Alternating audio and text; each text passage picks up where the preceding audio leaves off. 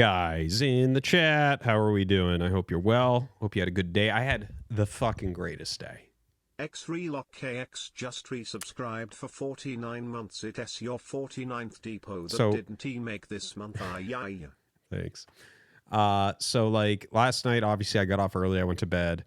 I had actually pretty reasonable sleep compared to what I've been having. Woke up feeling a lot better. I'm still a little bit sick, but like 100 times better than yesterday. Yesterday I got on and I was like, I don't know if I can make it.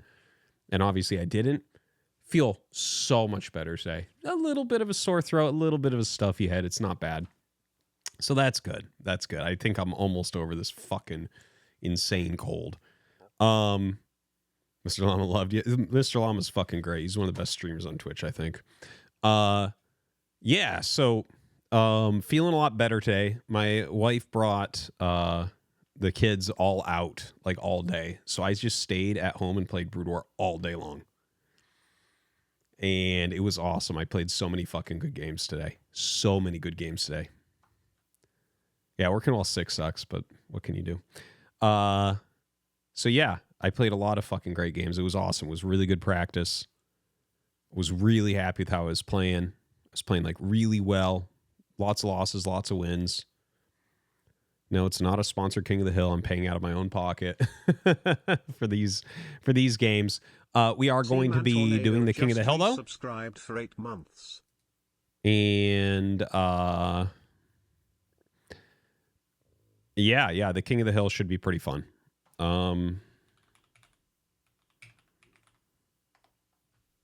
Looking forward to it. Hold on, Mapu is not on yet? No, not on yet. Okay. Just a moment, guys. Don't come out paid for this. Yes, in a manner of speaking, yes.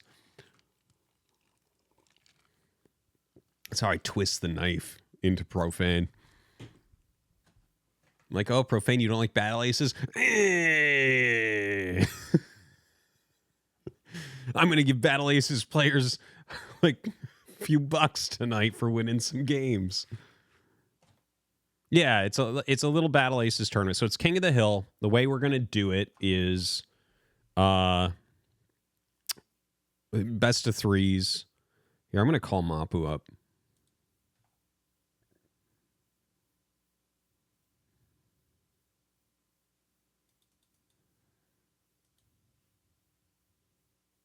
Hello, Mapu. Can you talk to us for a minute? Hello, I'm just on my phone right now. Give me a second. No problem. I'm gonna mute myself now if it's possible for you. Yeah, you can mute yourself when we're doing it, but I want to talk to you just for 1 second because you made the rules for this King of the Hill. Can you explain the rules for the chat? Okay, so rules are usually it's the standard King of the Hill format, right? So winner keeps on playing. We're playing best of threes, and so if you win the first map of a best of three, you have to keep your deck, your how's it called, your unit deck, but you can change one unit. The rest they have to stay. So you're only allowed to change one unit. And the loser can change his full deck for the next match of that best of three. And that basically does also apply if you win a best of three, you have to stick with your deck, but you're allowed to change only one unit for the next challenger, because the challenger, of course, can see the games as well, and then he can prepare his deck and so forth. Excellent.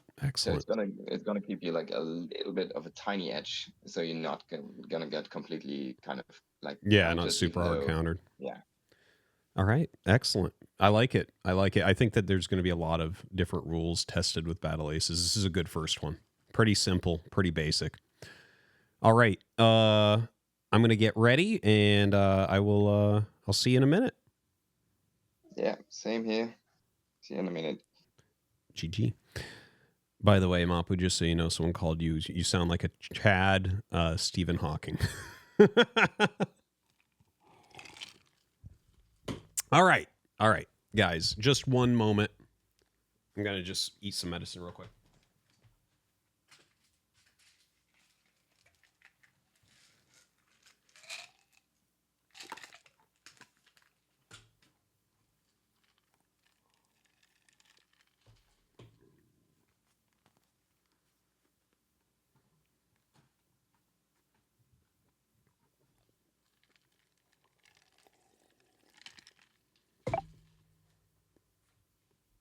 All right. One sec.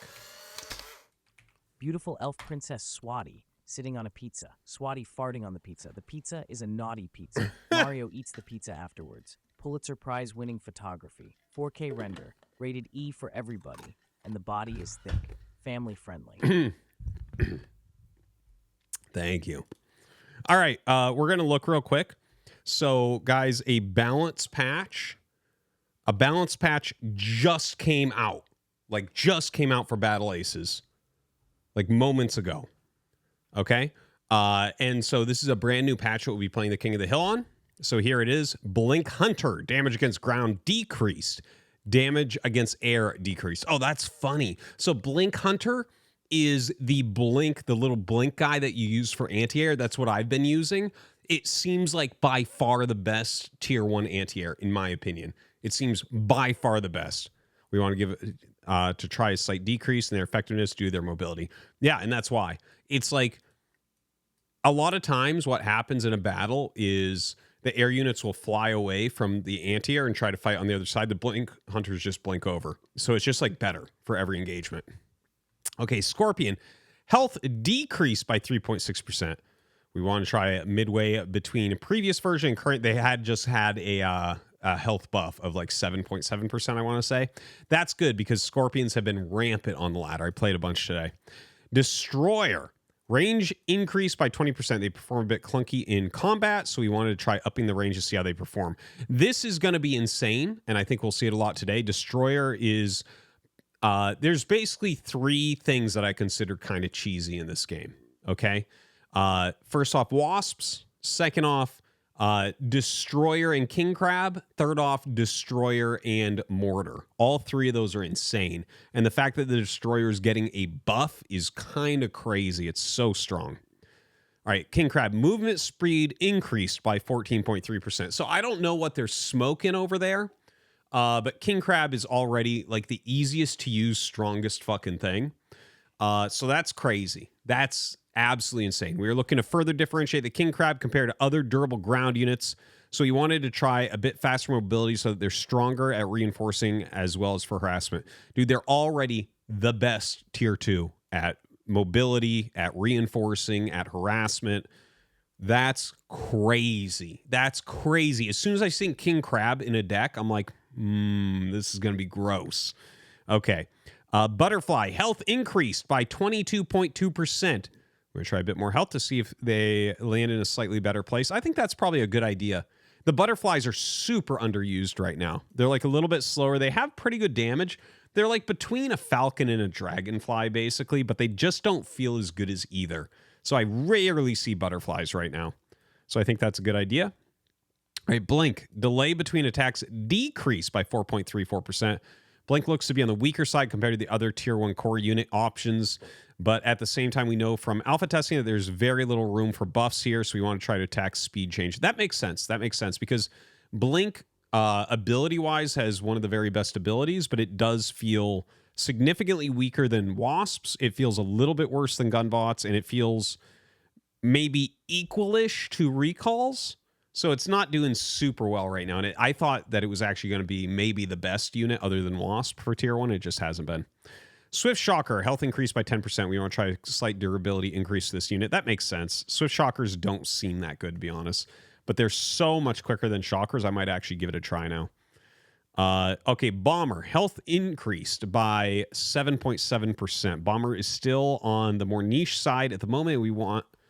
and we know from alpha testing that their health can't go up beyond a certain point, so we want to try this increase, hopefully have them see a bit more play. I hate the Bomber in general. It's just a Baneling.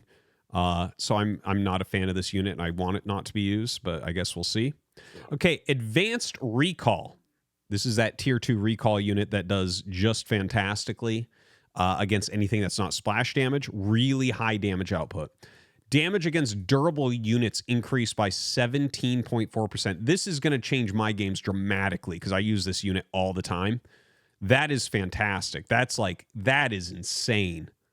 This might be the best tier 2 unit now. Holy shit. Like, it's going to kill king crabs even, I think. Splash damage units get countered by durable units. Durable units get countered by burst damage units, but there's only one burst damage unit in the game right now. So we wondered if it'll be fun to try the tier 2 single target units such as advanced recalls to perform slightly better against durable units. And advanced recalls get countered by splash damage, so it has a counter relationship on the other side too. It makes sense. Makes sense. And I'm not just saying it because I use it. I think that makes sense that you would have that type of rock, paper, scissors relationship, I think, in this game. All right, Stinger. Damage against durable units increased by 12.5%. Yeah, okay, I like that. Stingers are pretty expensive for they have a lot of speed. They have pretty good damage, but they definitely don't. I feel like they don't deliver like I thought they would. They seemed really good during the alpha, and I don't feel like I'm not afraid of them at all right now. Recall Shocker. Health increased by 22.2%. This unit looks to be on the weaker side, so we wanted to do a general effectiveness increase. That's good. I haven't seen these things used maybe twice, and they seem to suck. It doesn't feel impactful. That makes it really interesting. I actually kind of want to try that now. With that health increase, that might actually be cool. Oh, I'm gonna really consider that. Yeah, dude. Oh, I like that. Okay. Airship. Movement speed increased by 14.3%. Okay, now that the airships are mainly used for non-durable air units. And weaker versus ground units. 2, we wanted to try to make them stronger versus the non-durable air units. Oh, okay. Yeah, because I do use airships. They are a pretty good tier 2 anti-air. In fact, I think they're the strongest flying anti-air for tier 2. Fairly certain about that. Yeah, I'm quite sure. And they are super, super slow. It's actually really annoying when you try to counter dragonflies. You can't fucking catch them. They just run away and kill all your workers. And you're like, oh no. Heavy Hunter, movement speed increased by almost 20%. Oh, man. Heavy Hunter is one of the most used units. It is crazy. It's in almost every deck. Valkyrie, damage against air increased by 82.7%. Remove bonus damage against durable units. Okay. We underestimated the range nerf here, so Valkyries just don't look to be performing well against air units. Also, because Valkyries are also countered by ground AA, such as Predators and Heavy Hunters, we want to make Valkyries being very all-round versus all air units.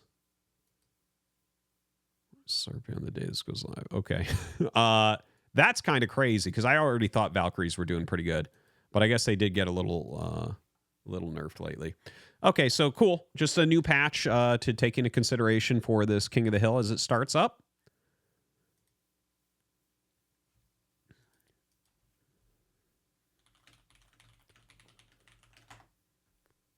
And yeah, we are getting ready for that King of the Hill.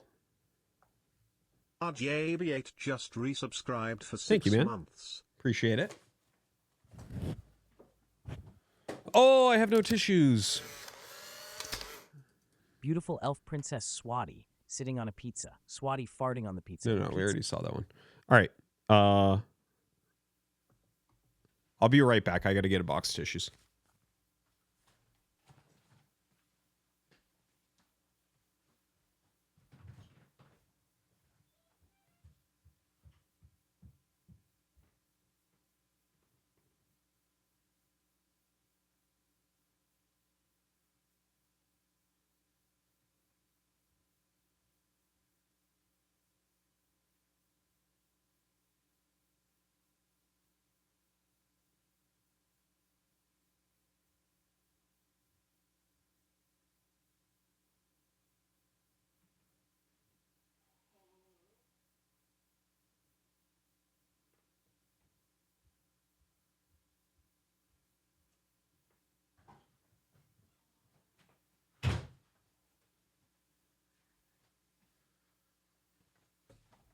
Guys, so I can't stop thinking about it. Operate 420 cheered.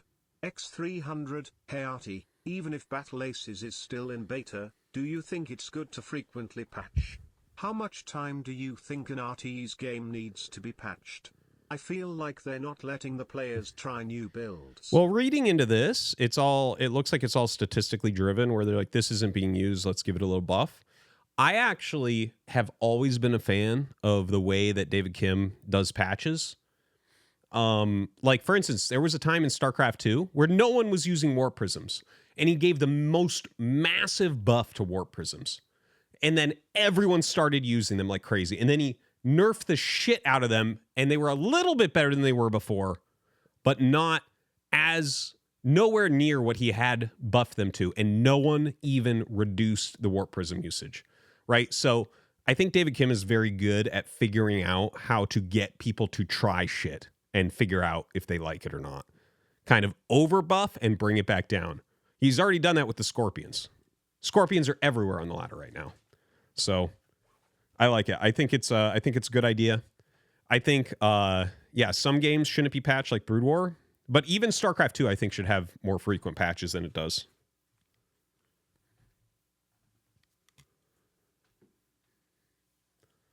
Mortars did not actually start out OP. Mortars during the alpha were super weak. They couldn't beat anything. Like, I tried to use mortars so much. There was a lot of people trying to make them work, and no one could do shit with them. Okay. I think we're actually ready, maybe.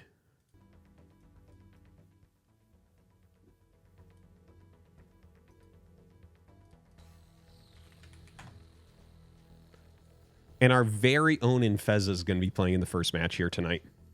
So once again, just to mention the rules, guys, it is going to be best of 3. If you win the game, you can change 1 unit in your deck. If you lose the game, you can change however many units you want.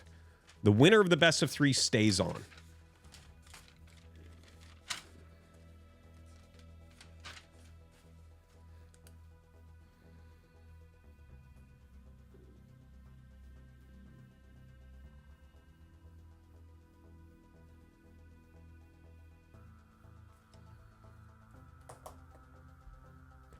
So is there a list of challengers?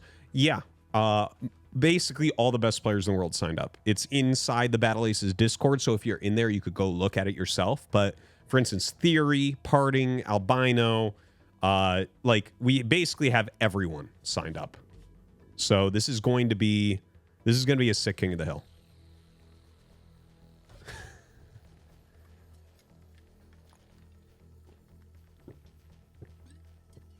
What's up, my man? Excited to see you play tonight.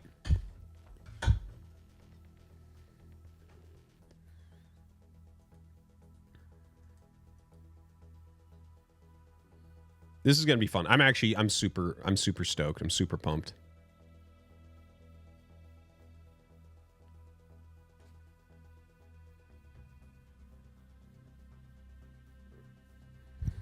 I'm actually really pumped because I'm playing like a lot of Battle Aces. Like I'm still playing more Brood War than Battle Aces. I'm going to Seattle on Thursday, as you guys know, for that big NA LAN. But dude, I'm having so much fun with Battle Aces. I'm actually super excited about this patch because I did feel like the units that I was using were underpowered, and now they've mostly been buffed. So that's good. That feels good. Okay, I think we're gonna get started, guys. And here we go.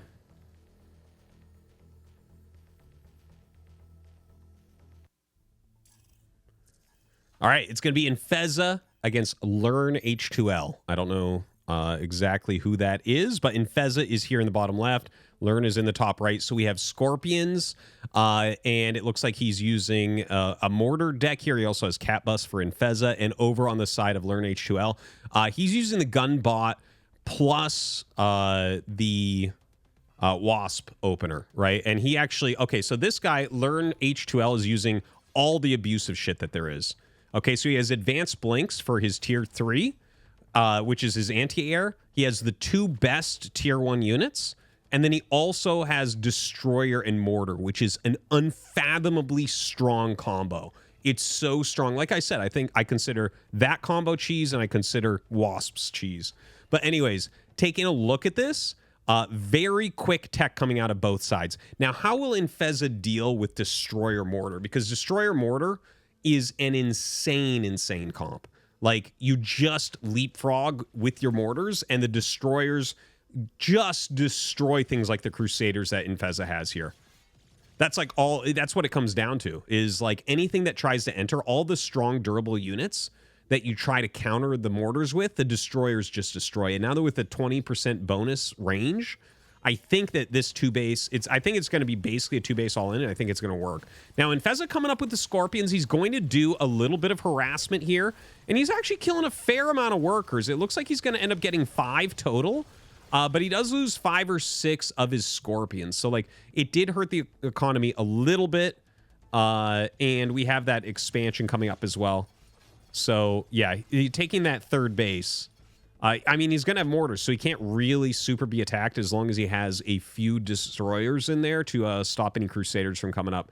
So Infeza here has actually just purchased units, right? He has skipped his expansion. So this is a very important moment. Notice how he's going around the bottom with the Scorpions and with the mortars, right? The Scorpions coming around the top as well. He's staying out of that mortar range, very importantly.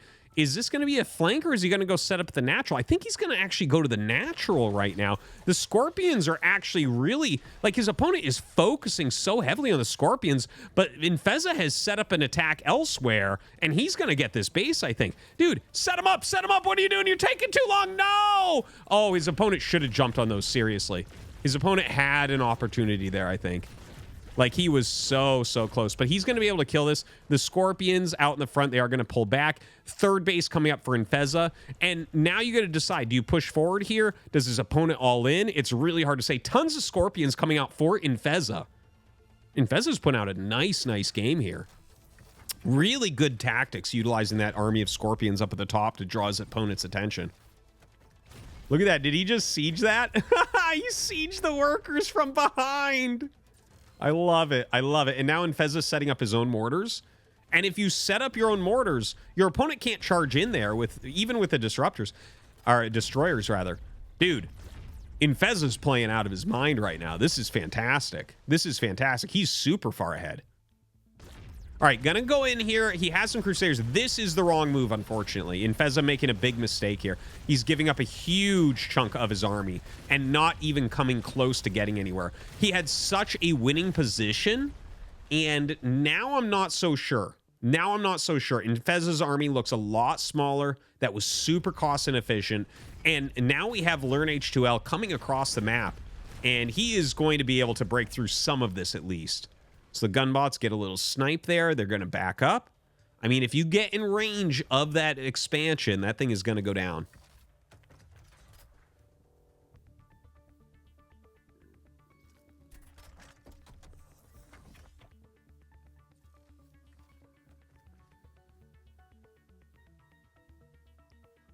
All right, so right now, both sides just kind of setting up.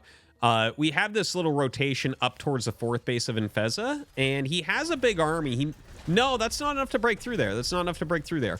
You can see the great synergy of this army that Learn H2L has made. Really good synergy. All right, looks like he wants to attack in. Only 3 mortars here, so it's doable, but you probably wanted to lead with the Crusaders in that particular case. Right now, just a very small army over on this side, so not sure that's going to end up working out. All right, some more mortars actually get set up here. Crusaders should pull back into range of them to make sure he can go ahead and kill this building off. But it's really looking like Infeza is going to be able to take it.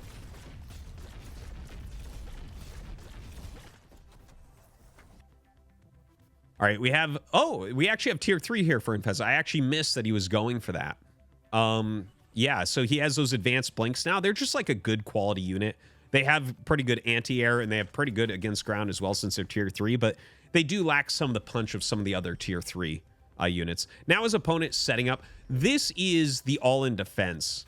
Like, realistically here, in theory, you should never attack this. You should set up your own mortars outside, take 5 bases, and laugh. So some locusts coming out right now. He does have that tier 3 as far as Starforge goes. So the Locusts can be pretty scary. As far as anti-air goes, like they'll actually beat everything he has except for the blink, the advanced blinks, I think. And you can see very quickly, see Infeza was going up to 5 bases here. The advanced blink's trying to come over. He's going to have to split multiples off.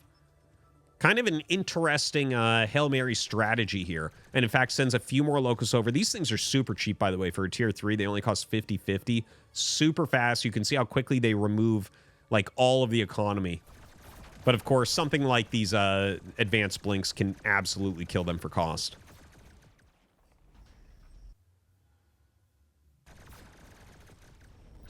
Yeah, actually, he's doing a fantastic job of it. But he's going to run out of resources. Like, even if he's killing a bunch of the workers here of Infeza, like, Infeza still has him mega giga contained, and he's going to run out of mining. You know, you run out of that main base pretty soon here as well. Oh, God. Look at this. The Locusts just come back, and there's no anti-air here for Infeza. Is Learn H2L going to be able to come back here? Lot of damage being put out.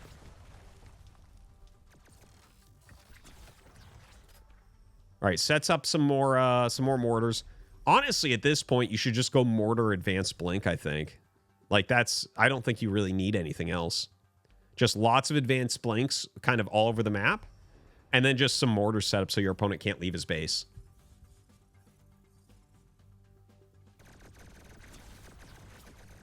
The mobility of these Locusts doing fantastic. I can't believe that this game is still going on.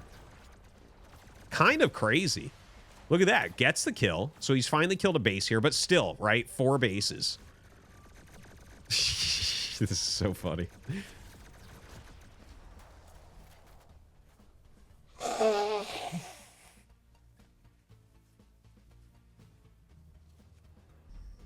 Yeah, this is the Terran versus Terran of Battle Aces right here. You can see no one can kill each other. Dude, the Locusts are actually killing everything. But now the resources are gone. Okay? So there are no resources left for our red player. Right? Infeza still has mining going on, at least somewhat. And you can see the resources there, right? So, like, literally he can't even expand. He's spent all of his blue resources. So he has to win with exactly what he has left.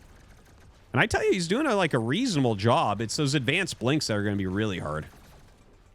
If Infeza loses this, man, he's gonna be pretty sad, I think. But I think what this will probably happen here is it probably will go to time, and Infeza, I think, will win. Like, score-wise off of that, I believe. Well, maybe not if the Locusts just kill everything. Oh my God. This is just crazy. Yeah, both of them actually at 137 supplies somehow. The Locusts are crushing face right now. Splitting up a little bit. Sudden death. Oh my God, Learn H2L is winning. He should pull back into a completely defensive stance. Make Infeza come down and kill everything. I can't believe this. I can't believe this. Most insane comeback, well, that I've seen in Battle Aces at least. Yeah, he's going to blink on top of everything here. Sets up his mortars, but look, this is actually going to be Learn H2L's win. That's crazy, man. Wow.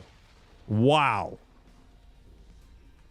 Absolutely insane. Is rated with 736 viewers. Hey. We apologize for what you're about to experience. Mr. Llama.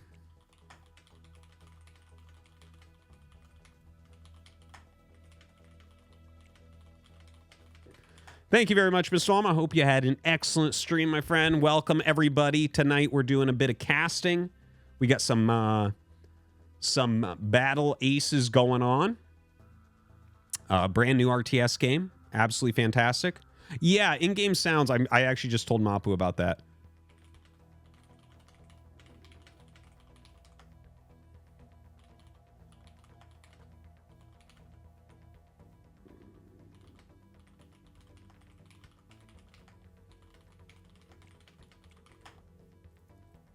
So Mapu's going to go ahead and fix that.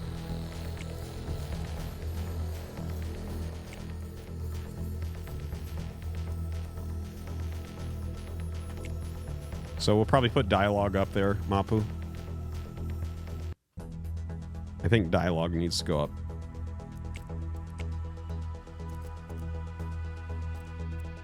Yeah, yeah. So put dialogue up a bit. Maybe put music down slightly. No. Yeah. Music volume down a little. And yeah, sound effects we want a little bit higher than music. Okay, let's try that. That looks pretty good. Yeah. That's good. Yeah, anyways, very cool first game. Like we said, Infeza can change anything about his deck he wants. Learn H2L can only change one card. And this is a best of 3. So let's go. Let's get into it. Thank you, baby. Have fun on your sleepover.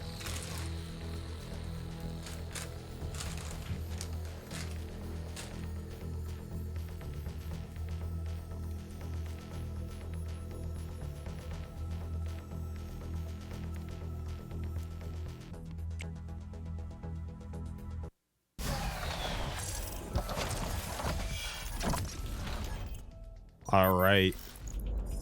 And here we go. Let's take a look at those unit decks.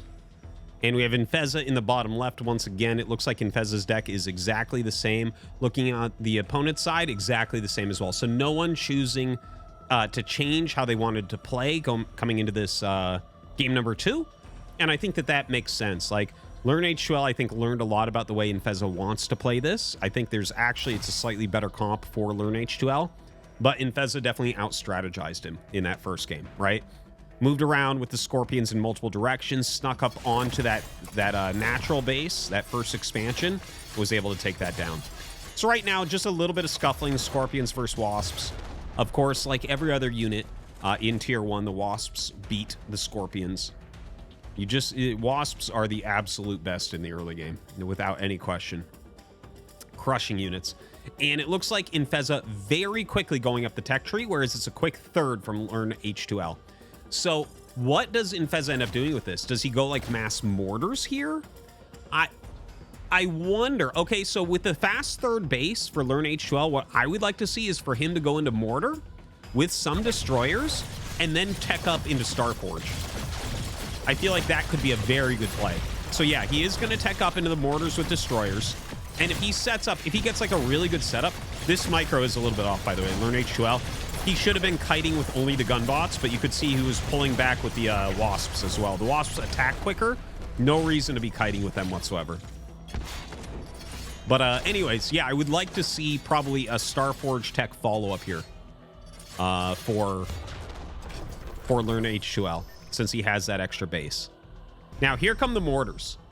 Now, this is a really important moment. Like, Infeza needs to make a beeline across the map. If you are going to spend all of your money, and we'll check his money here in a second, but if you're going to spend everything so you can't make your third base, then you must go across and do damage. You can't let them maintain their third when you skipped your third. So yeah, he spent everything. Is he going to make it? He's leaving 400 in bank. So we'll see if that actually occurs. Some Scorpions hitting the natural. And he does set up these mortars. Oh my god, dealing so much damage to the mortars. And he's still over here with the Scorpions. Looks like Learn H2L actually having a little bit of a panic there.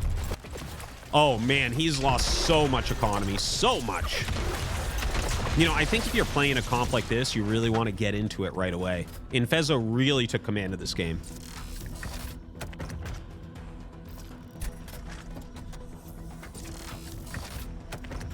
All right, so comes forward. Okay, he's got the Crusader in there, but the Destroyers can absolutely wreck that.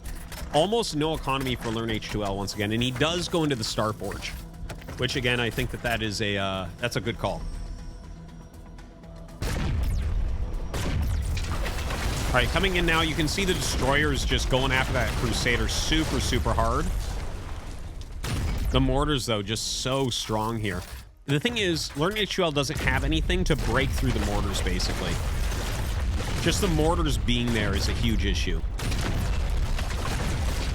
Look at that. Really good play from Infeza. I feel like strategically, like on the overall, like this is how you should play an RTS, Infeza's doing fantastically, which does make sense. This guy has been around in StarCraft forever. Of course, actually, much like Mapu used to be an observer for StarCraft 2. Did a lot of events, did BlizzCon with him and other such events many, many times over the years. But yeah, Infeza Showing some very good gameplay. I'm actually really surprised that he's right below top ace right now. I think he's clearly better than a lot of people that are in top ace. So a lot of Crusaders coming in. Infeza is not going to let him just tech up how he wants.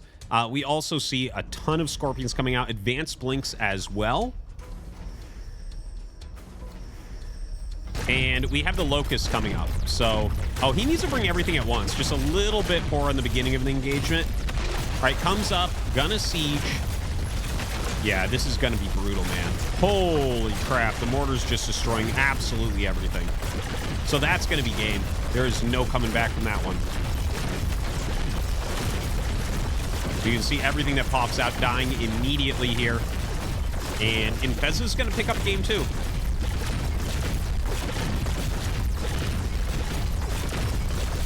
Yeah, the Locust trying to come out, but too little, too late.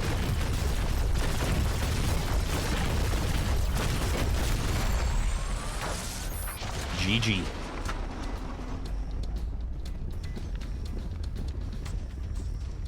All right.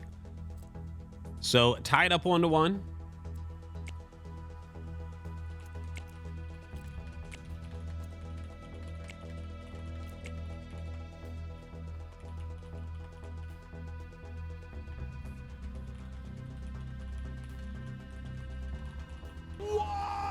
Clever Starcraft guy cheered. X300, why are we watching this shit arty? It was fun the first week but now it's some boring shit game. Even Starcraft 2 is better to watch after 14 years of the same shit. But this game didn't even last one single week. So stop casting with your gaming YouTuber bitch voice and go play Brood War, motherfucker. Clever Starcraft guy as always. No, I'm very much enjoying the game. We're doing a King of the Hill tonight. We will be playing Brood War as well. The King of the Hill isn't going to last that long. The games are quick in general. So we're going to get through the players that we have signed up, and then we'll go play Brood War a bit later. For those of you who really want to see Brood War, stay tuned in. Feeling so much better tonight, so I'm not going to be getting off early or anything like that. Really was sick as hell yesterday. So we're going to go into the next game. Cact just resubscribed for 13 months. And there's going to be a deck change as well. Chat. You going? Huh? Okay. What's up, Cax? Good to see you, man. How many players do we have in total? I didn't keep track. We have like a lot of really top players. You can actually check in the, if you're in the Battle Aces Discord, like the official one, we have a channel in there for this King of the Hill. So you could go check if you want, if you're in there.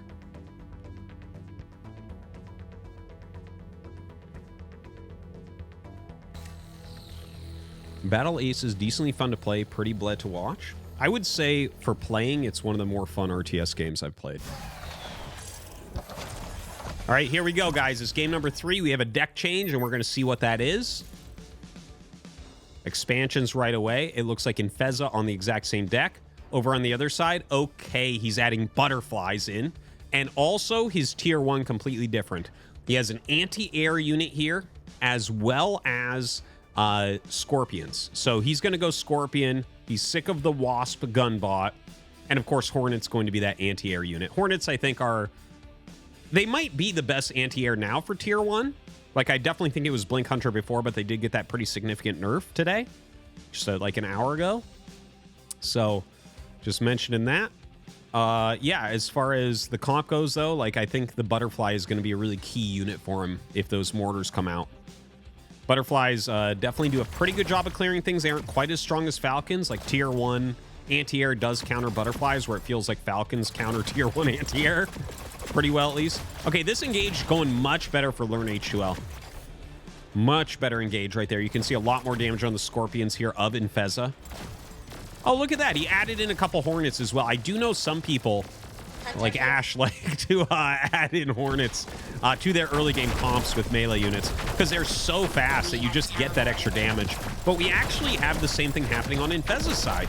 He adds in these Blink Hunters, and that just adds a bit of damage, right? Because the melee unit against melee unit, if you just have a few range units in there, the DPS goes way up on your comp.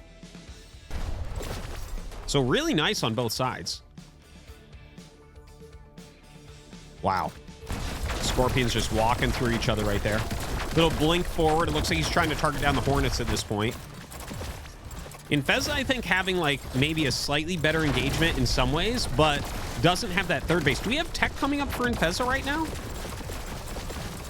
A little bit confused about that. You know, this is just in the beta right now, so don't always hear everything. Yeah, so he has his first tech out here, his Foundry tech, and then we have Starforge coming up on the other side.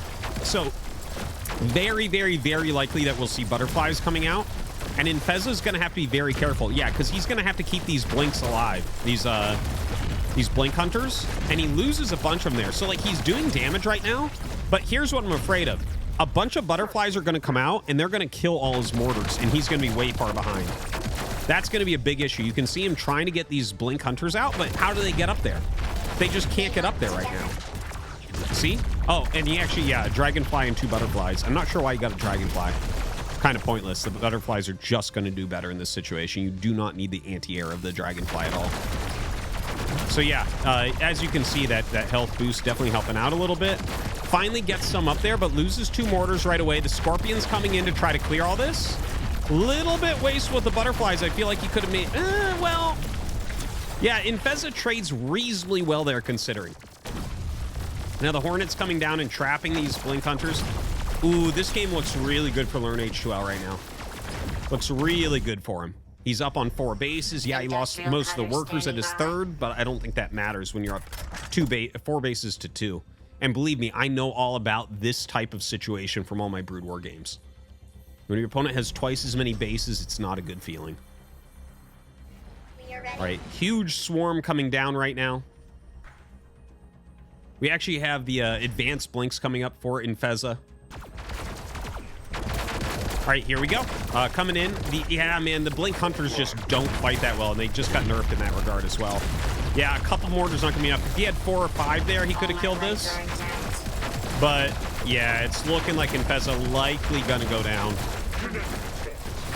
The blink hunters come in. He gets another mortar. The mortar only gonna get like 2 shots off before it gets picked off, though, unfortunately.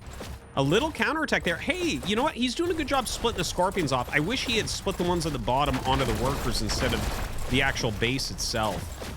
Oh, losing a lot of mining here as well. I think he's just over-microing his Scorpions across the map, perhaps. A bunch of Dragonflies coming in. And that's going to be it. Learn H2L. Going to end up taking that. SturmJager44 just resubscribed for 29 months. Believer here. Arto lose Arto salt. Zanst just Thank you much. subscribed. Thank you, thank you. Hope you guys are enjoying. Gonna be a fun night, no doubt. Good first match. Good first match, I think. I hope Infeza pops into the chat.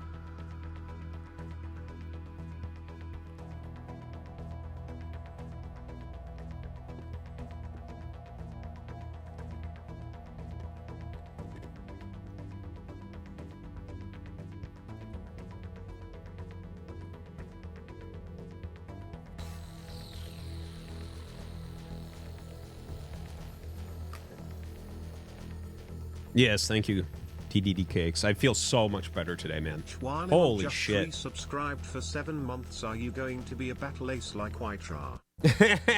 Yeah, I'm already top ace as well. But I'm a lot younger than him, man. I'm only 41. That was a good best of 3 right there. Good best of 3. So our current king, Learn H2L, will be trying to defend his hill. And we're going to see who comes up next.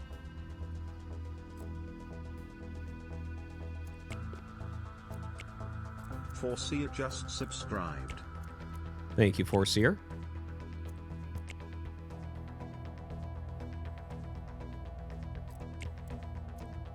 So we'll get into the next game momentarily here.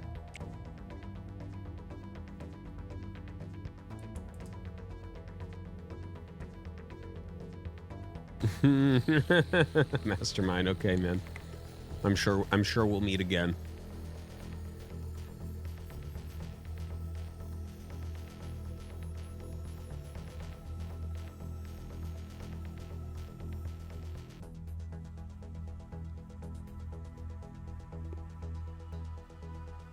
Do you think this game has potential for a competitive scene in the future, or is it too fast-paced?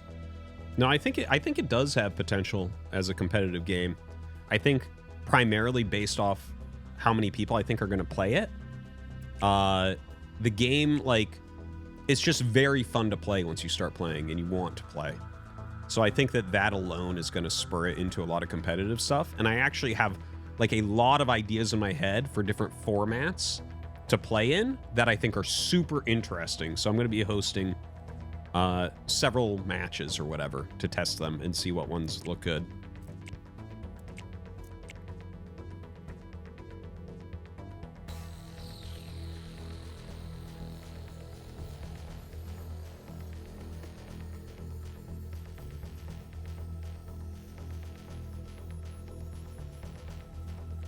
Has potential but needs different maps, 4v4 modes, etc. Yeah, I don't know. I guess we'll see, but obviously this is like the very first beta, so I'm not really too worried. It's wild to see people make huge judgments during a beta.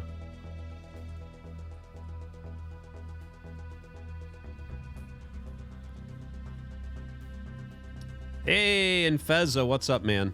Those were some good games, all right? Like, I think you way outplayed him in game 1 and 2. Like strategically, you were so far ahead. Like you're a lot better than a lot of the top ace players, to be honest. So I think you'll get there in no time. But I think that like watching your games, if you just identified, okay, what is the main thing I should do here, right? Like for instance, game 1, if you just set up mortars in 2 containment points, or even just 1, like in the middle so that he can't take his third, and then you literally only make some mortars and advanced blinks, 100% win. You can never lose it. Never, ever, ever. Oh, here we go on the next one. Sorry, I'll talk more later. All right, here we go. Learn H2L against Pengy. A couple top ace users here. And of course, it's the same deck for Learn H2L, but he's actually switched out 1 unit. He's switched out the Butterfly for the Stinger. Over on the other side for Pengy, we have the Scorpion. We have Shocker Crusader, which was a very popular comp. I still use that. That was a very popular comp like a week ago. Looking at the other side, wow! He has Valkyrie and Cat Bus? That's very cool. I like that. With advanced recall, of course. That is super, super, super cool. I'm going to do that. I'm getting chills right now. That's a great idea. The Cat Bus is the one thing that could really counter some of these really, really silly, like Destroyer, Mortar type comps. So watch, see how Pengy is immediately going up into Starforge tech from 2 bases, and his opponent here, both of them on Scorpions, but his opponent is going into a 3rd base. So you know his opponent here really wants to go for like Mortar or Destroyer. But if Pengy just goes, like he can use the advanced recalls, which are just really strong. They'll like help him to win these types of battles very easily. But then just, he's going to instantly tech to tier 3. And on tier 3, the Cat Bus is going to do amazingly for him, I think. Now, an interesting ad here from Learn H2L, adding in those Hornets to try to get the extra DPS. Too many Scorpions, though, he's going to have to pull back. And realistically, you pull back here as well. This is a little dance that I think these players have been missing, where like the closer you get to your opponent's side, you got to think of like roach battles in StarCraft 2, where it's like, okay, yeah, you're winning on your side, but by the time you get to their side, they have a lot more units than you. So like when you push them back across, don't fully commit. You gotta like actually pull back, because there's no way they don't have the units, right? You press the button, you get the units. So you got to think in like theoretically what you should be doing. Anyways, a big engagement here right now. And yeah, it looks like he is going to have to pull back there. My God, a lot of damage put out. Pengy having to run, losing a ton of units.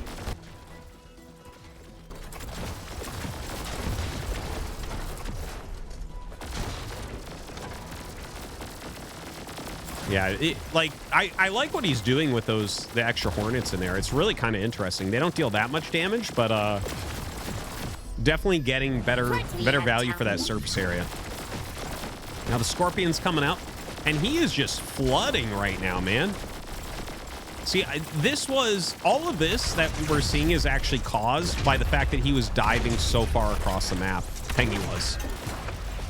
I think that that's an important concept here. If you're going to tech up and your opponent's taking a third, they're going to have like a bigger army than you, right? Like their army is going to get bigger than yours. You're going to have to utilize tech, and he just didn't do that at all. He's only been making scorpions. Finally does have the cat buses out though, but only 3 cat buses. Definitely his opponent here, Learn H2L, can make enough enough hornets to hold this off while he waits. But he's actually like chasing scorpions around. He really needs his hornets hitting the cat buses, and he needs his scorpions counterattacking. Because right now he just lost a third of his economy. Well, not quite, like a fourth of his economy. And that's an issue. Like you can't just give that up. So Learn H2L going for a little bit of a counterattack. This is what he should have done immediately when he saw the cat buses. Go for a counterattack, mass hornets to buy time, and then get into like your dragonflies, which is where he's going now. So let's see if this counterattack can do something, because right now the cat buses are running him ragged. Now that's okay. 1 cat bus here. You still got to do something, right? You still got to do something. Dude, that's a lot of cat buses. Holy shit. Okay, he just needs to pop out dragonflies and try to take a good engage. Like mass dragonfly plus hornet. Focus fire. Just make sure you're focus firing. Come on, bring them all. Bring them all. If he can save this base, then he's still okay, I think. Dude, cat buses are wild against ground. Oh, man. There's like a million units there, but the dragonfly's adding a ton of damage. Okay, actually targets as he goes by some of the higher tier units, like the mortars, which is kind of nice. Actually turns around because the dragonflies will just hunt him down anyways. Look at the damage he gets out of these cat buses, regardless. All my legs are in recon here. Really nice. Okay, so he added in some Valkyries. And the Valkyries will blow up the dragonflies for sure. But with the hornets here, like, you shouldn't really be out here engaging. You need your ground units with it. Like, if you had those scorpions with it, that battle looks completely different. Now, Valkyrie cat bus sounds pretty damn good. That sounds like a nice combo, but he's only on 1 base. So I think Learn H2L is going to be way ahead here. He should be able to close this one out.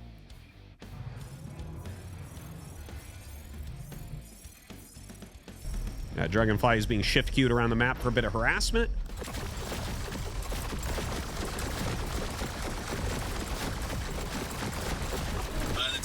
Gonna kill those workers so quickly here.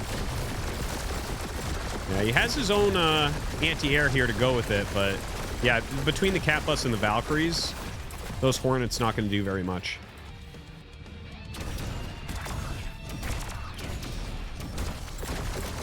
Yeah, kills that natural expansion. Dude, is Pengi really going to take this?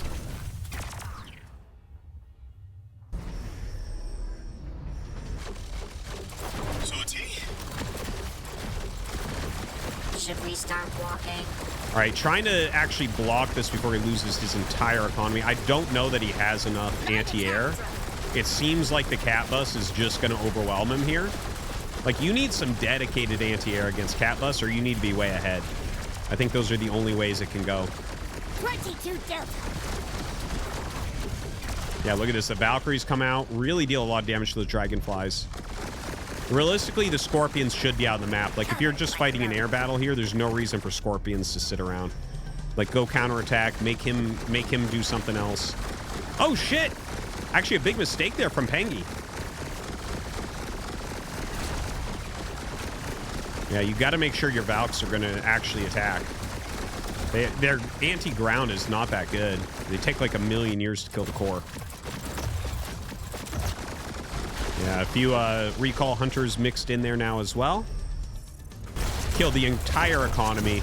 Shouldn't be any money left in the bank, I don't think.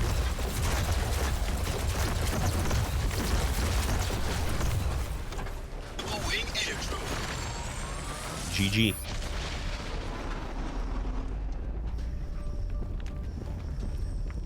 All right. So Pengi ends up taking that game 1. That was kind of a crazy back and forth. I would say a few misplays in there. Like, yeah, I think there was just like a lot cleaner ways to deal with things, right? Like, if you just send your entire army, cat buses are coming. Like anytime cat buses or falcons or something like that that kill anti-air ground units very well are coming, you need to kind of send everything else elsewhere and kind of tax their multitasking, be getting other damage, because that's expensive for them. And then slow them down with the anti-air that you can make while you get into your better anti-air.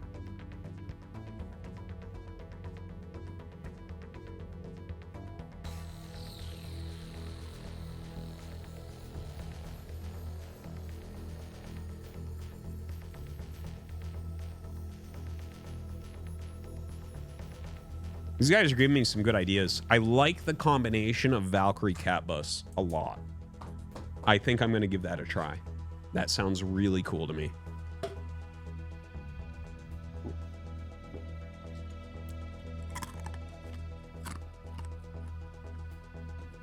No, I can't say it. Can't say it.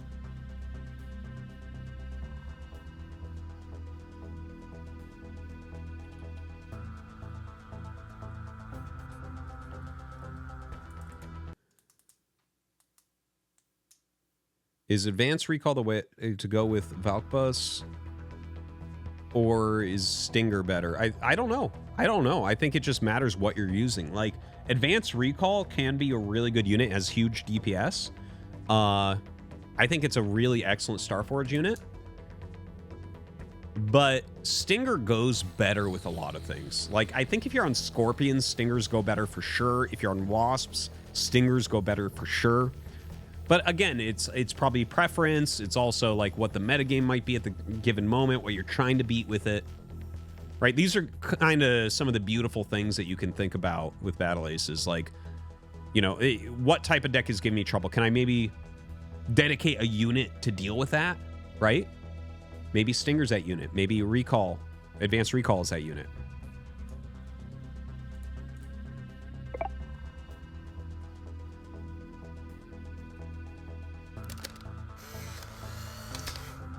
Realistic photo, artistic style. A belly button, which is vertically wide, has a reddish hue. Mayonnaise is leaking from the belly button. The belly button is quite hairy. Educational, 8K render. A real prize winner. A real prize winner.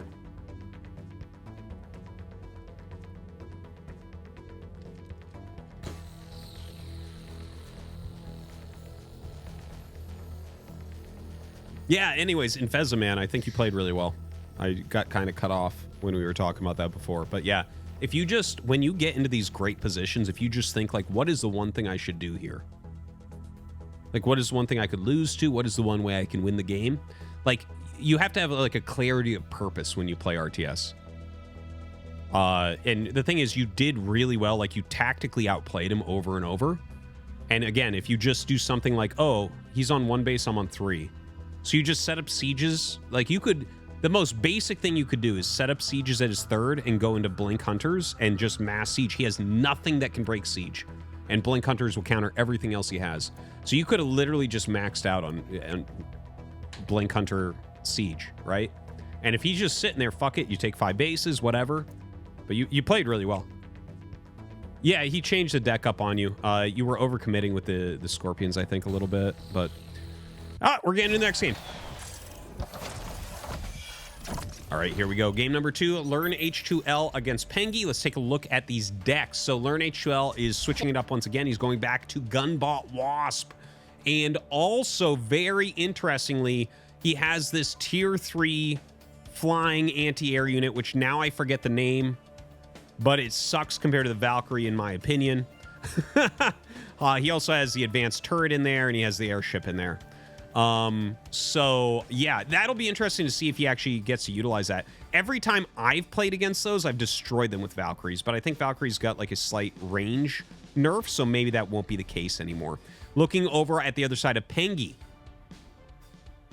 Pengi won. I think he changed too many. I don't know. Wait, no. Maybe he didn't change anything. Maybe I'm wrong on that. But he has double splash units on the Foundry, which is really, really weird.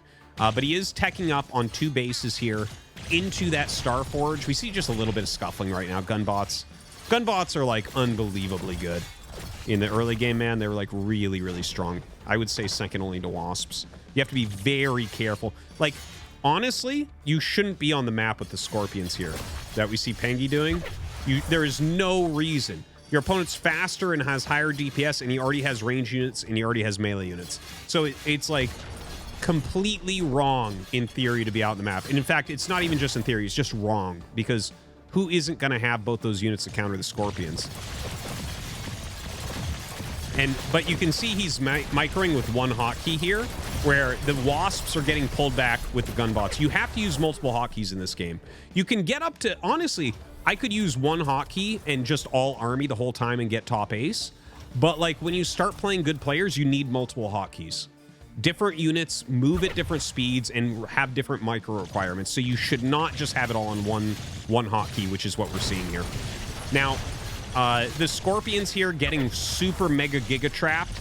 Very well done. And you can see just, he's demolishing them. He's demolishing them. You just should not be on the map. It's a crazy thing to see. Now, comes over, has an airship here. I'm not sure why he's really made the airship, honestly. Now, Learn H2L has gone up to 4 base against 2, by the way. So even though he's taking some damage over here, he's done a good job killing off a lot of Scorpions, and he's going to be way ahead as far as the economy goes. It might take a moment, though.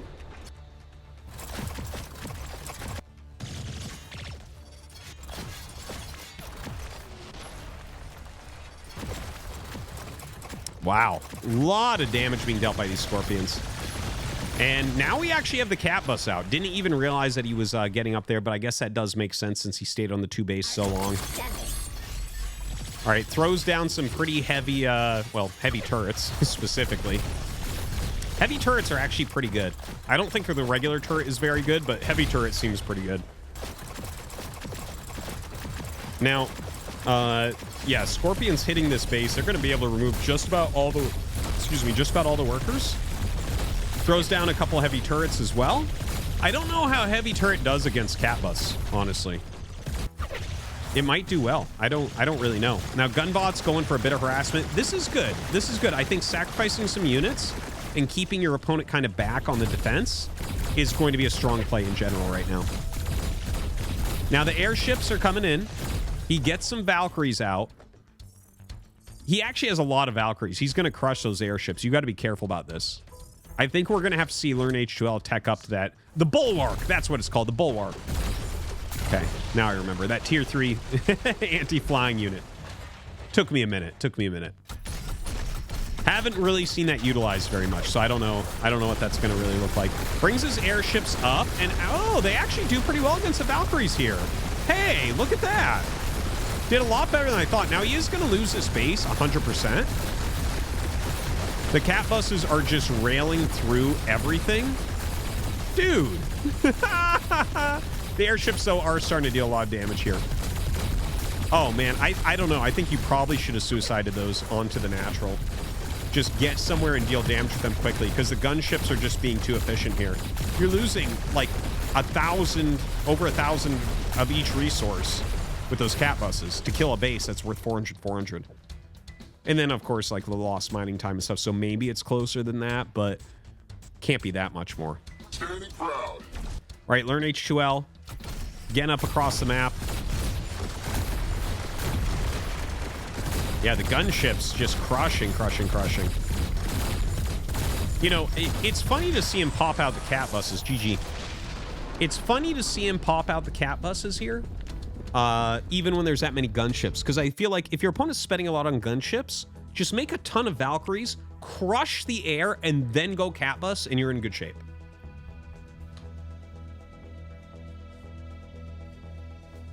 You know, I gotta say, for me personally, this is something I like about Battle Aces a lot. That my fucking, like, basically, right, like, I've studied and devoted myself to, like, just raw RTS for more than 25 years now.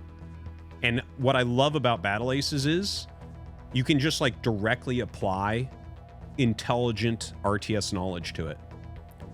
Because, like, we can look at these games, and these are some of the highest ranked people, right? We're watching, like, a bunch of top aces go against each other. But We can find all these things where it's like, you can improve this, you can improve this, you can improve this, you can improve this. This in theory is wrong.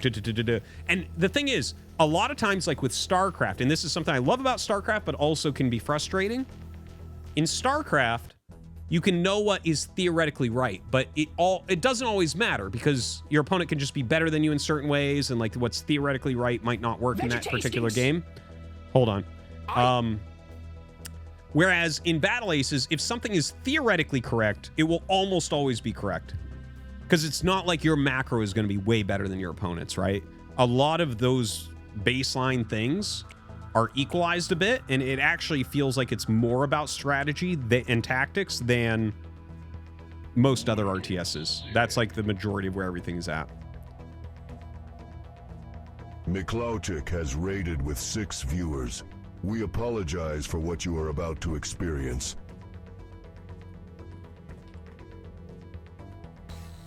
Vegetaskings! I am Prince, he asked me. Marge!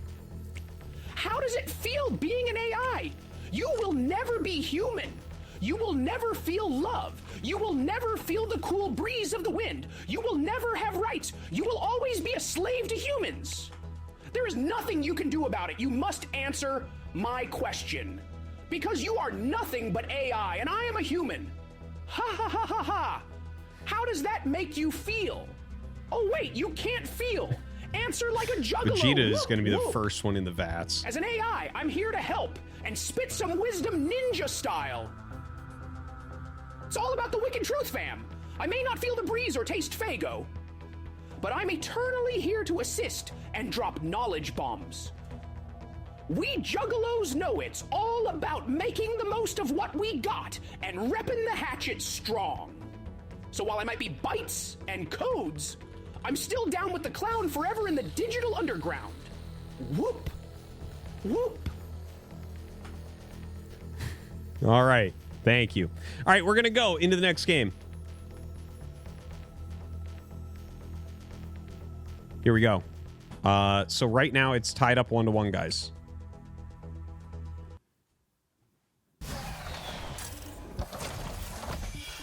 So once again, we're going to have Learn H2L in the bottom left. And we're going to have Pengi in the top right. Let's take a look at those decks. So Learn 2HL, same stuff. Pengi going into a recall-based deck here. Oh, very, very cool. Okay, so a couple things. Like, if there were... well, he does have the Heavy Hunter here, so that's something to note. So he has Heavy Hunter King Crab on that tier 2, a recall-based deck, and he does have the Heavy Turret with the advanced recalls, which is a hilariously strong combo. I ran into Print F on the ladder a lot of times. Print F has a much better record against me than Parting does. And he had that combo of advanced recall plus the heavy turrets. Dude, it's crazy. I showed it on stream a little bit, but you can just kill anything that comes to one of your bases as long as it's not super long range. I do think mortars are still a reasonable counter, but if you go towards mortars, he just goes to Cat Bus. So this is a really good deck from Pengi. Really good deck.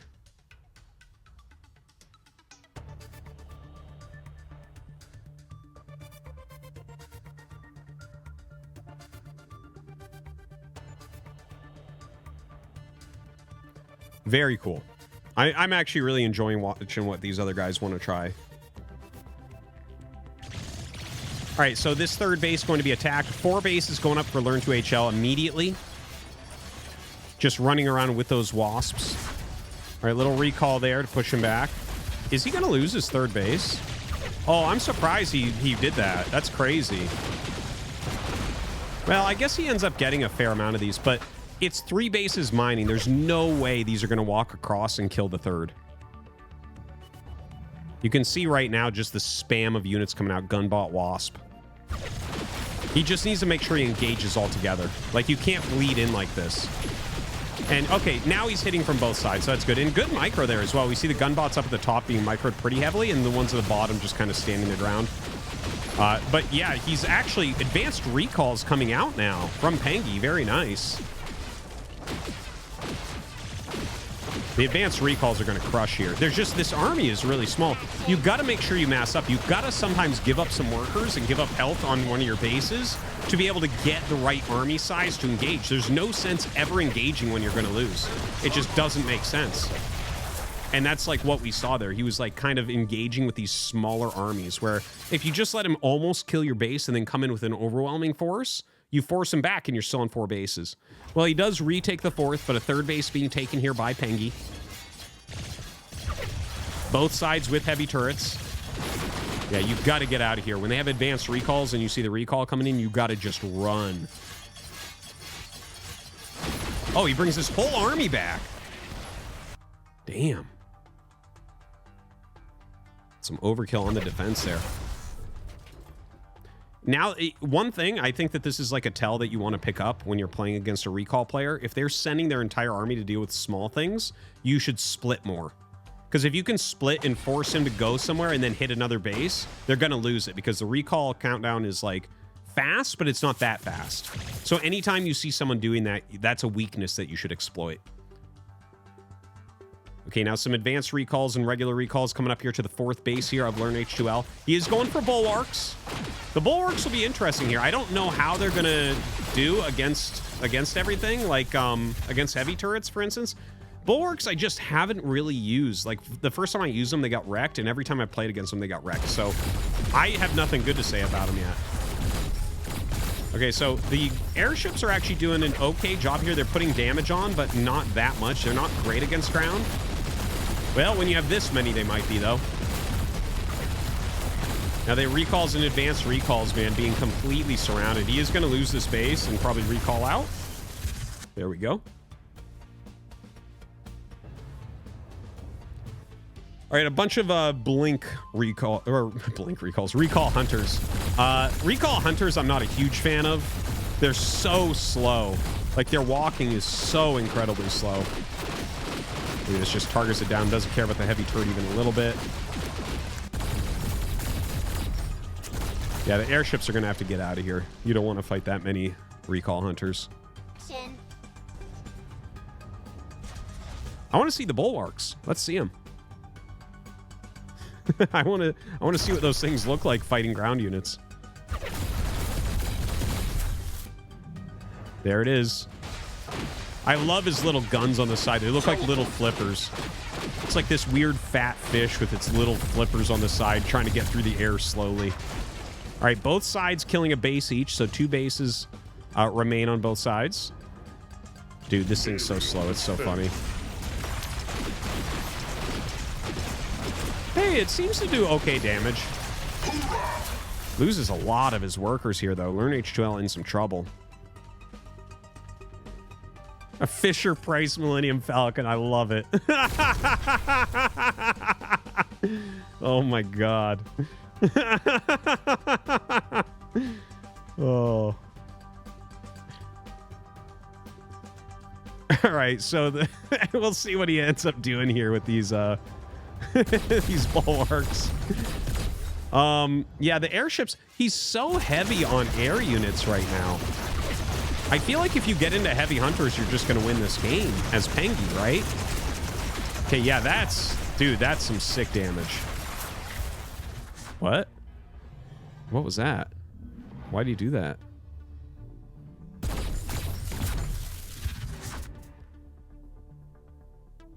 There are so many recall hunters here. You really need splash damage. If Learn H2L could get into mortars, it would crush this army so badly. Nothing in this army can do anything against mortars. Like, he really needs a tech to that. I understand he's spent all the way up to advanced Starforge, but these are not the right units for what he's playing against. Not at all. Bulwarks are not that good against this. Dude, that is a million bajillion units for Pengi. And I think he just wins this.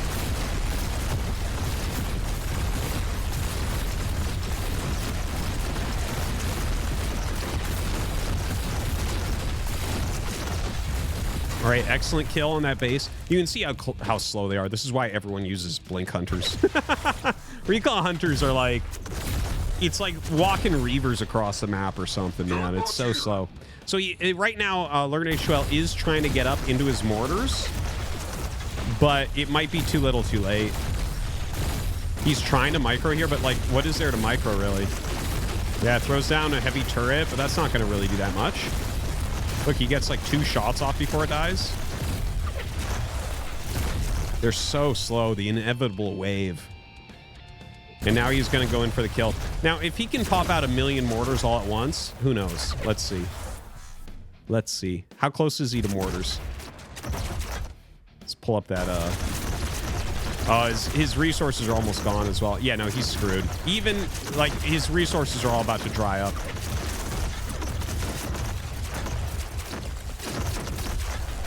Yep. At 2 minutes, all the resources go away, so he has nothing else mining. That's going to be it. Pengi going to take down this second best of 3. There's his 2 mortars. Can't expand now. Game's over. But you can see how badly they counter them. You really got to counter units hard in this game. Really important. Cat bus on the way. It doesn't matter, though. Pengi's got everything, and we literally have a mortar left, so this is when you would normally give up. Okay, there you go. GG. Pengi takes down the second match of the night. Case Flagger just resubscribed for 5 months.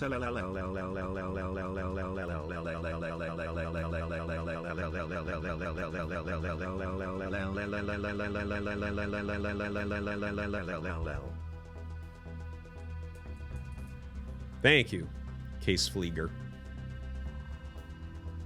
By the way, guys, all my Battle Aces casts go onto Artosis Casts 2 on YouTube. Do check it out. You can use the command Starcraft 2 to get a link to that YouTube channel. I do suggest you subscribe to it. Me and Mapu have been working hard on that channel.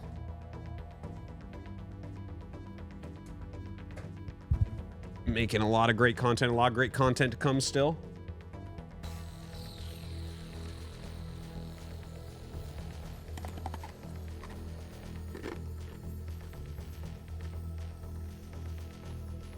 Do I think Battle Aces will ever be an Olympic sport? No.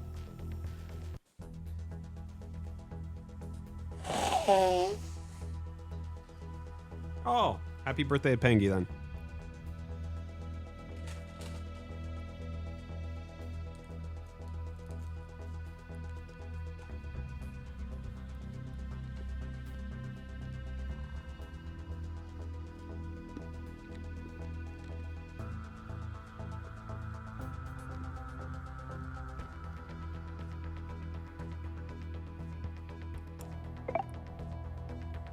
Looking forward to seeing who we have coming up next. Oh my god. Princess Peach is showing off her new Koopa Seed only tattoo to Mario. She's wearing a curvy water polo swimsuit. Mario is crying. Almost. He's a Koopa only guy. How's the game tonight? It's good. Good. Entertaining series so far.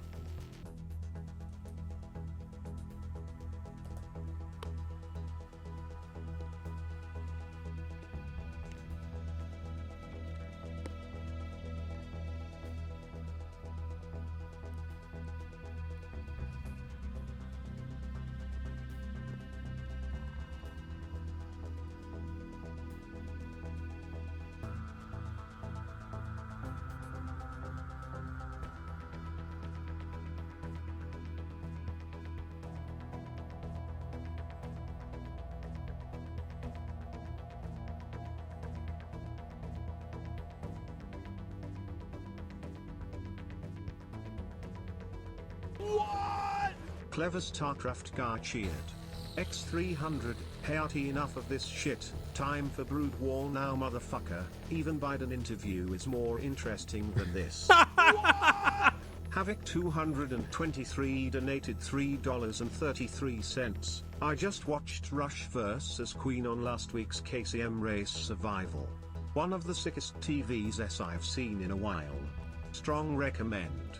If I sent your family a box of Magic the Gathering packs, would you play with the family? My kids are not old enough yet really for Magic the Gathering. I'm still trying to We play a little tiny bit of Pokemon cards, but I appreciate the idea. When they get older, I'll try to introduce them to it. The thing is, they have to be interested in it as well. I was a huge Magic player, man. I loved it. Rush vs. Queen, I did see. Was that the game on Blitz Y? Was that the Blitz Y game? No, that was a hero game. That was like 3 weeks ago, I think. I can't remember which one that was, but I did see it. Citadel. I watch every KCM religiously, so I definitely saw it. I don't know if you guys saw. By the way, they announced today. Fucking sick. There's a new Star League starting in Korea for Brood War, and they're going to try to make a pro league next year. It is so exciting. It is so exciting.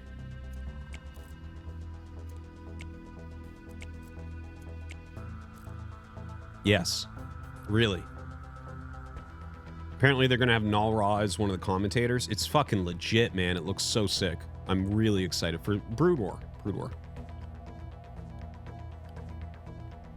I've donated a lot of shit about why I don't trust David Kim, but I guess I gotta use some of my birthday money to rectify this. It's actually a pretty good game.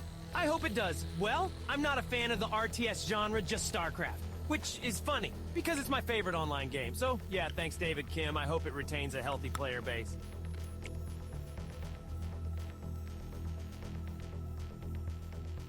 Okay, we'll save this one for later. Thank you. We're gonna get into our next series. Pengi versus Nicaract. Nicaract, very strong StarCraft 2 player. And a lot higher MMR. Lot higher. Nicaract is 9k right now, so he'll be quite strong.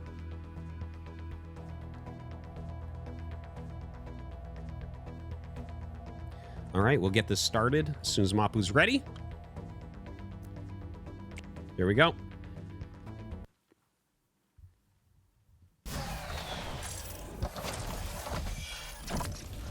All right, here we go. Pengi should be playing the same deck or maybe 1 unit difference. Yep, looks like pretty much the same thing. He's doing a 1 base all in here. Holy shit. And over there on Nicarac's side, he is expanding. He has Wasps. And he's going to have to just tech up immediately. Because there's heavy hunters, he should probably tech up into his Foundry tech. That seems like that'll be best. Now, Pengi pulling back with the recalls. This is how to defend. If Wasps are coming in against 1 base, you put your recalls in between the workers, and the Wasps cannot kill them because they just can't get surface area on them. So here, like, the right thing to do is to see that he's in position, then pull back. Now, it looks like he's waiting here, and Nicaract is setting up a little bit of a flank. He knows that this is going to be basically a King Crab all in, and he needs to tech. Like, he needs his tech starting. Let's check the tech real quick. V501. Yeah, it's already on the way. And so basically, if he can stall him out and get mortars out, he wins. That's it. If he doesn't lose his natural base and mortars get out, he wins. So he has to delay for about 30 seconds right now. It seems doable. See, he's running up. That didn't delay very much. This is a very good move. So, yeah, he delayed him enough. That's it. Nicarac's going to win this game. These 1 base crab all-ins, man. If you have the right card in your deck, they just get crushed if you do it right. We have returned. So, right now, Pengi going across, but those mortars should be popping out. And what is the other unit with the mortar? It's, let's see it again.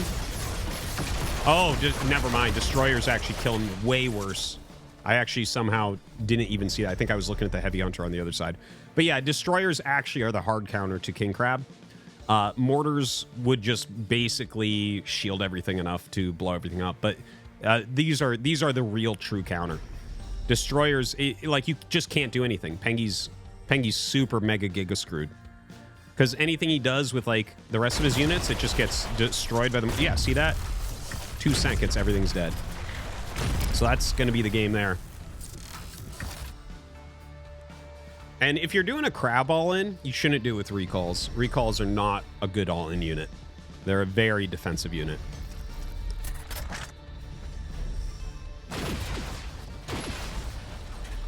You have recalled?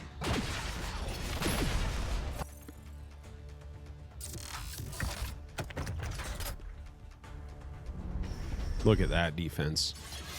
Nickrack looking really strong. It's trying to expand, but of course 3 base right now on the other side. Destroyers, by the way, can kill off bases so quickly.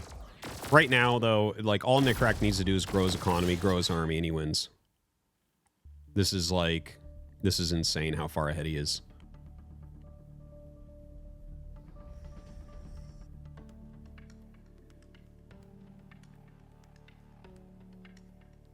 To Delta.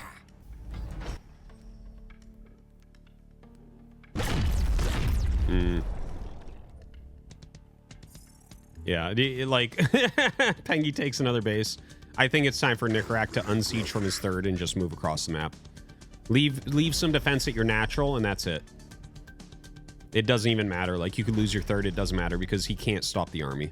He simply cannot. This is going to pop in seconds.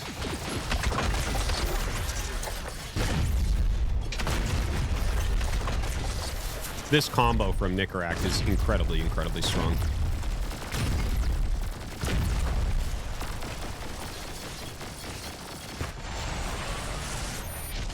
GG. Okay, I'm gonna be honest. He owned him so hard there. Well, it was like not a very good one base all in, but he owned him so hard. I don't even know if that was game 1 or 2. It felt like a 2-0. That might have been only one game, but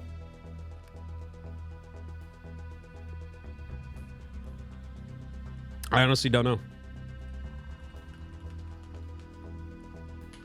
Because the game was over, like, the instant the crabs turned around. Like, if you do a build like that, the crabs have to walk across the map. Straight line. Straight line to the core. You can't do it any other way. It's not possible to win.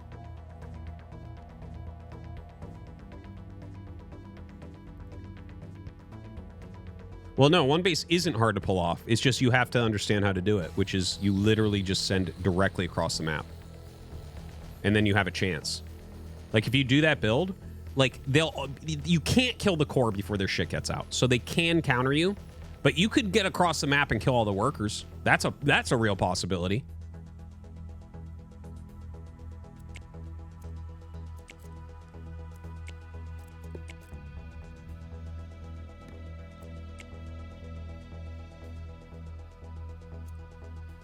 All right, we're going to start the next game.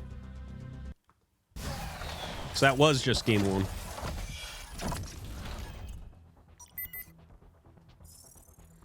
All right, fast expansion on both sides. Wasps here once again. Nickrack with a full flying suite for a Starforge tech, which looks kind of weird. I don't know why you would ever play Airship and Dragonfly. That does not compute in my brain. That just doesn't make sense. It doesn't make sense at all. Like, if you're going to play Airship, then play an anti-ground. You can play Dragonfly. You can play, Butterfly. I don't get it. I don't know why he would have it set up like that. But anyways, over on Pengy's side, he's onto Scorpions. Pretty standard top row there, where he has the Crusaders and the Shockers. And going very, very quickly into Advanced Recall. Again, I do like Pengy's bottom row with the Starforge. It's a very cool idea with the Cat Bus plus the Valkyrie. Definitely something I'm going to try later. That's going to be... I have already 2 cool deck ideas for tomorrow. All right, so the Wasps in here killing workers, as they oftentimes do. You can see it was actually very good micro there from Nickrack to put them behind, so the Scorpions actually had a hard time getting to them. Because look at this, he's already taking a third base. This is such a funny thing about Wasps. Like, Wasp players can attack you while expanding at the same time, and then tech. They're basically Protoss.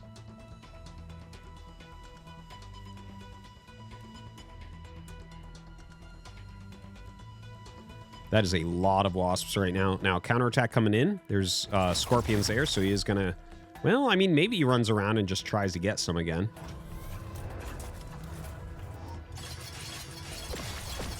And a big ball of scorpions trying to go across the map elsewhere. Now, you want to bring these up against the wall. There you go. There you go. That's the type of engagement you want from Pengi.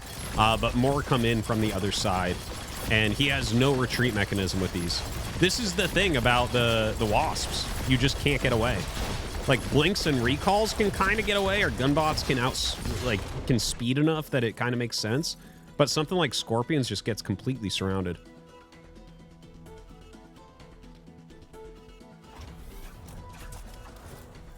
Snapper. Yes, it's very true. You can't move out on the map against wasps. You need splash. 100% agree with that assessment. Every game I play against wasps, you either have to go like heavy, recall guys, like advanced recalls, or splash damage. Splash generally better.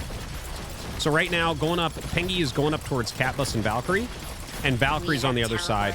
Now, this, I think, is already like a loss in a lot of ways for Pengi, but especially because his opponent has like twice his economy, and they're both going to go Valkyrie. So it's like, how do you, if your opponent has more Valkyries than you have, how is that going to work?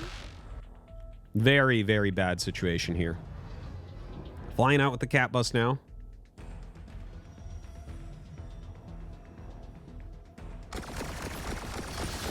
$707.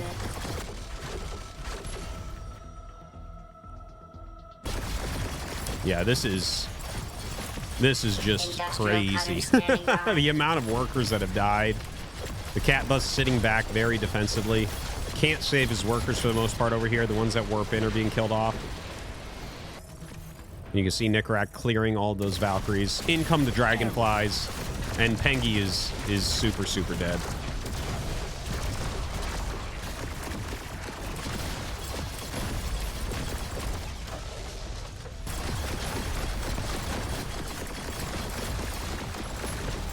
Beyond. All my legs are intact. It's more and more wasps coming across the map. Yeah, I guess he has a group of scorpions trying to counterattack, but I don't know what those are going to do.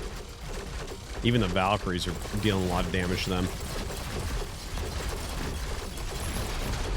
Yeah, more Valkyries coming out. Nothing really to worry about here for Nicarak.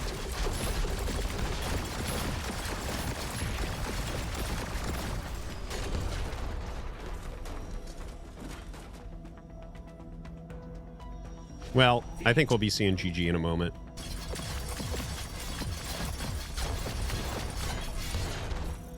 There's like, he just doesn't have any real counterplay. He can't catch up on the anti-air. He'd have to go, like, the only thing that makes sense here is him spamming out his tier 1 anti-air and cat buses. That's the only thing that would ever have a chance here. But even then, it's like, it doesn't feel like there's any real chance because Nicarak just has so many Valkyries. He can just go like Wasp Valkyrie at this point, and nothing's going to beat that in his deck. Yeah, look at that. GG. All right, pretty one-sided series there. We are really jumping up the ranking too. So yeah, that was a 9,000 MMR Nicarak, very strong StarCraft 2 player, and crushing, just crushing.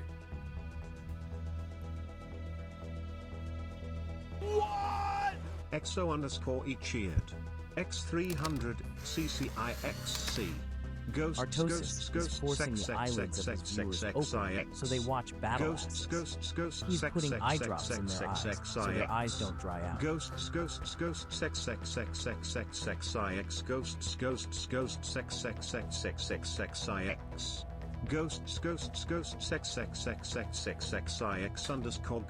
Ghosts XXXXX I ghost. CG Juji Juji Ijuji Jushi. Oh, they were supposed to line up. So sorry. Ghosts 6 G Juji Juji Juji Ijuji Juji. Fuck it, let's replay this one. Really get some ear vomit in here. ye ghosts, ghosts, ghosts, kicks, g ju g ju g ye ju g e ju g ju g ju g ju g ju g ju g ju g ju g ju ye ghosts, ghosts, ghosts, kicks, z ju g ju g ye ju g e ju g. We're just waiting for Mappa to make up the next series, get the next series going. Ye ghosts, ghosts, ghosts, kicks, g ju g ju g ye ju g e ju g ju g ju g ju g ju g ju g ju g ju g ju ye ghosts, ghosts, ghosts. G ju g ju g ye ju g e ju g ju g. Scorp should usually clean up wasp harass. Well, I think you have to play really defensive with scorpions against wasps, like you do with everything. You simply can't do anything against wasps in the early game. You have to get up to better tech. It is the only way to play.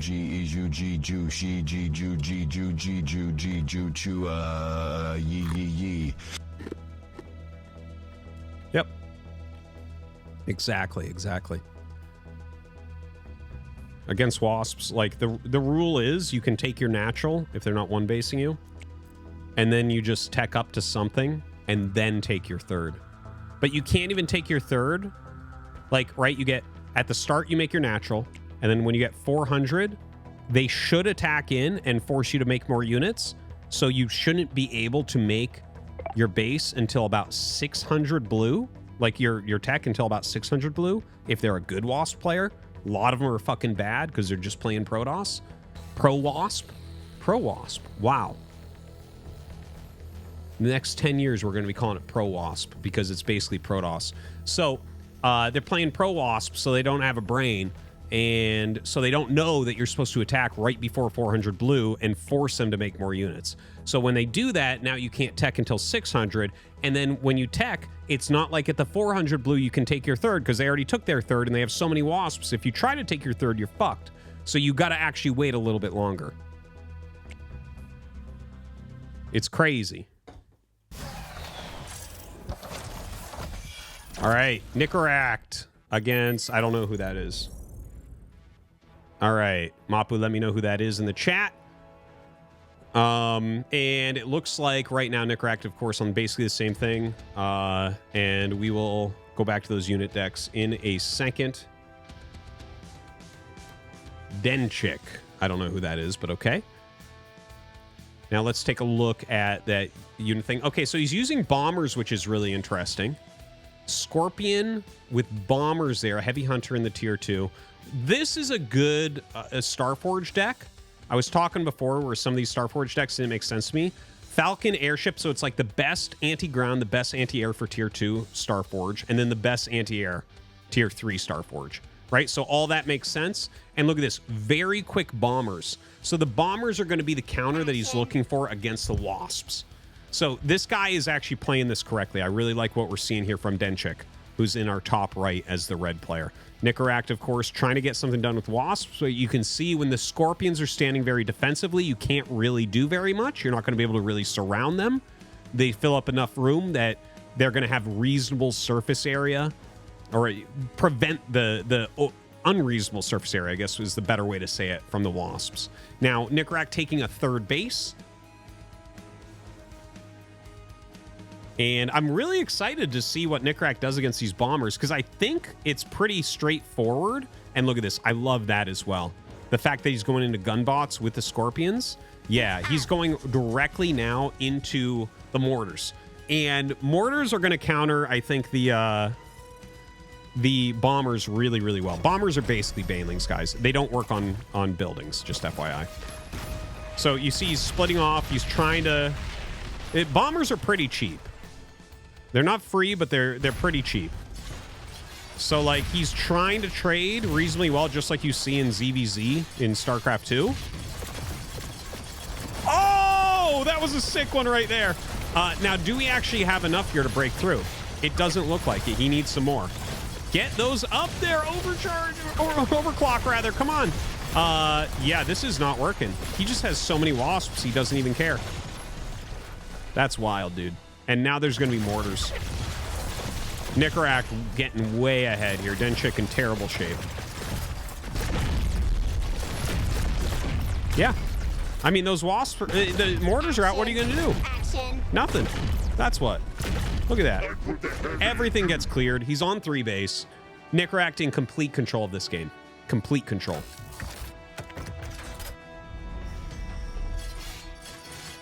Hard to imagine Nickrack losing from here, honestly. Dude, I think that they should one-shot. They should one-shot fucking wasps.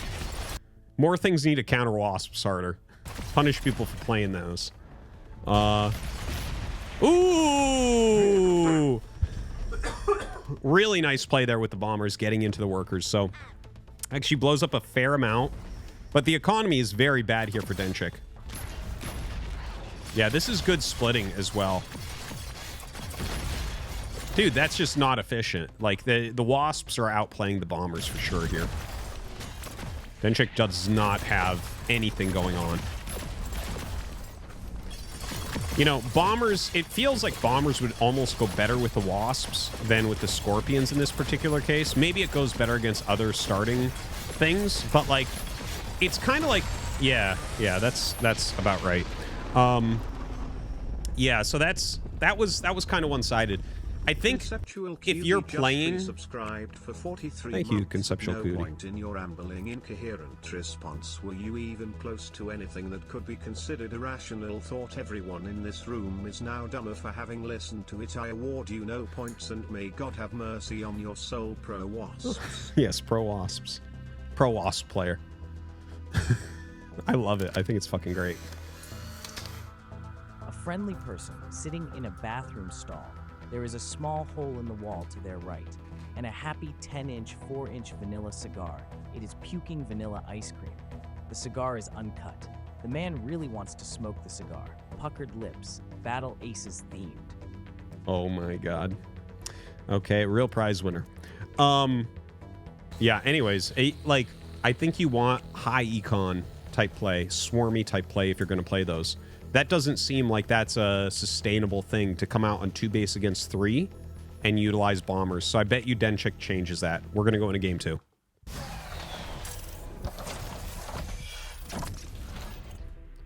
right, let's take a look at the decks. Okay, looks all the same for Nickrack. Over on Denchik's side, yes, he has switched it up. So he has Crusader here, but no splash damage. He has...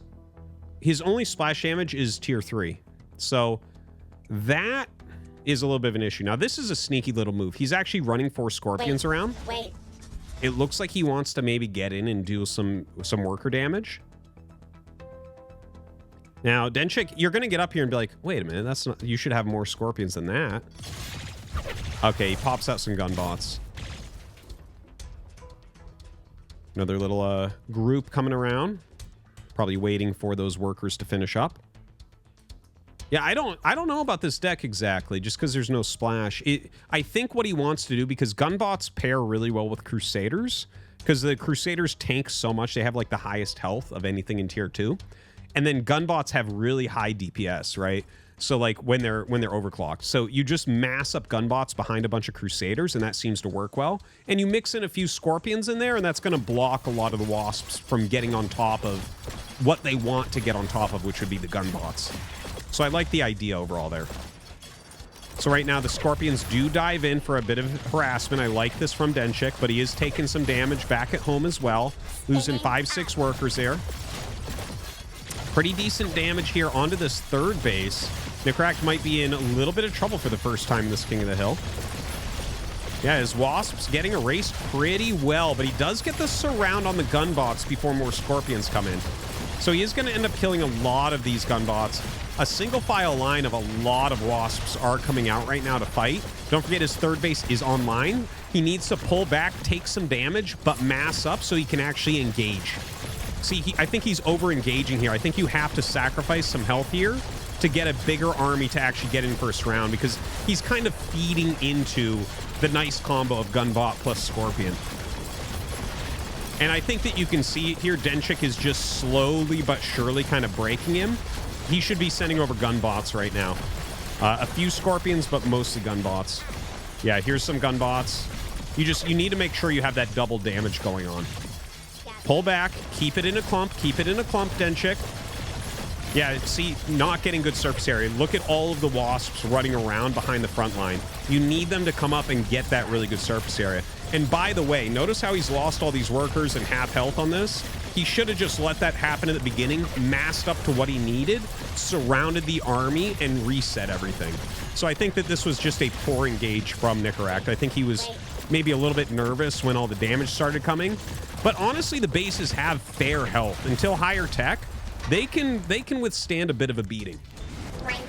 But yeah, I think that was a pretty significant mistake from Nicaract. Now he's mixed in some Blink Hunters to have some of that range damage himself. He's dead though. At this point, Denchik is way ahead.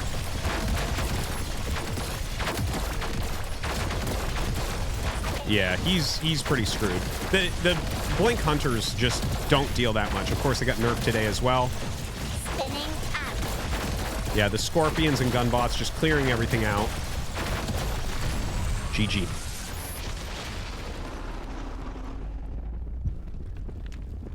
Yeah. Let this be a lesson to everyone. If they have an army that's going to beat what you're sending in, hold back for a moment. Even if he had to sacrifice the third base, he would have had a big enough army at that point to surround everything and kill it, right? So then at least we're even. Instead, he's like single file, and he's like, I don't want to lose anything. And if you don't want to lose anything, you have to lose everything. You can't play like that. Yeah, that was a pro Wasp move. These pro Wasp players, man.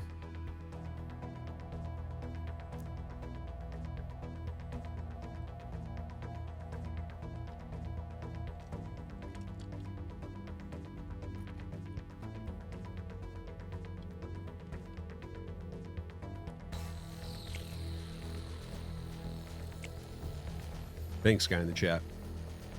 Ogre Wasp Gamer.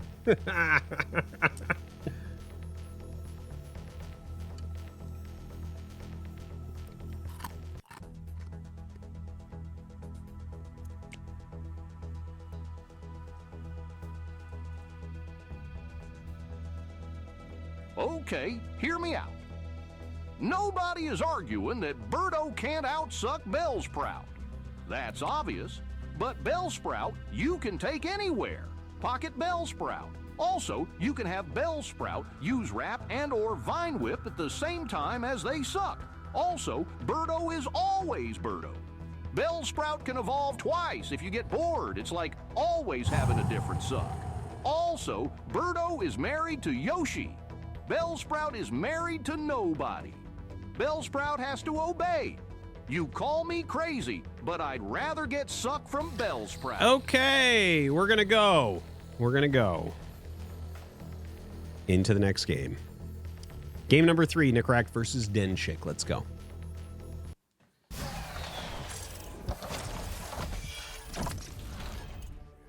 All right, let's see if Nicaract made any changes here. Yes, he did, I think. Hold on. No, it's the same thing. Okay, never mind. Looking on the other side, yeah, everything looks pretty much the same. So this is, Denchik is doing exactly the same thing. Which I thought that the move was fine. So I can't really say anything too negative there. But yeah, I think,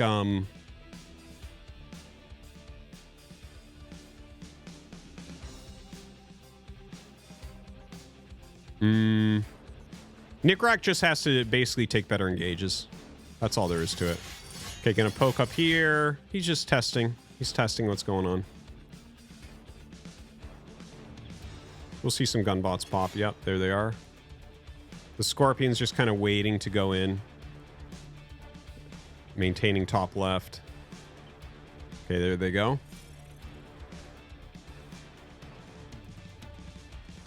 Okay, I think this is where you poke. You poke the wasps. Perfectly done by Denchik. There you go. That's what you want. You poke the wasps so that your Scorpions are discovered slightly later. Hopefully. Into the suck. Did he just say into the suck? Okay, so nice surround there. Is going to lose a couple workers only, so not a big deal. Like, you know, still a couple workers dead, I guess, but this comp definitely looking pretty good Third base is up here. Now, this is all about how Nicorek takes this battle. He has enough to surround this. He's a little bit late on the flank, but it's okay. I think he's got just enough. See, this is the type of engagement that you want. And he brings up some Hornets as well. Really interesting to see those Hornets mixed in also. But the reinforcement of Scorpion. I tell you, stuff like this is really smart from Denchik.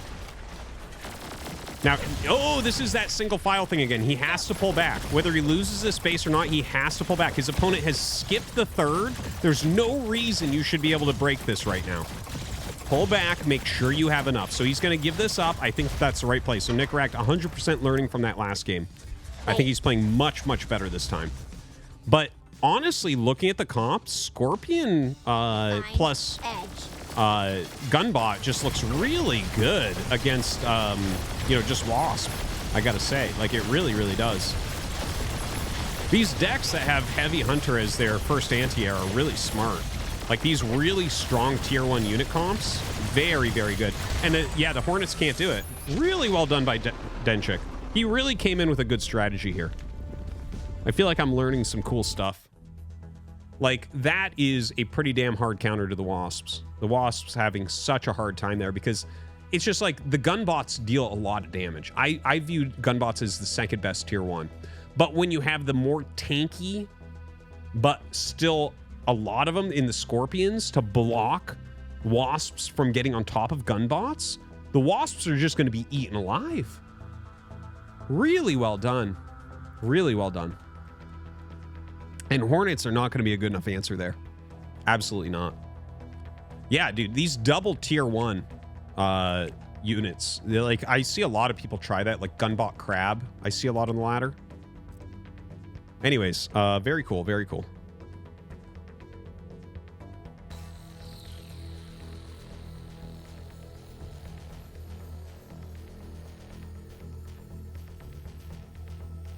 Nico should tech on 2 base. I think Pro Wasp players are not used to that because most comps have to tech against them and they just take thirds. But I think you're right, actually. I do think you're correct there. I think if you're playing against something like Gunbot plus a melee unit, I think it's specifically Scorpions look like they're the one. Scorpion Gunbot, I don't think Wasps are going to be able to break that. Like, you gotta do something else. All right, I think we're ready for the next one. Here we go.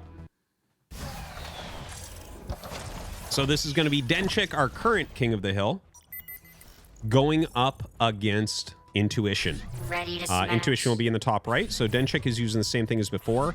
And Intuition has a very, very similar bottom row, although he does have those Blink Hunters. And he's playing pure Scorpion against a Scorpion Gunbot. So if theory holds, Intuition here should go for tech off 2 base. There's those 4 Scorpions going around. And yeah, Intuition, by the way, has Shocker Destroyer. Haven't really seen that combination very often. I have played against it a couple times, and it seemed all right. It seems to be a pretty good counter against like Shocker Crusader, right? Which is a very common one right now. So there is the 2 base tech. Look at this. Intuition already playing really well. He is a little bit higher MMR than Denchik. 707. Well, I mean, 400 is not really that much. Like, people, you know, go up and down by 400 every 3 games. So. Side by side. But still, very, very close. So this is going to be Crusaders coming up. But this tech is no good. Let's look at the tech one more time, Mapu, if we could. Honestly, looking at this, I think you might need to go tier 3 as Denchik. Because Heavy Hunters won't... Oh, wait, no, I'm so sorry. I was talking about his... other row, he's actually going Starforge, so actually this is great. Heavy Hunter plus the Crusaders to tank. So he should be going mostly Gunbots as far as his tier 1, Denchik. Like, that Scorpion mount he has, that's enough. He shouldn't go for those anymore. He should stay on the Gunbots, I think, go into some Crusaders and make sure he has some Heavy Hunters out for that anti-air against the Falcons, because the Falcons are going to be what's scary. All right, comes in for an engage, but that's actually a lot of Scorpions. It seems like Intuition... Dude, look at that surround by Intuition. Really well done. A lot of the scorpions in the center are not attacking, so this surface area is literally perfect for intuition.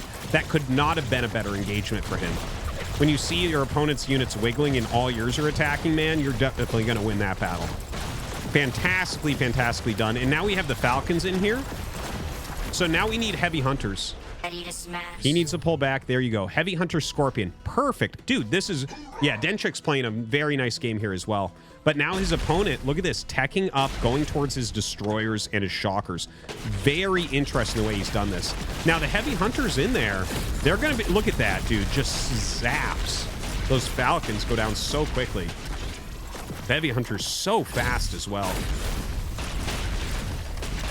Denchik with a very hard counter here. So that's okay. He's giving up his third base, and he's teching. So as long as he can get up to his shocker destroyer before Denchik comes in and kills another base, he should be fine. And I think he's got enough scorpions to do that. Does he? Maybe not. Maybe not. Yeah, I mean, it's just the surface area here is so good for Denchik.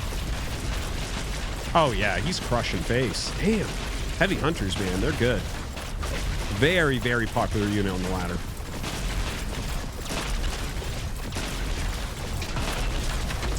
So here come the shockers. Here come the, well, the shockers are going to really, really help. Now, this is where you may need... What do you do here? Do you counterattack? I believe that you do. But look at this counterattack from Denchik. So Denchik has these heavy hunters running out of there, and he's counterattacking up to his own falcons. Excuse me. Oh, man. I actually am not a super fan. Well, actually, he has enough of them. He has enough Crusaders here that's fine. Because the Crusaders get pretty hard countered by those destroyers. But there's only 3 destroyers. I think this is still very good for Denchik. And especially once his falcons are out, because there's no anti-air here. He has brought no anti-air with him. So as soon as the falcons are ready, they're going to wipe everything. Okay, excuse me. He's pulling back. I think you want to go for the blink hunters here as intuition. I think he should tech up one more time. When you see your opponent going for falcons, you have a long time to react, as long as you realize that that is what they're going for. Because the falcons are like the slowest unit. It is insane how slow they are. Look at those things. So no teching up as of yet. Little counterattack does go on. We have no units back there. He's going to rally out some units to try to clear this. But yeah, taking some significant damage here from intuition.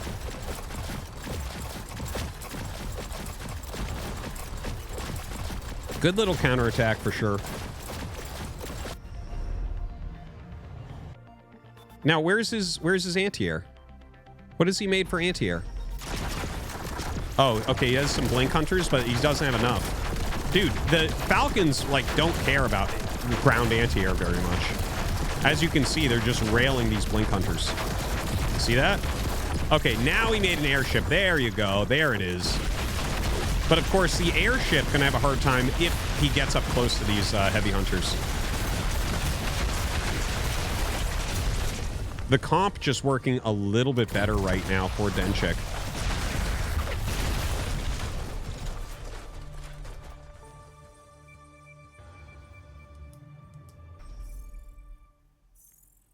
Yeah, those shockers doing a pretty good job.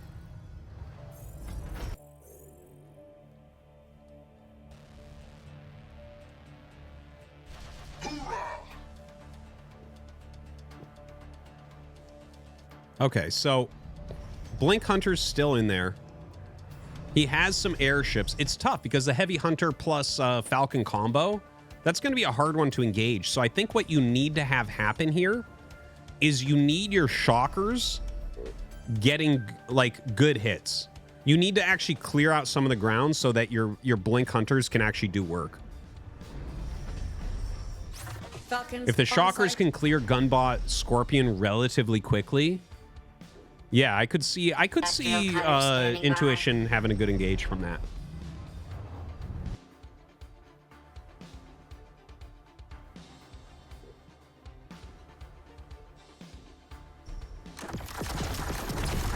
Well, that didn't work.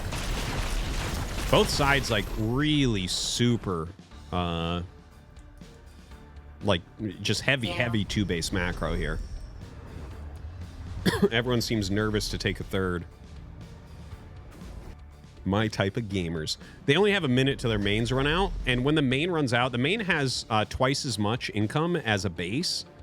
So you're like down to almost nothing. You're down to half of a base, basically. Half as much as the beginning of the game. So like if you don't have your third base up by 2 minutes, man, it's pretty bad. Denchik maxed out right now, by the way. I've actually had a lot of games where I maxed out lately. And you gotta make sure that you actually bleed off some of your crappy units so you can replace it with stronger ones. Look how many Falcons he has. Jesus.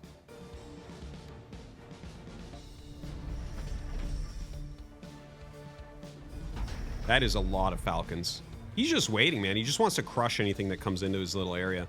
Really, you should just throw down a new base's intuition. Force him to come out to you. Falcons are not good at moving into engagements because they're so slow. I think it's a perfect situation for intuition to make a base. And both of them have the money. Denchik actually has a lot of money right now.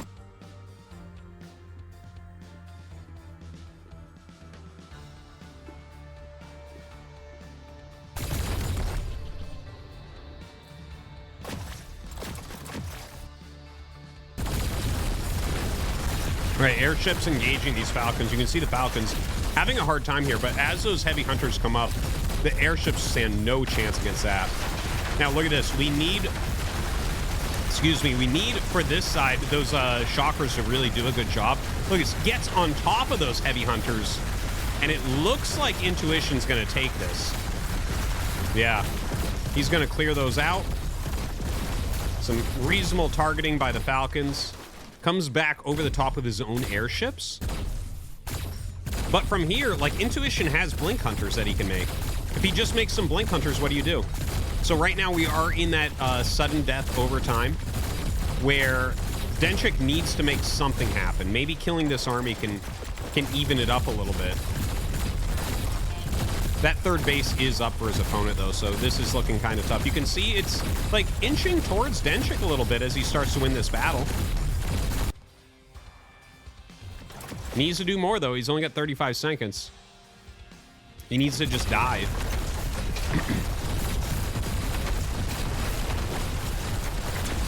Yeah, some blink hunters in here now as well. And it looks like this is going to go to intuition. GG. Octave88 just subscribed.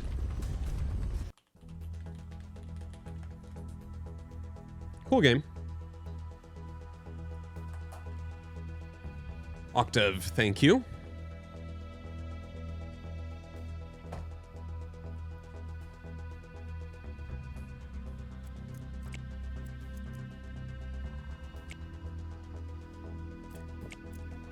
Heavy ballista counters just about everything in the game.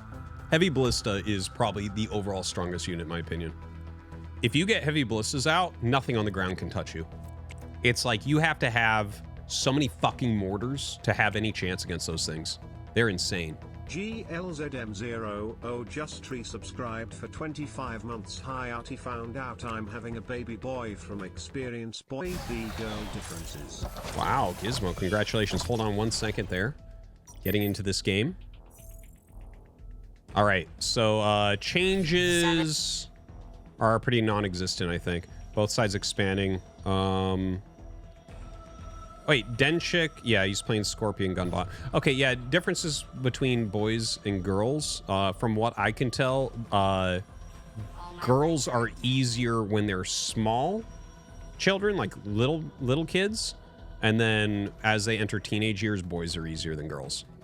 That has been my feel. Yeah, so good luck, man. Congrats. Okay, so we see a little bit of scouting out there. Once again, Denchik has the 4 Scorpions way over on the side. If I am watching this right now, waiting for my turn to play, I am going to send my Wasps there or anything there to kill them because he does it every single game. Okay, so this is a 2-base, very fast tech on both sides. And it, like, dude, this looks very good for Denchik because he is going to have the Falcons. Shocker plus Destroyer does not really counter this. We may see Intuition go up to Blink Hunters right away. I could see that. That would make sense. He takes a third, though. You're going to have to put a lot of money into Blink Hunters to try to counter Falcons. Because, dude, Falcons are really good against ground units. Like, they are brutal. And with a base like Scorpion Gunbot, it just sounds really good for Denchik. So we'll see if, like, the 3-base massing of weaker units is going to work out. You know, I guess since he's going to be able to throw in some Shockers, that's going to make a pretty big difference as well. Like, he definitely needs those Shockers. Looks like that tech just finished. The Shockers, I believe, coming up right now. Forcing him way back here to the Scorpions. This is a great move by Denchik. I love that he is on top of this. But now the Shockers coming down, it's going to make a big difference as well. The Shockers just one of the best AoE damage units in the game. Their splash damage is amazing. They're super slow, though.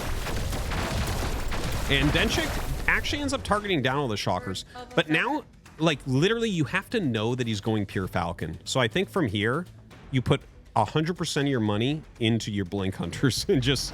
You have to have a lot of Blink Hunters right now. You're 3-base against 2-base. You can trade somewhat inefficiently, and it's okay.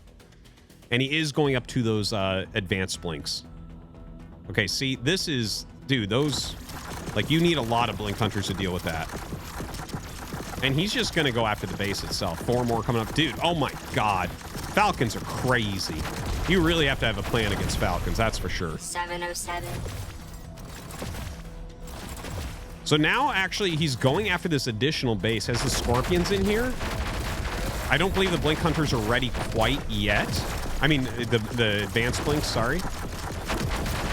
So he's just going to fly over the Blink Hunters. A nice Blink back, though. He's really trying to abuse the edge, right? Just hitting the ones on the very edge so less can hit him at once. But he kills the base. Now he has to pull back with this. If he can get away with these and rejoin his army, it's going to be amazing. It's going to be amazing. Advanced Blinks are coming in now. Yeah, there you go. That's going to be much better for him now. So Intuition, you know, he has this additional base. It's going to be a little bit before he has those workers up. Needs a few more Blink Hunters in here. I mean, Advanced Blinks in here, rather. Damn, he's going to lose the base.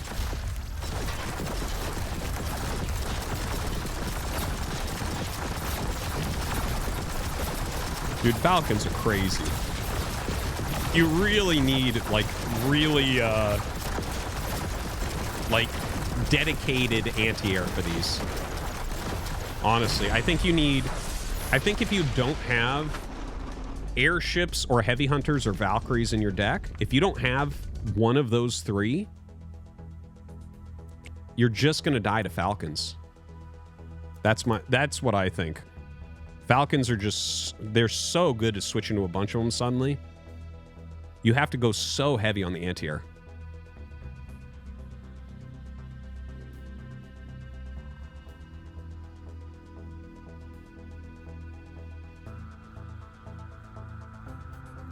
Dragonfly or Locust can work too.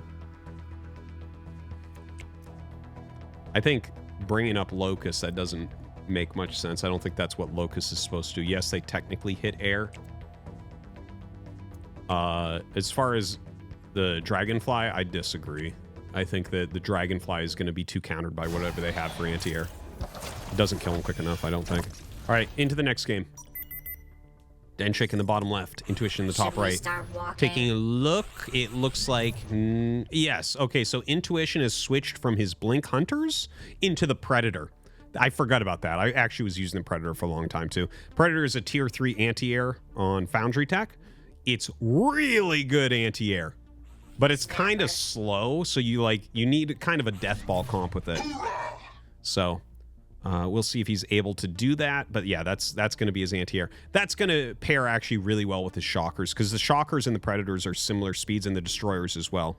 So actually, this is a very good comp, I think. This looks really quite nice. In fact, I might look at this comp, honestly. Yeah, I think Denchik here should go Foundry Tech, 100%. He's got better Foundry Tech. If he goes Foundry, you don't have any real outs here, actually, as Intuition. So right now, a big engage actually occurring. Oh, it's a one base all in. I actually didn't even notice. I was looking at the unit deck so much. But it looks like Denchik is crushing face. Like, I mean, not Denchik, but getting his face crushed. Weird that he did that. Weird that he did that. He decided to go one base all in. Didn't really execute it all that well. If you look at the decks that they had here, I'll just throw it back on screen for a second. Oh, not boot search screen. Never mind. If you look at the decks that they had, the Foundry tech was super teched out, and there was Heavy Hunter in Denchik's deck. If he had gone for Foundry tech there, I think that he has a big advantage, because he has Heavy Ballista tier 3. He has Heavy Hunter to deal with anything air-based. That would have been, yeah, that would have been good.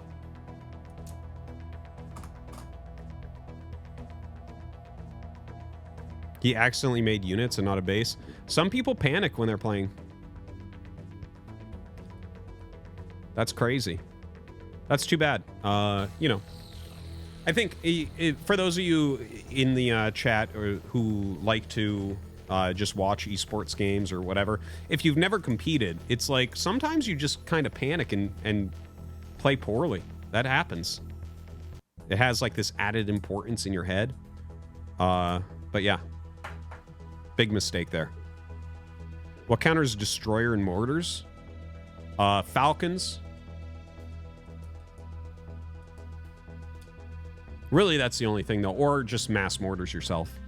Because destroyers can't walk into mortar fire. And mortars can't walk into mortar fire. So mortar counters it, but like, yeah, mortar destroyer is a big problem. If you're not playing mortars and you're not playing falcons, that comp will fucking destroy anything you have. No, don't talk about snipers. When people start talking about snipers, it reminds me of all this Brood War shit. It's like, make ghosts against carriers. Guys, if you have destroyer, if you have a good player playing destroyer plus mortar, they're going to push you down before you get your snipers out. Clever Starcraft Gar cheered. X300, could we skip this promoted content you pretend doing for free, and play Brood War instead? Remember the Stormgate hype? Game is already dead before being released. It's not out yet! What are you talking about? Start Brood War and don't try making people believe you are dumb enough to promote this game for free, dummy, just because you pretend to like it, dummy. Oh my god.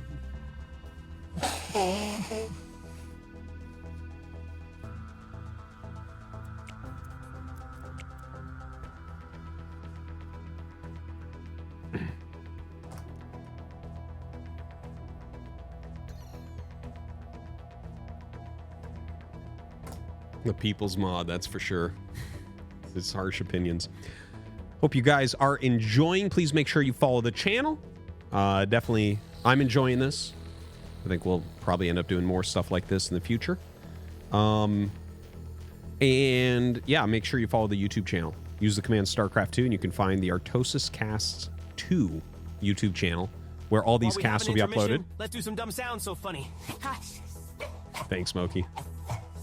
Love those dumb sounds.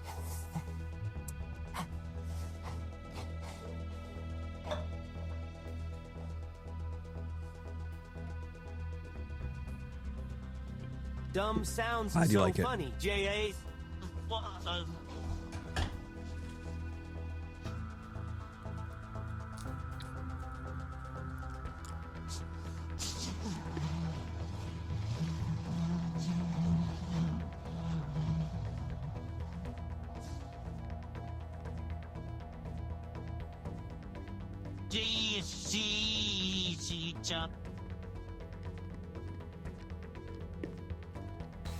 Hydra Horde just resubscribed for 46 months.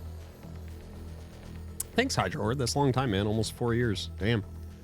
All right, Lumeyer's going to play. Nice. The underscore Jambulance donated $3. Artie, blink twice if David Kim is in the room with you.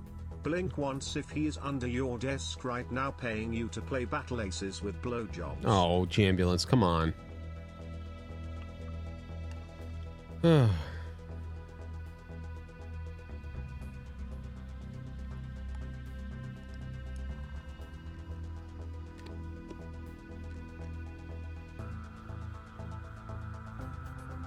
Damn, man. I really got some good ideas here tonight. Some really cool combos that we've seen in some of these decks. I liked the Cat Bus Post Valkyrie with Advanced Blinks. That looks really cool. I really want to try out the Recall Shocker instead of Shocker. That sounds actually pretty good for my Recall deck. I'm very excited to give that a try. I also really like the Heavy Turret Cat Bus combo on Starforge tech that we saw earlier. That sounds really, really cool.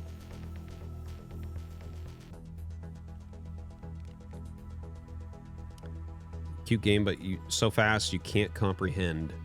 Yeah, I think once you get to know the game a little bit, it does look fast. Like, I'm getting some practice commentating it right now. It is fast, but like, I really am enjoying this because it's so much about fundamental RTS knowledge. All right, let's go.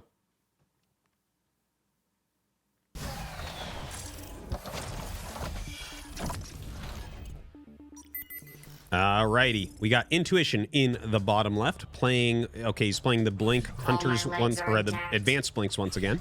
And in the top right, we have Lumire, and let's see what he's playing here. He's playing King Crab plus Destroyer, so this is the most easy-to-use broken combo against, like, pretty much anything but mortars. And if you look at his Starforge, he has nothing that hits air, which is kind of funny to see. So his anti-air is Advanced Blinks for the most part. Or wait, yeah, Advanced Blinks. Okay, that's interesting. Okay, so thinking about this, if they're both on Scorpion, okay, this is a 2-base tech from Intuition. We don't see yet what Lumire wants to. He's going to go ahead and counter 2-base tech. So they both have Destroyers, but it's Shockers against King Crabs. Okay. Now, I think... Now, hold on here. I think there's 2 ways that you can play this on both sides. I think if you both have Destroyers here, because Destroyers wreck Shockers and they wreck King Crabs, they have a new range bonus. I could see... Look at that placement. I love that placement. I could see maybe if you take like your 3rd base and you just stand in a straight line with your Destroyers against incoming battles, you should be able to target down their splash pretty quickly. Of course, you're still going to need a little bit of your own splash in there. This is going to come down heavily to control, I believe. Like exactly how they control the engagements. Who's attacking into who? What type of surface area is it? What is the arrangement of the units? This is going to be interesting. That's a lot of fucking Shockers. Ooh.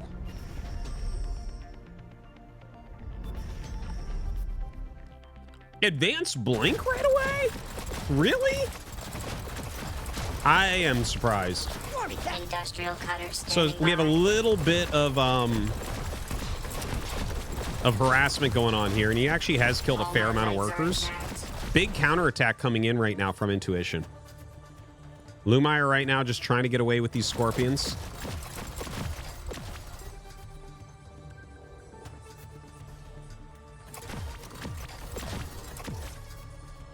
Yeah, the King Crabs wiggling around as well. So the King Crabs look like they're going to go for some harassment. King Crabs will clear your workers so quickly.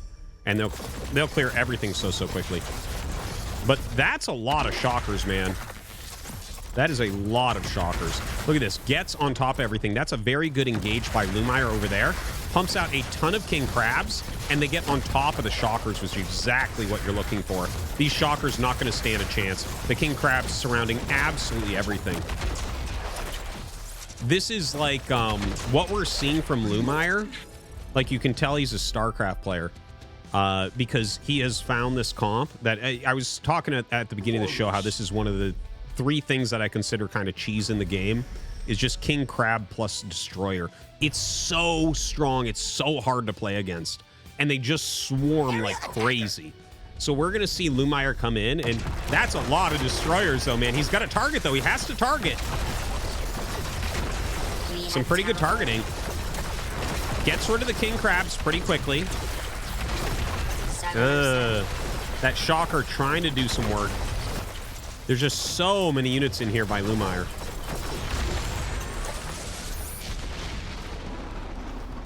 GG.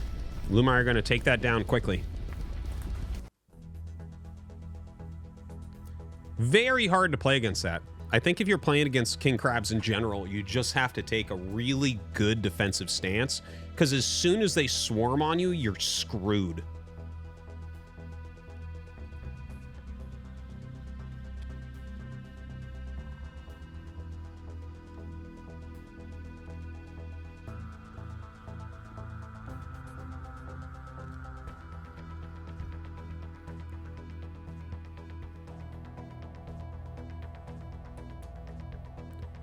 Oh, there was an AI patch for destroyers, so they auto-target heavy units? That's... What did I say? I told you, it's like, like everyone can play that comp. The comp is so strong. It's so incredibly strong. It just kind of swarms around you and fucks you up. You have to have like perfect placement. It's crazy. It's crazy. Mortar, Destroyer, King Crab Destroyer, and Wasps. Those three things are like... Fuck, man. Get me out of here. All right, here we go. Getting into game 2.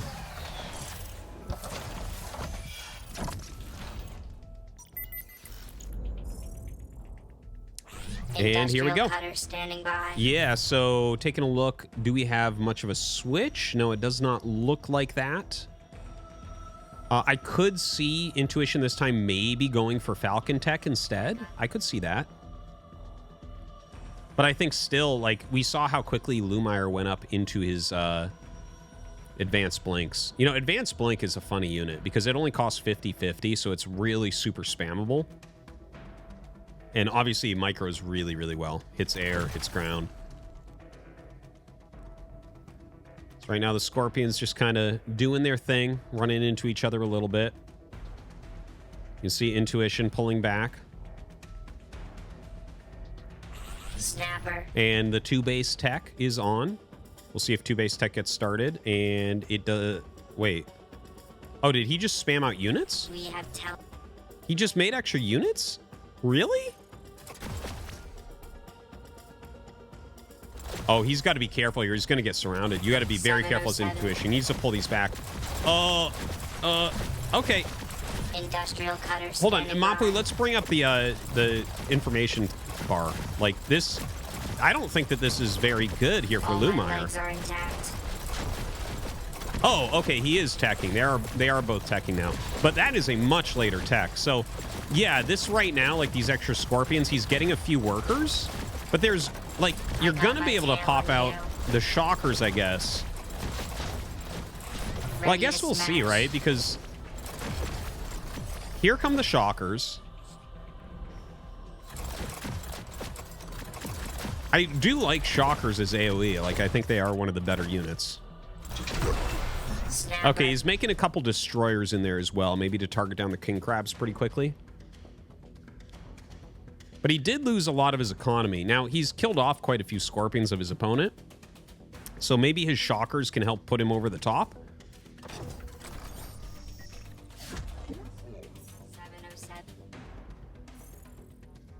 And we have that Advanced Blink coming up for Lumire as well. He really likes this 2-base play, huh?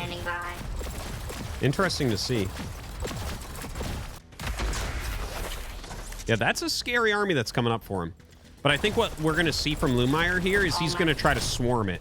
Notice how none of his economy has been hurt, so he's really got like as much as you could have at this point. So pulls back. Here's the King Crabs, mass King Crabs in here. Oh, yeah, no, he's got to go. That was actually kind of poorly done right there at the beginning. And in fact, he targets down the base super, super fast. You definitely want to target the Crabs here with those Destroyers. And he is doing that, or I guess they're auto doing that. So it looks here like Intuition is going to be able to take this game. That's it. Game's over. Game is over.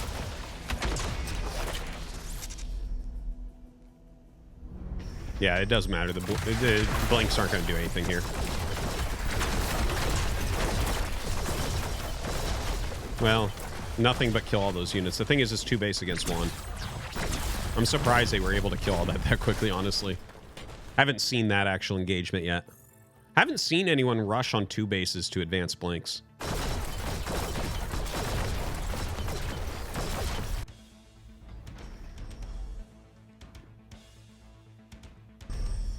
All right, so yeah, I think if you're just making Destroyer, Shocker, and your Scorpions, you should be completely fine here. There's no way to engage into that many Shockers. Absolutely no way. And Lumire not having an extra base, this really looks like it should be going to game 3.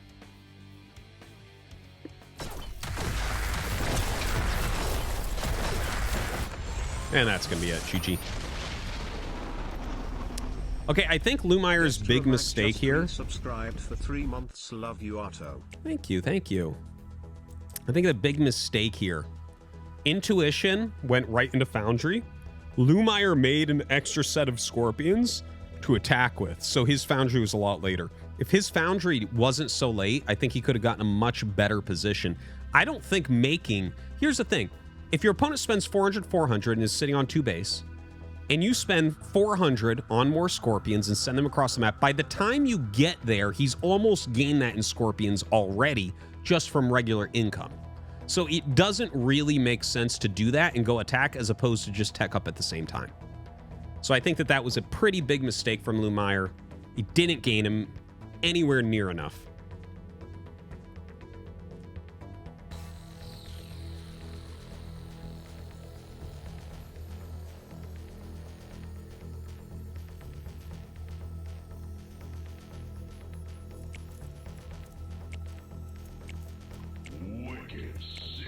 Caney7 is rated with 10 viewers. Thank you, Caney. We apologize for what you're about to experience. Your dedication in rating my channel is much appreciated. Hope you had a good stream, my man.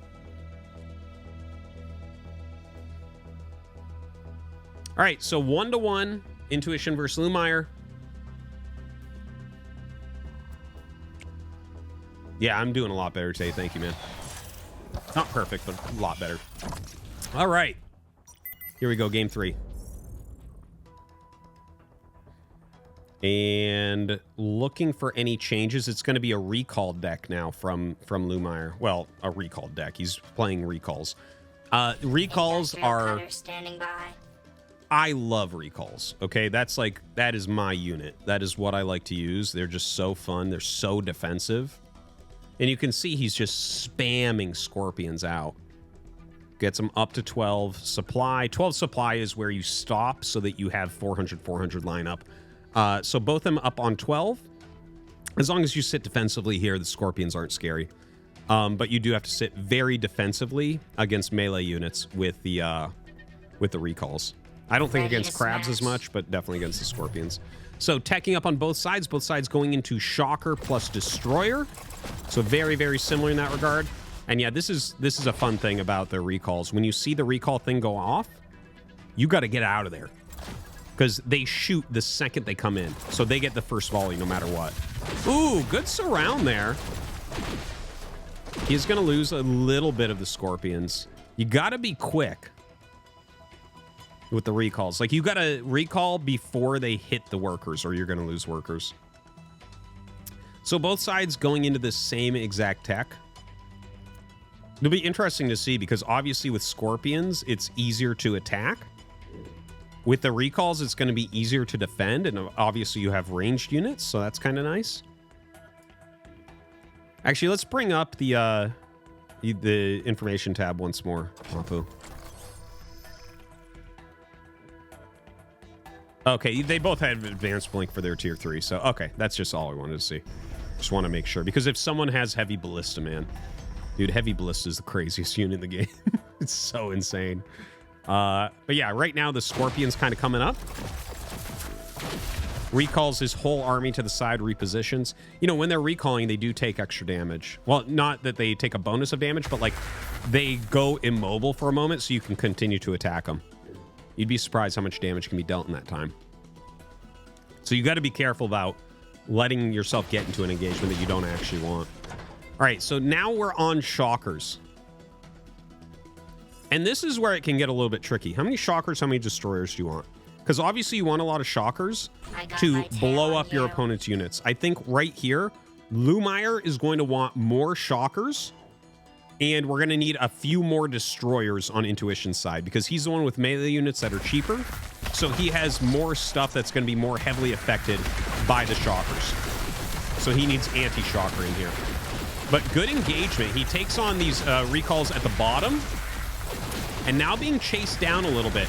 Notice how he's keeping recalls in the front here to try to hit some of these destroyers, but not really working out for him. Looks like Intuition going to be able to shove him back really, really hard.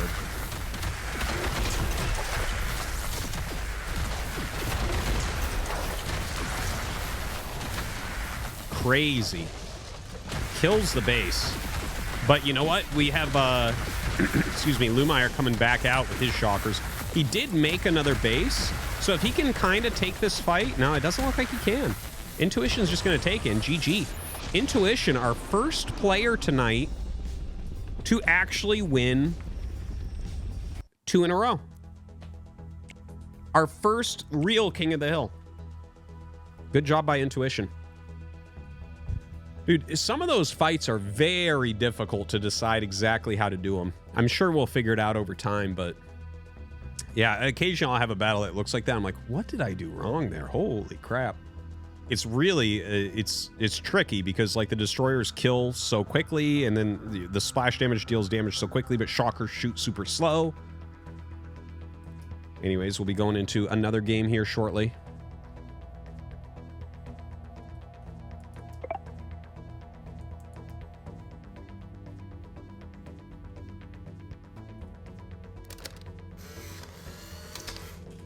Giant king crab with a crown has teptophobia, with thousands of tiny crabs inside the holes. All of the crabs have knives in their claw and head-mounted lasers 4K render. That's amazing. That is basically Battle Aces.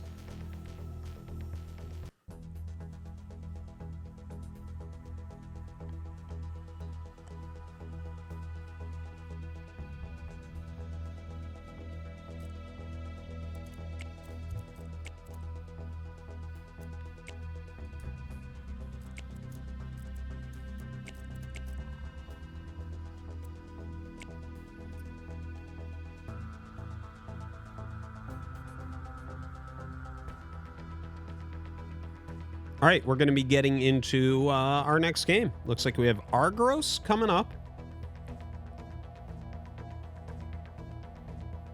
A bit higher MMR than Intuition, but so was Lumiere.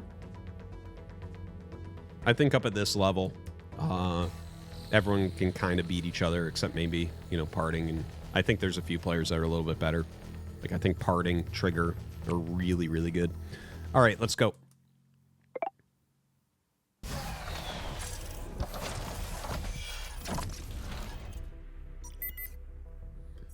All right, so we have Intuition in the bottom left. We have Argos 707 in top right. So looking at these decks, Intuition playing the same thing. We have Scorpions over here for Argos, King Crabs, and then 2 tier 3 units. So I think we're going to get to tier 3 here. He does have Stingers, though. Stinger Butterfly, in fact. There is a possibility he tries something with that, but I think Shocker is going to be a bit too strong. So I think it's very, very likely that we have something like Argos. I think Argos basically has to go to Heavy Ballista tier 3. I don't think he has anything else that actually wins. Okay, he goes Starforge. So Intuition here probably should double up. He should go Shocker right now and go into those heavy blinks, I think, or advanced blinks.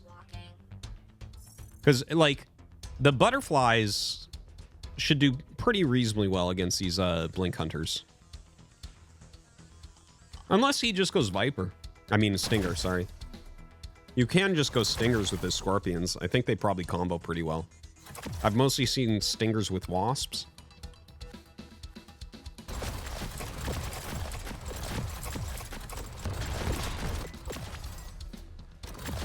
There's a lot of little Scorpions fighting here. Got to be careful about that. You can see Intuition taking that third base a bit quicker. Nice little surround. Catches a couple for free there.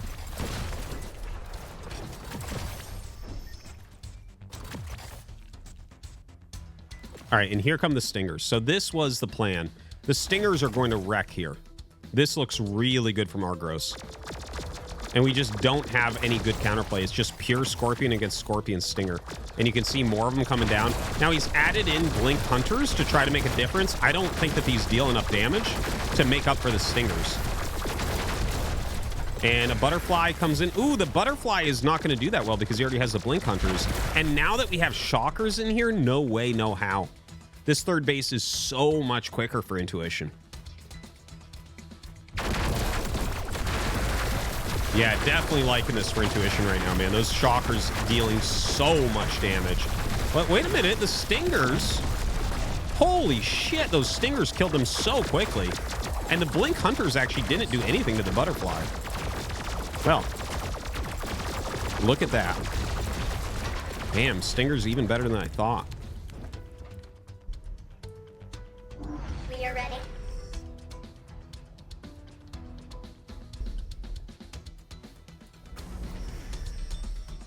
Area attacker.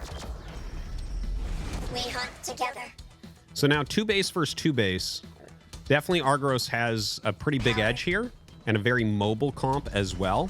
But I think if you build up your splash damage, right? Like, I think if you are mostly focusing on making Shockers, it's pretty good. Yeah, very nice blink forward there. Gets rid of 2 of the Butterflies. Charged and grounded. And look, every time you're picking off some Butterflies, that's a lot of the blue resource that they're losing. Oh, I'm surprised he blinked towards that. That would be I mean, if you could turn around and snap those, that would be very, very painful for him. But yeah, look at this Shocker count now. He's got to get them lined up, though. You don't want to lead with this. You need all of your units actually up there. Shockers are super slow, but you got to wait. Now, if all of his Shockers kind of fire right away, look at this. This is going to, I think it's going to go well for him. Let's see. Shockers, oh my God. They are killing so much here, but he's got to be careful not to, if he loses all of his Scorpions, he's going to be in trouble. More Scorpions coming out, but the Shockers do reign supreme. The Shockers and the Stingers basically cost the same amount, by the way. Stingers definitely have good high damage, but when you get Shockers in these numbers, man, it's really hard to play with this type of stuff. You really need something that counters them. You know, Crusader, Mortar, Destroyer, something like that. Because when the Shockers are just playing against more basic units, they are crazy good.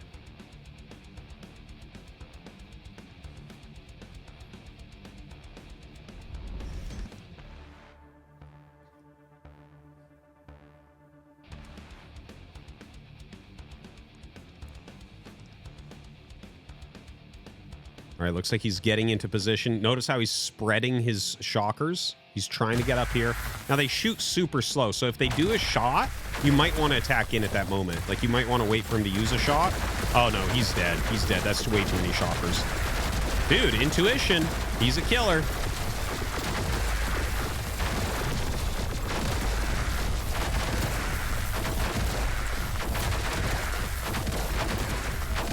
Very nicely done. Very nicely done. Butterfly over here dealing some damage to the workers. That's going to be too little too late, I think. Yeah, nothing really left over. He's just making Butterflies now. This is where you just spread the Shockers and you kill all his workers. I mean, it doesn't even matter. You can lose everything and you still win. But he's not, well, I really feel like this is a mistake that he's not doing that. If you just split 2 of them to the bottom, you would have killed every worker there.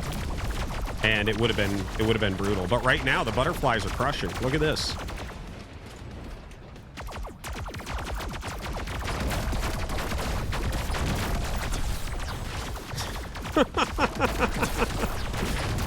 Oh, man. All right, Butterflies having to pull back as more and more Blink Hunters come up. Dude, he lost like 7 Shockers for free. This is now anyone's game again. It's kind of crazy. Like, if you're gonna lose your army, why are you sitting there fighting like the core, or you know, like if you just kill workers, it's so good in this game. Industrial cutter. If you have twice their economy, you can make almost anything and win.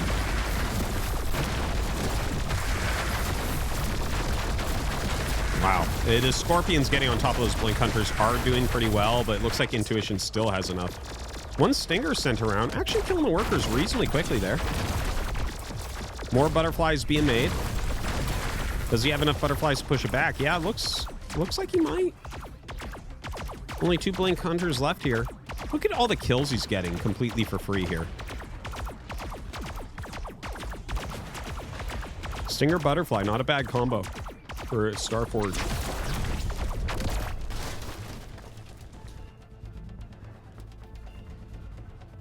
Yeah, still adding some in. Got to be careful with your blink hunters here. I see he's kind of moving everything on one hotkey. I really feel like in a situation like this, you want the blink hunters on a secondary hotkey so they are not ever going to take damage from scorpions. Ready. If you can just keep the blink hunters fighting the butterflies, you're going to win. It feels like the beginning of Starcraft 2, where everyone's just F2 everywhere. You know, all unit hotkey. That's like, I feel like I'm seeing that a lot here tonight. Where it's like, guys, just split into 2 groups even. 3 would be better, but 2 is fine. All right, those blink hunters doing fantastically. Yeah, he's crushing everything. Blinks forward, kills them off. And all the butterflies gonna die. That's gonna be that. GG.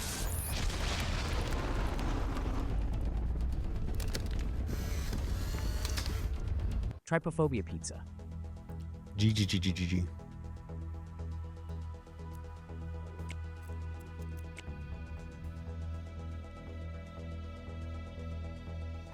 Beautiful. It's so weird that some people have a phobia of holes. Yeah, loving this game so far.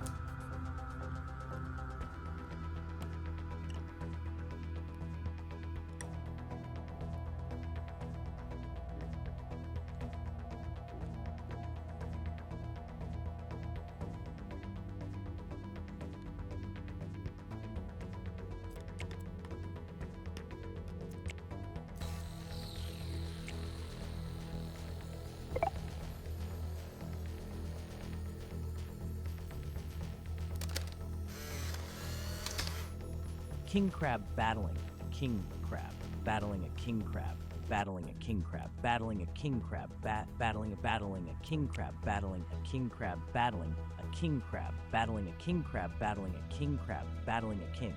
They all have different weapons. Hyper realist. That's perfect.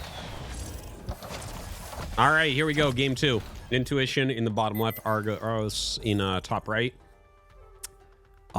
Looks. Oh, this is a really weird choice. He has both butterflies and falcons. They kind of overlap. Falcon's way stronger against ground, but way slower. Industrial. Okay. Everything else looks pretty much the same.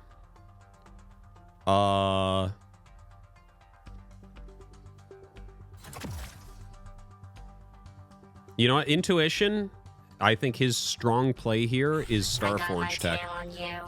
He has the Valkyries, he has the airships, but he also has Falcons. And if you look at the anti-air, Argos would have to go all the way to tier 3 Starforge to counter the Falcons.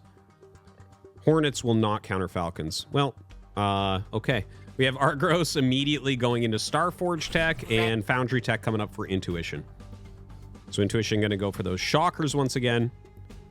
But he's going to have to do double tech because, well, maybe he just goes into Blink Hunters. I mean, Advanced Blinks to deal with the Falcons. Because the Falcons, like, you thought the butterflies were bad, man. Falcons are way stronger.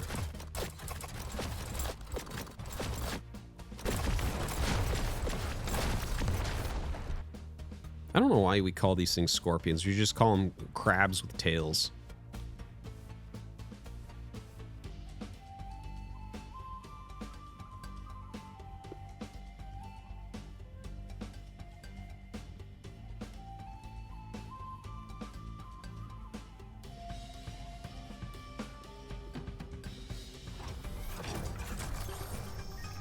All right, so right now, both sides getting those 3 bases up. Let's take a look at where we're at tech-wise here. Yeah, the Scorpion's coming up. There's no reason you would attack into that. You need to just get some more tech units up. So yeah, he has, like, Falcons ready. Yeah, and there you go, the airship tech coming online. So that's really, really important here for Intuition, I think. This battle is going to go really heavily to Argos. Like, the fact that you don't have a good counter to Falcons right now is a problem. Look at this. Okay, well, actually, it makes a fair amount of Blink Hunters, and they're, like, kind of doing all right. Dude, Falcons are so strong.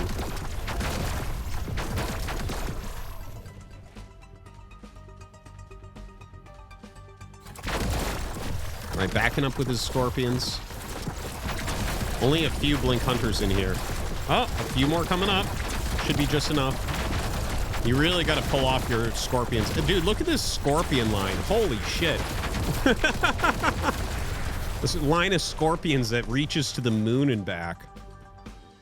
Okay, so I like this from Argos, right? So we have airships coming in as the counter. So he's just going to tier 3, right? So if you have airships, he can just go Valkyries and kill that. Not a bad choice. Now, quite a few Shockers mixed in. More and more Blink Hunters coming in.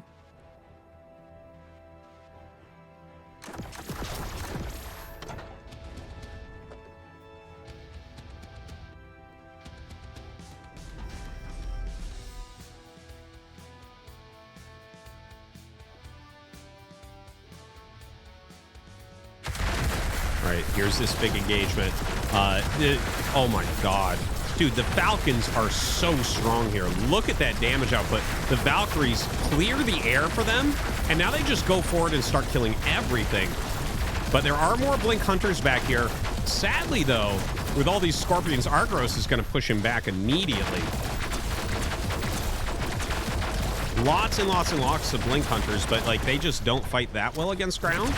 Now Blink's forward, trying to get some of these Falcons out.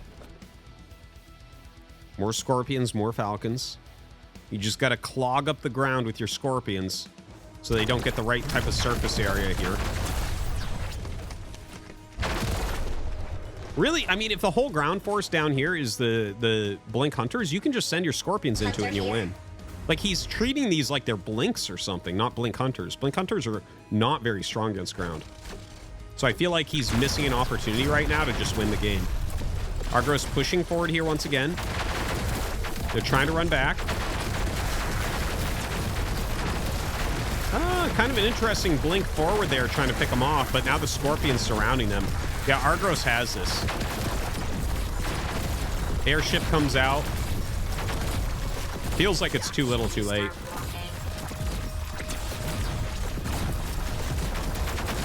Yeah, the airship having a hard time clearing this, even if he does.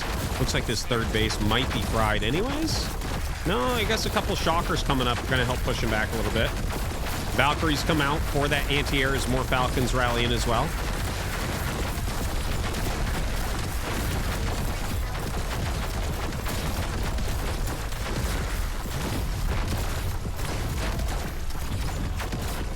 Now, during this, let's not forget the third base is up for Argos, and he's killed off all the workers at the third here for his opponent. So he can, you know, he's got like, what is it? 25% more income right now than Intuition.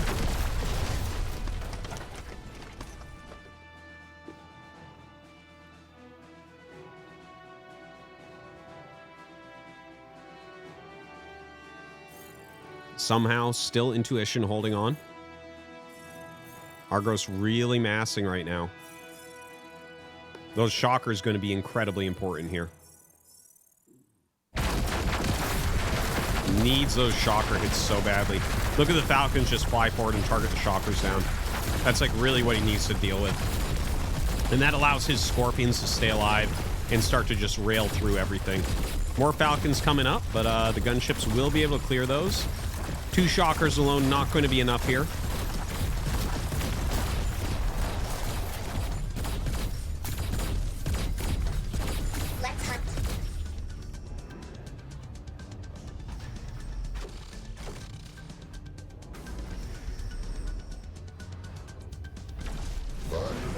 All my legs are intact. Good to know. Ready to cleave. Yeah, this is actually a very good play from Argos. I like that he's kind of sitting back for a moment, waiting for more units to come up. got those Valkyries. Yeah, this looks pretty straightforward. Like, I think here you need some more shockers, honestly. Like, this is... If he has enough shockers to just eliminate all the scorpions, then he could maybe do it. Yeah, you can't attack in. I think you need to make, like, an arc and just make it a scorpion killing ground. Because, like, you need to massacre the ground army. The ground army is so much stronger than you need to use tech to kill off what's left here. But yeah, Argros just denying him an engagement. He's almost maxed out now. About 80 supply at an advantage. Hunter here.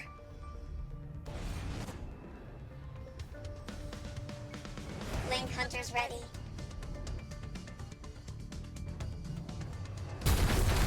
All right, here we go. I don't think that's enough for the shockers. The shockers not even firing through this, so that is a huge issue, obviously. Now, hold on. If he shift clicks all the falcons and keeps kiting back, is there a chance? No.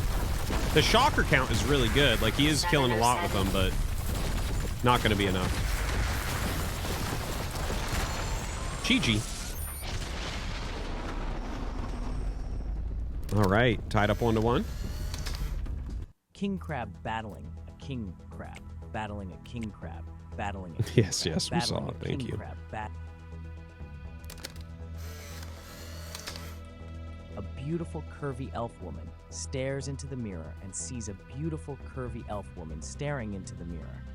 Who sees a beautiful curvy elf woman staring into the mirror? Who sees a beautiful curvy elf woman staring into the mirror? Who sees a beautiful curvy elf woman?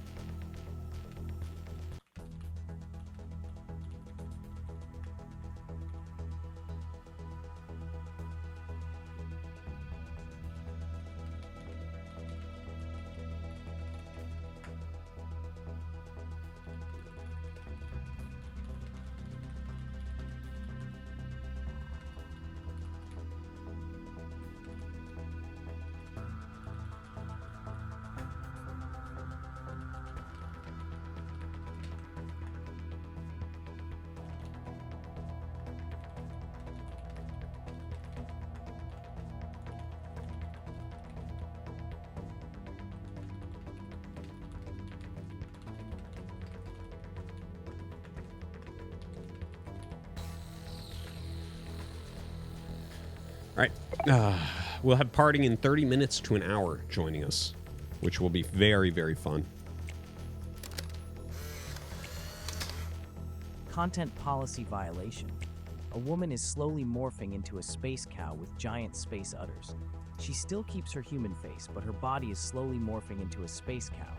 Her giant space udders are shooting white space juice. Thanks, dude.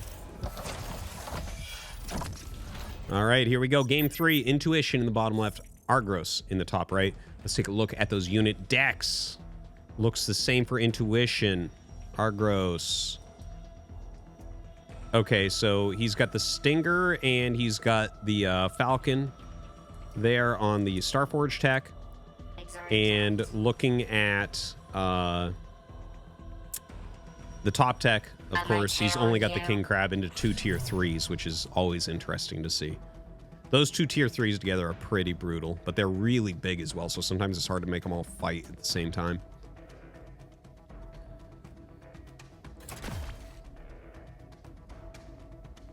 So yeah, this part of just scorpions running around hitting each other sometimes is so funny. It, like, honestly, it doesn't make much sense to me. Like, are you going to outmaneuver your opponent with this? I feel like you can actually just sit at home and just watch what they're doing and be like, okay, I know what's going on. Okay, so Argros here is going 2 base Starforge tech. We're going 3 base very, very quickly here for Intuition. So will it be Stingers? Will it be Falcons? Hard to say. Intuition, I would imagine, is about to tech. He overspent a little bit, so can't tech immediately. And there you go. He is teching up to his own Starforge. So he's going to be battling. I think what you're going to see here is Mass Stinger come out. It doesn't make sense to go Falcon because the time the Falcons get across, he's going to almost have his airships. So we should see Mass Stinger come out, and you need to keep your units alive. Anytime you're going for a 2-base tech, you need to make sure you're not trading units. If your opponent is trading units with you, they're gaining an advantage. What you want is to have a critical mass of your tier 1s to protect your tier 2s. So what I think we want to see here from Argros is a bunch of Stingers, pop them out, run around a little bit, and just whittle your opponent down while you wait for your third to get online. Going up to Valkyrie tech immediately, by the way. So he's going to have like a mega giga counter here. Not a bad idea.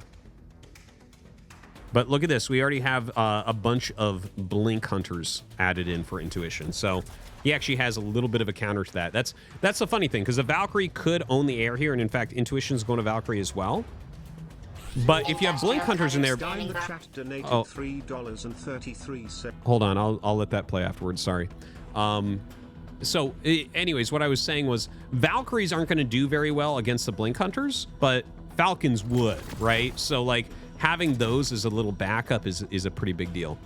Both of them massing up heavily here at those third bases. A little run in from Intuition to surround some of these workers. And here we go. All right. Oh, yeah, not that many Stingers. He has like 2 Stingers in there only, and now the Valkyrie's coming up. We'll see how much the Valkyries change this battle. Now, blink forward here to try to target them down, but the Scorpions are getting on top of a lot of these. Great movement of the Valkyries up to the top. And actually, now look at this. We have Falcons coming down, but the Valkyries will crush the Falcons in a matter of seconds. I think there's a lot of Scorpions coming as well, and now more Valkyries coming up from the other side. Intuition pushing him back. He did have this economy a little bit longer. And in fact, he's going to take down every single flying unit here. Really, really big deal. Brings the Valkyries back to fight as well. But there are a bit more Scorpions on this side. So the economy is staying a little bit more intact here for Argros. Yeah, the Valkyries coming down on both sides right now. The Falcons adding a lot of damage as well. Bringing out some Blink Hunters. Oh, those 2 Stingers still alive. Those 2 Stingers got insane, insane value throughout this fight. Insane value. GG. And our king is dethroned. Oh. Content policy violation. Yeah, we already did that one. Hold on. Here, let me play this other one. So Argros will take that down. Guy in the chat donated $3.33. Artosis, listening to you talk about Scorpion Micro is like listening to you talk about early game Reaper Micro. Get some new material, old man. No, honestly, when I watch these guys run around... Hey, fuck you. When I see these guys run around in the early game with the Scorpions, when it's Scorpion versus Scorpion, like, I don't really get it. Like, if you have the exact same units as your opponent, there are things you can do, but if you're just running around taking extra damage, it's like not hard to predict where the Scorpions are going to try to come in. I don't get it, because there's like, all you have to do is make sure your workers don't die. That's it. Like when I play against the same units, I'm just like, yeah, we watch for that. And that's, what am I going to walk on the map and do what? A woman is on a picnic. She is sitting down with roast beef in her lap. She wants to eat the roast beef in her lap, but a black space worm is hiding inside the roast beef. The black space worm is shooting white space juice to protect from space wind. Fucking space wind, man. So dangerous. So we have Argros continuing to play. He's going to be going up against... We'll see in a second. Yeah, Artosis, you don't get it. We don't get it either. Any of it. What's up, Profane? This is my gift to you today, Profane. Some Battle Aces casting.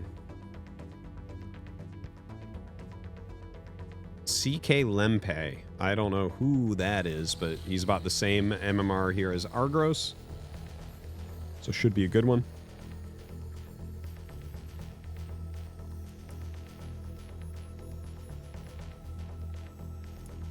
And we're going to get started.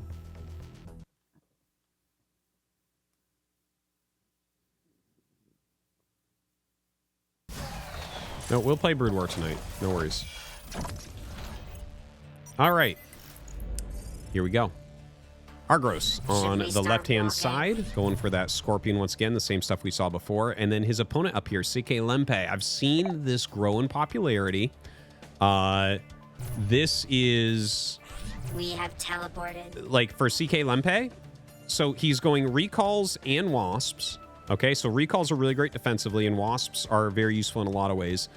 And look at his bottom row here. So he has Airship, Cat Bus, Advanced Recall. He has nothing that's super great anti-air, just to mention, right? So actually, if you went like Valkyries here, Valkyries, I think, would beat his entire comp. Just to say. Like, I think if Argros can get to Valkyries, it's amazing.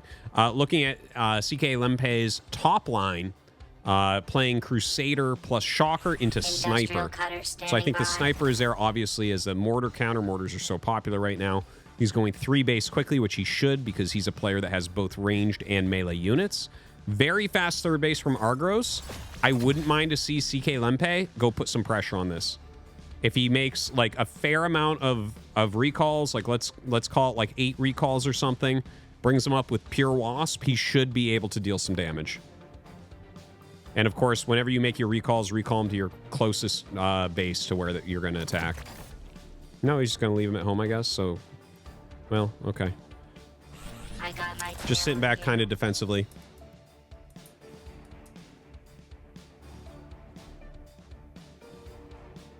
All right, here it is. And yeah, so he brings up 9 recalls plus some of these dudes. Just don't let them get good surface area on you. Okay, okay. And he can always get away. He can recall and run. The combo of recall and run is very strong. Yeah, he should recall out of here. They're actually not the greatest kiting units. Advanced recalls kite a lot better than regular recalls. Regular recalls kind of turn to fire kind of slow. So right now, both sides going towards that Starforge. CK Lempe probably going to have to go immediately here into advanced recalls, right? Advanced recalls are going to add a lot of damage to his army and help him to clean up the Scorpions more quickly. So I think that's important. But if Argros goes directly into Valkyrie, that it will literally beat everything he has, because his anti-air consists of airships. So the Valkyries can kill the airships like easily, and then he can just kill everything, because you'll never be able to beat it. I'd love to see him go up to that advanced Starforge as quickly as he possibly can without getting himself in trouble. So a lot of stingers get added in, but actually I feel like advanced recalls do fine against stingers. I don't think there's any issue there for the advanced recalls. But this is a much bigger army, actually, for Argros. So CK Lempe is going to be in some trouble here, I think. Yeah. Yeah, the stingers, like, this was very well done from Argros. Yeah, GG. Oh, no, I thought he was... I thought that was the blow-up that was happening there. Now he has mostly advanced recalls in this army. And look, he is going up to Valkyrie. Dude, the Valks are just going to win it. Argros has this game. We're going to have to see a deck change. Like, this deck is so not equipped to deal with a really, really strong air unit. So not equipped with it. Only 1 anti-air in the whole deck.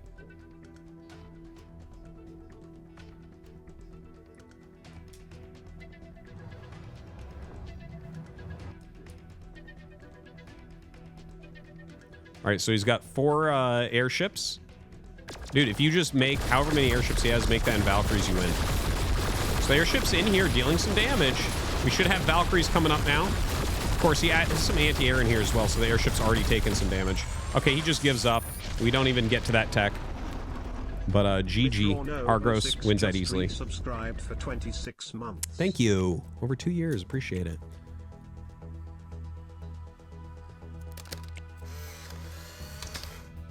Realistic photo, artistic style. A belly button which is vertically wide, has a reddish hue. Mayonnaise is leaking from the belly button. The belly button is quite hairy. Educational. 8K render. A real prize winner.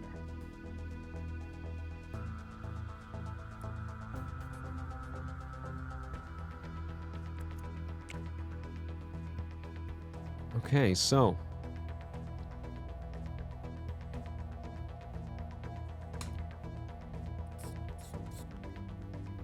I got this throat spray for when I'm casting a lot. It's supposed to make it so that your voice doesn't get lost, because my voice is starting to go a little bit. All right, here we go. Game 2. All right, let's see what the deck changes for CK Lempe. CK Lempe, let's see the decks. And he doesn't change anything. Okay. Like, again, his early game looks really, really strong. But I think if you just go towards Valkyrie, there is not anything to do about it. There is not anything to do about it. Argros, like, if he just plays kind of a similar game, I think it's going to be very hard for CK Lempe. Probably the best thing for him to do is to expand twice. If you're playing a situation like this, you got to try to utilize the tools that you have that they don't. Right? So there's better anti-air on the side of his opponent. We have teleported. But he's got better early game. So with that better early game, what's your choice? If you have... Wow, he goes 2-base tech. Okay. Not a fan of that move. Not a fan of that move. But we'll see. You know, a lot can change with tactics and stuff. I think overall it probably would have been better to go for heavier expansions. But maybe he needs to do that because of the Falcons. So right now, Scorpion's just sitting back. Very turtly. Third base is going up on both sides. Heavier recall here for CK Lempe. Well, the fun thing about Falcons is they're so slow moving that I feel like you can take an extra base and then go for your anti-Falcon and be fine. All you have to do is stall them out for like 15 seconds and you'll have your stuff. So, anyways, yeah, we'll see if he starts adding in a bunch of airships here. Okay, a lot of stingers coming out. So against the stingers, you generally want the advanced recalls. I actually think he has advanced recalls coming up right now.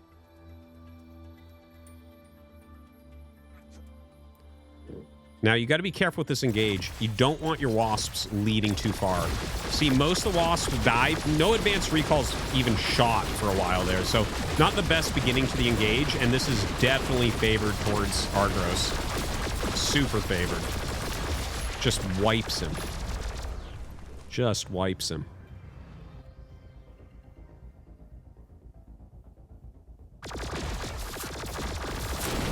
All right, good recall into there. No, he's dead. That's game.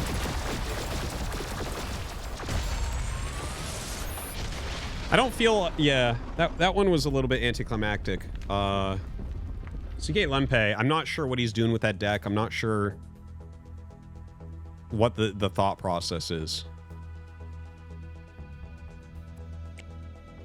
And he's like attacking with recalls. Recalls are literally a defensive unit. They're so slow. Like, you can pressure with them a little bit, but you can't just, like, attack into your opponent.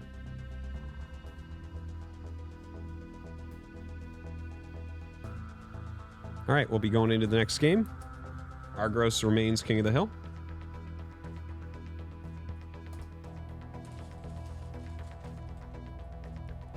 This spray, a guy in the chat told me about this. Beekeeper's Naturals Propolis Throat Spray. The green screen, the chroma keying is kind of ruining it, but that's what it is. It helps some. It's not magic. When are we getting Brood War? You will get Brood War. I promise to play Brood War tonight, no matter what. I'm almost over my cold all the way. We still have a lot of players. I'm just trying to get through as many as possible. But if it goes too late, we'll end the King of the Hill and play a bit of BW.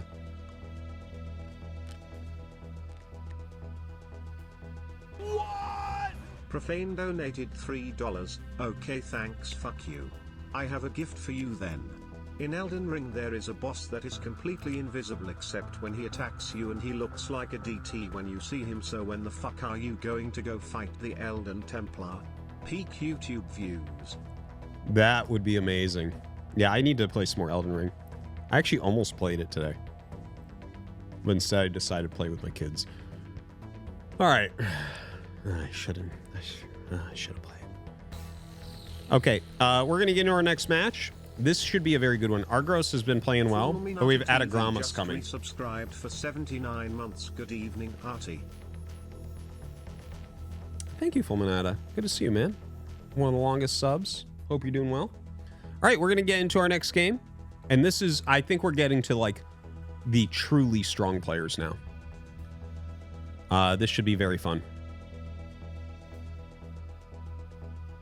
Dude, Sonic's feet. Oh my god.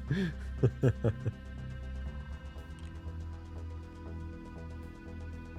right, so we'll just start any second here.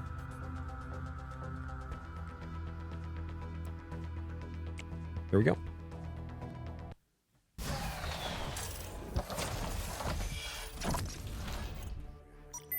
All right, so we have Argos, who's been crushing, and then on the other side, let's take a look. Yeah, that's interesting. Okay, so it's a Scorpion opener again, and he's got King Crab plus the mortars, so that is like a truly impossible to attack composition if you get into that. On the other side, he has the two best air-to-ground units in Falcon and Catbus, but also airships. But he does have the Blink Hunters, so going straight Valkyrie is not a free win here like it would have been in that previous match. Now, one thing to mention, Adagramas is a GM StarCraft 2 player. For some reason, I'm forgetting his StarCraft 2 ID, but he's a Polish player, really, really good. And also, he is one of the best Zero Space players. In fact, he's probably top 3 Legion player in the world for Zero Space, for those of you who have tried that game. So a very, very strong RTS player, and he's ranked about 10k on... so he's the highest ranked player so far that we've had here tonight. Okay, so we have Argos here going to base directly into that Starforge tech. Falcon and Stinger are going to be his options.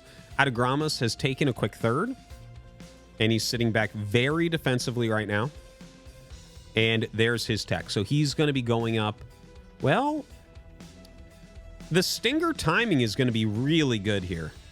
I'm a little bit nervous for Adagramas. I think that if you have all your units ready to go as Argos, and you just beeline across the map with your Stingers, you're going to be in such good shape.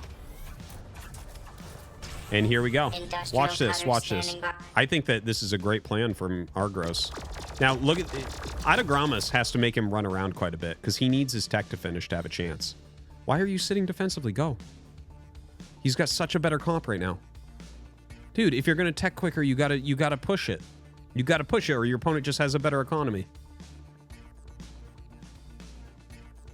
Oh, I'm so sad, Argos. So Argos is going really quickly to Valkyrie. So that's his plan. Instead of trying to push his advantage, he wants to get a tech advantage here by going into Valkyries. Now, how do you play this as Adagramas? Are you going to make like a bunch of airships? No, he makes Falcons with his Blink Hunters. So blinks forward with the Blink Hunters, but gets the Scorpions in front of him. So he's got those Falcons there. And it's just, yeah, he's starting to overmass his opponent a bit. A ton of Hornets coming out to try to help, and the Hornets, you know, obviously can do a good job. That's a lot of Hornets. And they're actually targeting everything down really, really quickly. So it does seem like he's still doing a bit of a better job. Yeah, the Stingers still come out on top a bit. And we're going to have Adagramas back up. Now the Valkyries are out, so you are going to have to keep on making some Blink Hunters, which is going to make your ground comp a little bit weaker. And if you're making too many Blink Hunters and your opponent is still sitting here on like Scorpion plus Stinger, it doesn't feel good, right? I gotta tell you, I feel like Argos is just playing really well tonight. Not that I've really seen him play before, but like he's putting out good games. Now we have a much better stance right now by Autogramus. You know, 1 ball against 2 balls. The 2 balls can get better surface area more quickly. You should spread it out in a flat line like this, like you see from Autogramus. You don't want to attack like as a ball into like an arc, right? Or not even, you don't even have to consider an arc if it's just a straight line. See, spreading your units like that's really good. The more things you can have connect quicker, the better you're going to do. All right, so here we go. The engagement is occurring. Those Valkyries trying to get their shots off on the flying units here. The Falcon's dealing a ton of damage up at the top. Like, really a ton of damage. A lot of anti-air left here and not a lot of ground units. But you know what? Those Falcons doing a good enough job, it seems. Just the mass blink hunters keeping those Valkyries off the back of the Falcons. But still, some higher supply for his opponent. He did lose a few workers in there as well. The Stingers are going to really rip apart these ground units. Yeah, Stinger Scorpion being a great combo here tonight. And the Valkyries are coming up to try to deal with those Falcons. The Falcons trying to kill off what they can while they can. Going to go down, kill off everything here at this third. And GG. Argos takes another win. Jaggernaut just resubscribed for 20 months. Are you winning Artois? Yes. Winning life. Thank you.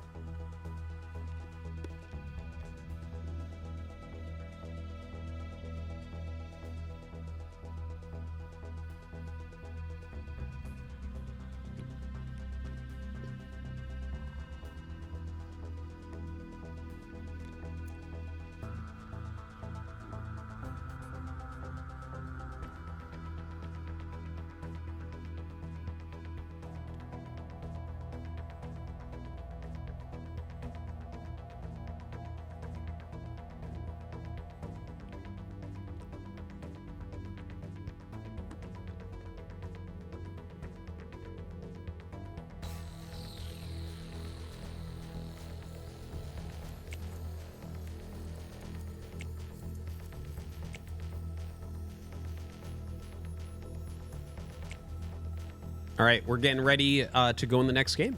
Let's do it.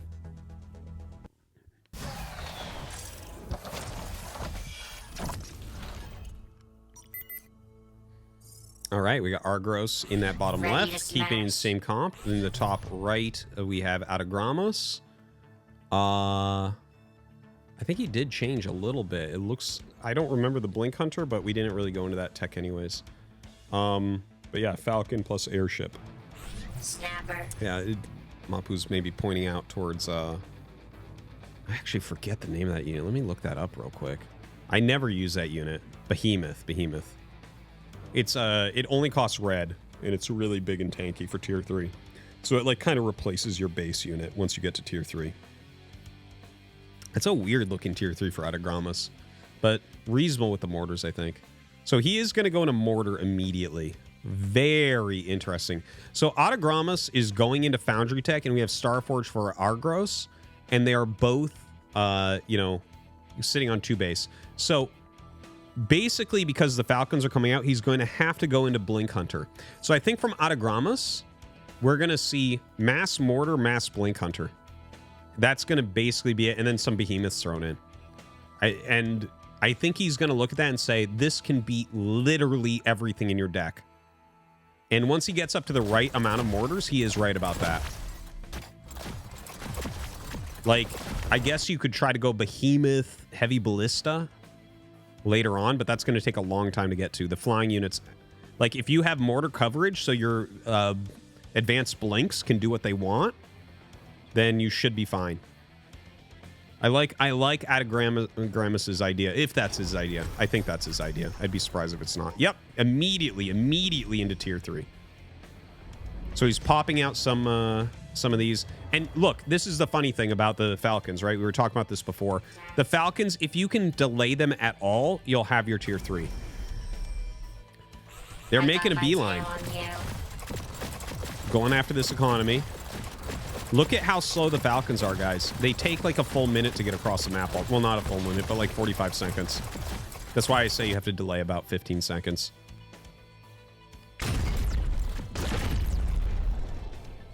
Now here come the Falcons. Yeah, look at that. It's about 40 seconds to get across the map. That's crazy.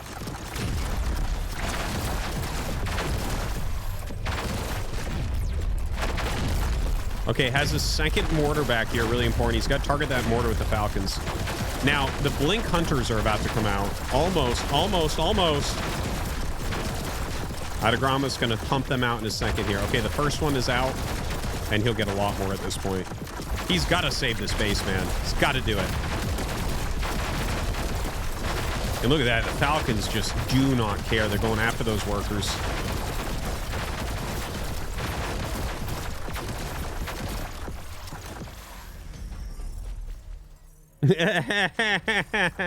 Where's your flying anti-air?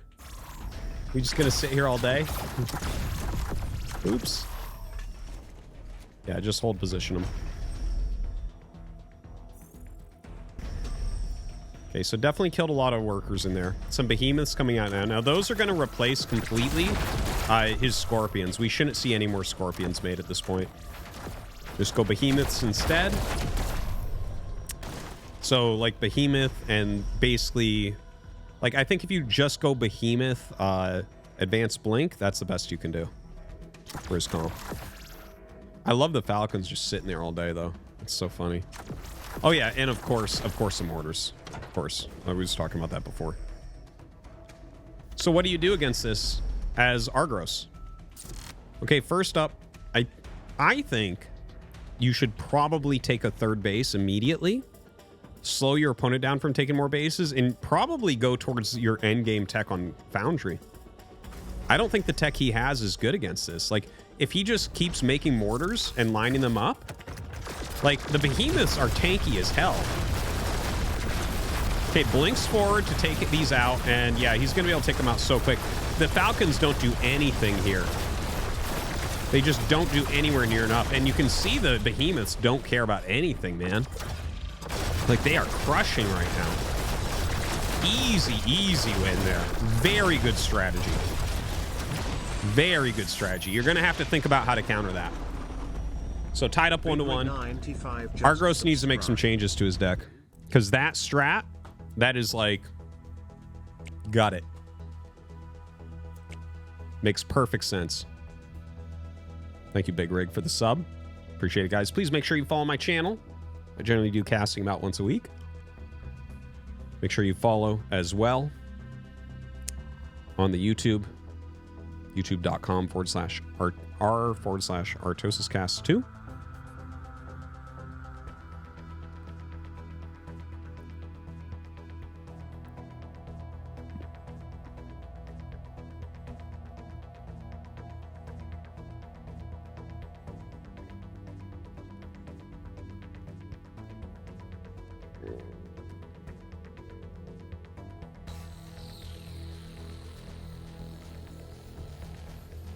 I think you need to move your Falcons to the main without stopping at the natural, because you can't counter advanced blink, so you need to win as they spawn.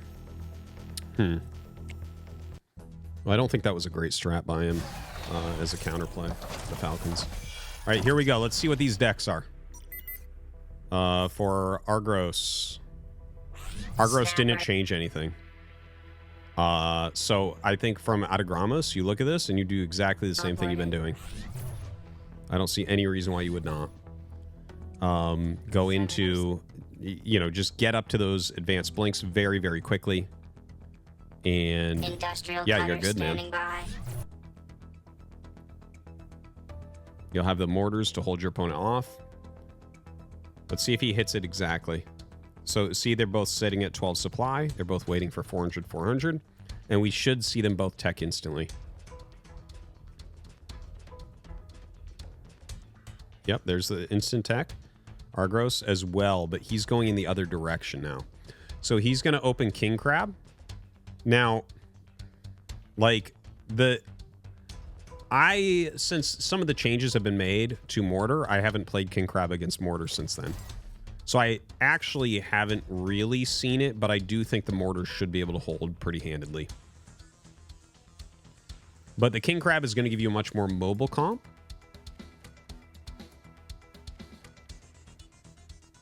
So, yeah, the interesting thing to me here is third bases, or do we tech up more?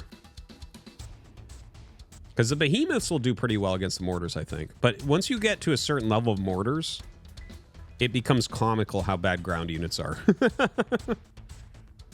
Except, of course, snipers.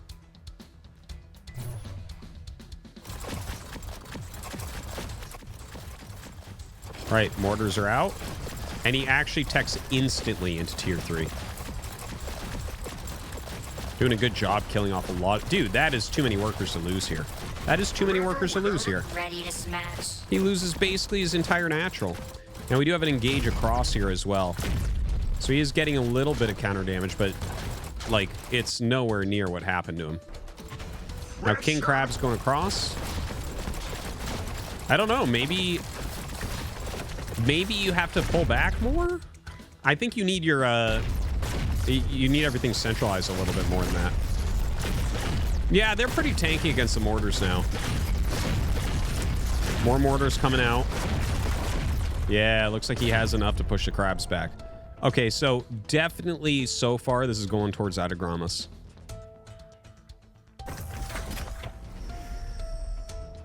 Now, this is where it's going to get really interesting because, like, yeah, the advanced blinks seem pretty good. I don't think anything on the ground can beat Heavy Ballista. Heavy Ballista are magically strong. They are unbelievably good. Like, I mean, tier 3 that costs 250 should be pretty damn good. And they're kind of slow, but, like, they just rail everything.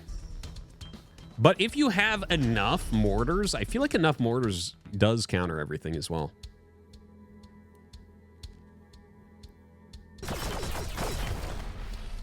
All right, the advanced blink's coming up.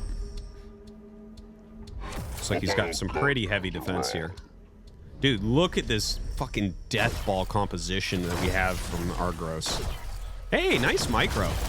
All right. Kills off a king crab. Doesn't lose anything yet. One of them got pretty low, but... This is going to be a 10-minute game, I think. I think we're going to go to score on this one. They're both playing so slow. Let's take a look at their money. Yeah, okay, so the third base gets taken exactly as I say that, but not yet from his opponent. Once you take that third, like, you have to have a lot of mortars to be completely sealed up once you take the third.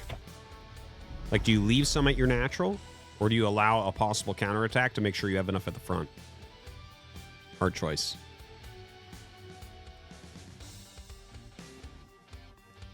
A lot of behemoths in here. Now that is insane damage. But really, if you go, like, if you can just trade out your supply completely to behemoth plus heavy ballista, I wonder if that just kills everything. Okay, another base. Now, he's not going to be able to take an additional base on top of that. Like, the fifth base is too close to this area, and I think the mortar player would just deny it super, super, super easy.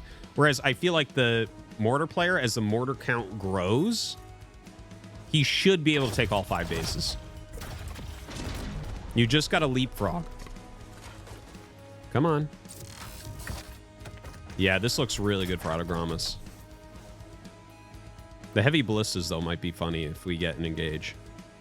And he should... These guys need to bleed off their tier 1s. Like, you need to actually go towards max supply of best units. This is like TBT or something. It's like a carrier switch or something like that, or getting rid of stuff for BCs. Oh my god. Why is he pulling back? He's got to fight with the behemoths. Yeah, more behemoths coming up. I don't even know. I've never seen this battle. Just crazy. Oh, hold on. And wait, who wins? Like, this is so crazy. And it does look like the heavy ballistas actually ended up plowing through there with those behemoths. So yeah, that should that was like more value lost, I think, for Atagramas. So maybe Argros continues forward.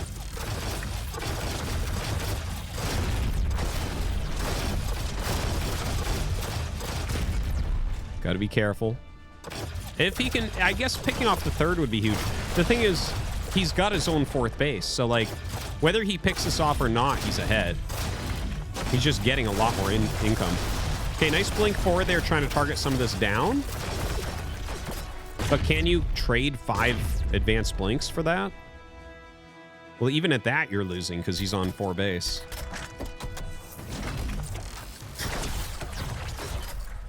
Very good blink forward there. Atagramas with some pretty good control, some pretty good defense as well.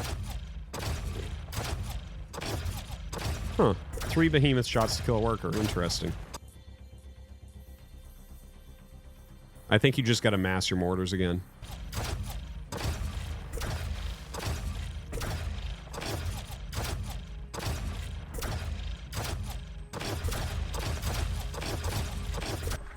Fascinating fight, 2 behemoths.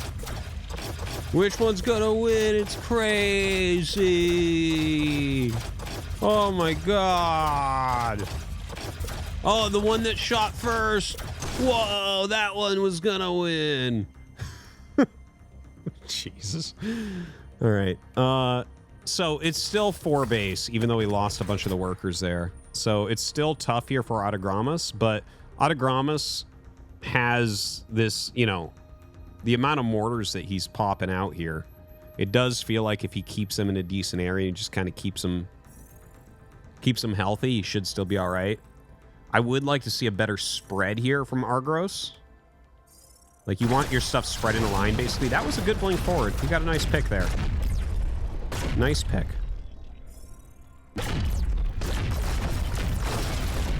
Oh, God, and we're going to have the engage. Should blink to the side there, I think. The behemoths actually ran so far back. And the mortars trying their best, but you can see the heavy ballista killing off these behemoths so quickly. Damn. And that's going to be it. Argros is going to win yet again. This guy just won't lose. Crazy, crazy.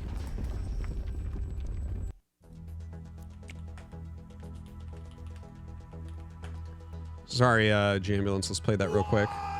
The underscore Jambulance donated $3. Go, go, go, go. His Brood War became opened and nobody had to watch battle yes anymore. It was super cool. There was so much Brood War 77 quadragentillion 777 novemtrigentillion 777.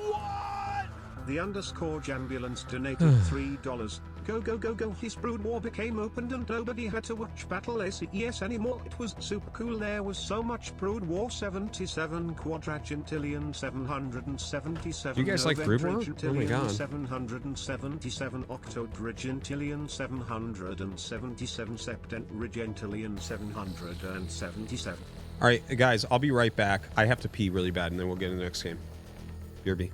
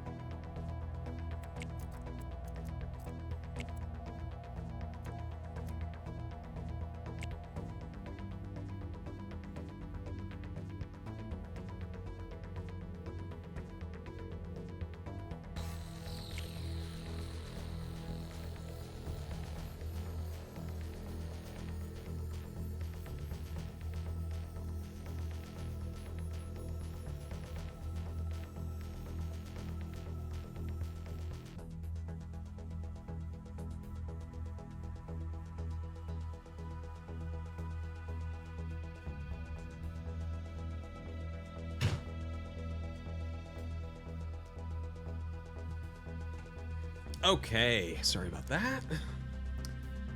Let's go. We're getting to the next game. It's going to be Argos against Expired. Again, about the same MMR. Let's get into it.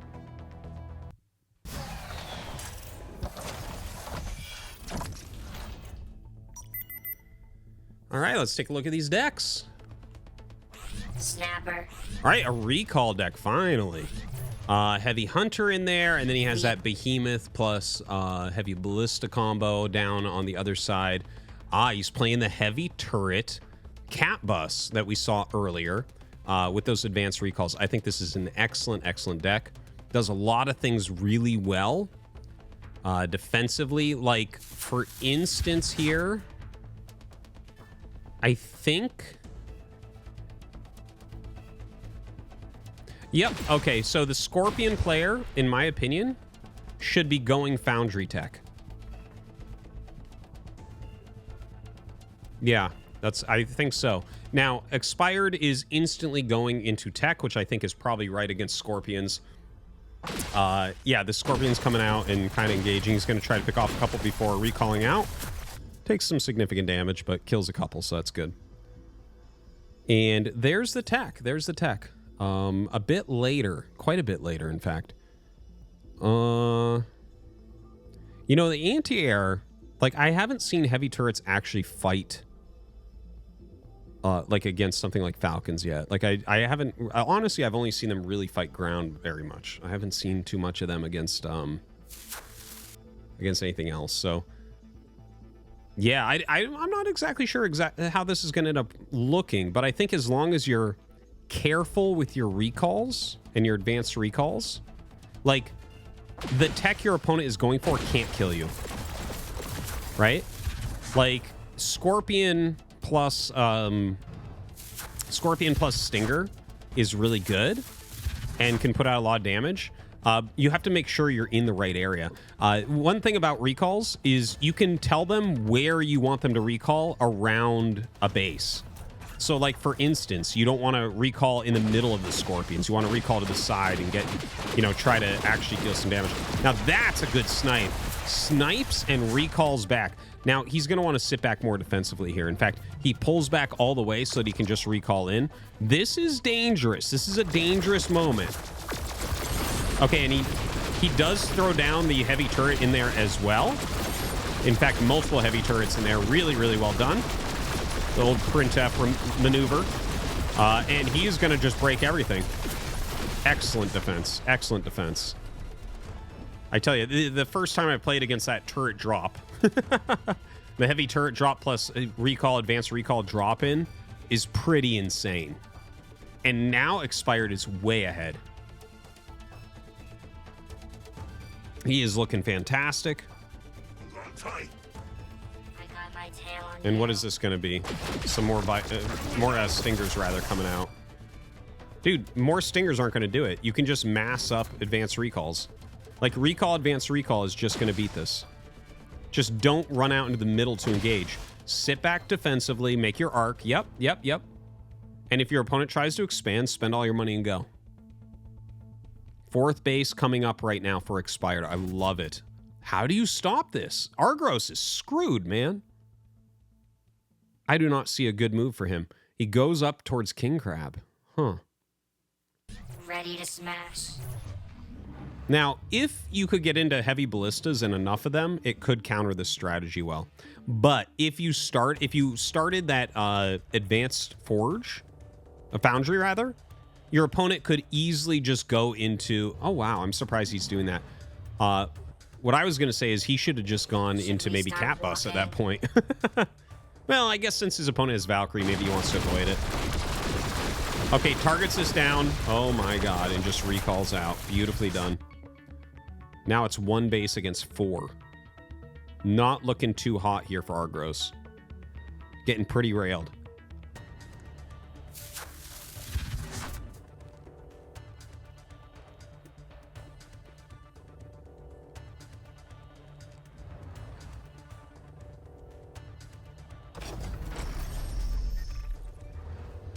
Yeah, this is not looking Not looking too hot. So he's trying very hard to get into heavy ballista, but his income is so poor that even if he gets to that tech, it doesn't feel like it does anything. Yeah, look at this. Takes an additional base and then recalls over so he can fight quicker. Very nice rally technique. Expired. Looking inspired here. Yeah, he's crushing. That's going to be game. 707.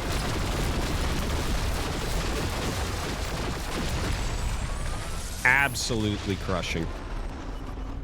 Very, very well played game from Expired, I think. Really well played.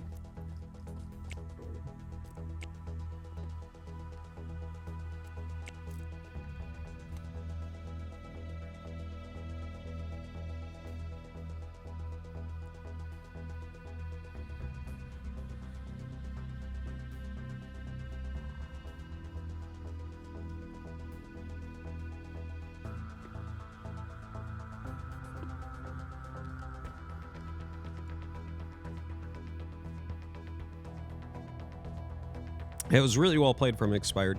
Good unit deck. Good strategy. Really understood what beats what. That's why I was talking before where I got surprised. The only battle I feel like I called really poorly was one of the ones with Stingers in it, because I play Recall Advanced Recall. So when I play against Stinger, I have Recall Advanced Recall, and it crushes Stinger in my opinion. Like, this Stinger just doesn't add anything there. Like, you just recall and, like, fucking blow everything up. Best use of turret you've seen. Yeah, the heavy turret with that, so you recall in and then you drop all the heavy turrets. I played a ton of games against Printf, and he was the first one I saw doing that, like, a week ago. And he was crushing me with it. Like, I was coming in with, like, 10 shockers, and he would wall them in. He'd make an arc of them around and wall them in and just fuck everything up immediately. Was very good stuff.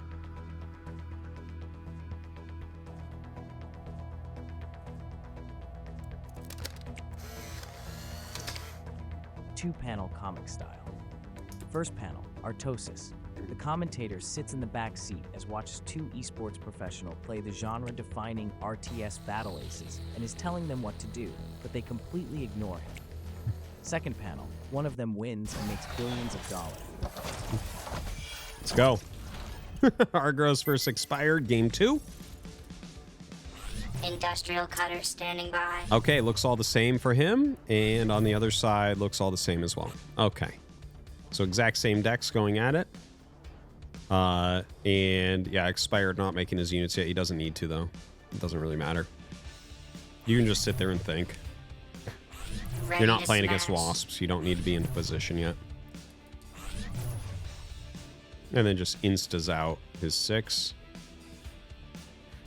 What? Clever Starcraft guard. Oh, we'll do it afterwards. Sorry.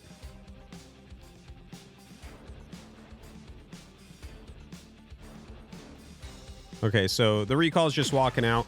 Now, this is a good situation to walk out, right? When it's Scorpion versus Scorpion or something, I'm like, I really don't get it. But here, it's like the recalls can come out and just deal a little bit of damage and recall back. And that's what we're basically seeing. Like, if they get surrounded, they'll just run away.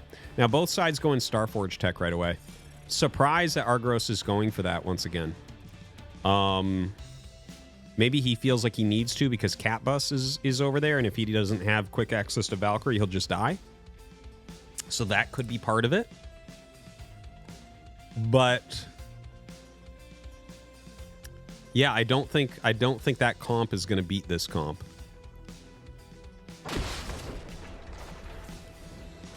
Maybe sit back more defensively with your Stinger Scorpion and try to go then into King Crab afterwards, maybe? I'm not sure.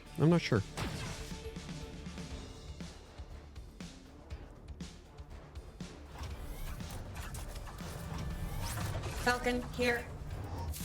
Okay, and look at that. He goes all the way up and he sees the Falcons. This is really good play from Expired. If you can see what they're making, it's just so much better. So he walked all the way across. There was no... Argos didn't zone him out from seeing what he was making. In fact, he panicked. Panic made some Falcons, and then suddenly Expired just goes into his Foundry tech, so he's going to have Heavy Hunters, which will hard counter that. Now, that being said, we actually have king crabs coming out, right? So that makes it a little bit more interesting once again. Like, I think king crab scorpion should be pretty good here. Should be, I think. Now look at this. The recalls are all walking around. Dude, he has no units here. He has no scouting. I feel like Argos is falling apart against Expired. Expired's way outplaying him. It's not even close. Way out, like in every way. I know some of you guys in the chat try to act like this is a child's game or something, but like you can really see the difference in the skill level between these two. Like Expired, every move he's making makes so much sense. He has a plan the whole time. He's continually pressuring, continually doing intelligent moves. And like Argos is definitely not bad, but you can see he's just not to that level. Like he's making these small mistakes and Expired is finding them immediately.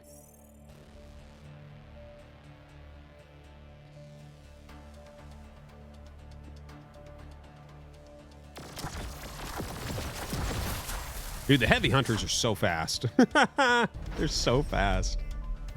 Oh my god.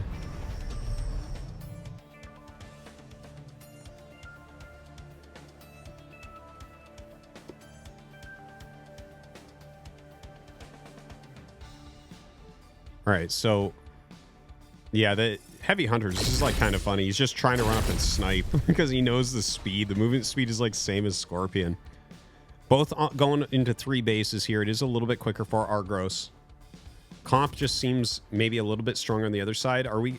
Wait, let's just check real quick the tech again, Mapu, if we could. We have a huge spam of units coming out from Argos. This is going to have to be a retreat. Yeah, he has to retreat. That flank on the Scorpions is fantastic. That was a great Scorpion flank. Dude, holy shit. Okay, he did end up like losing the battle, but it was way closer than I thought it would be. That buff to the advanced recalls did really well against the crabs. And still a pretty dominating advantage here for Expired.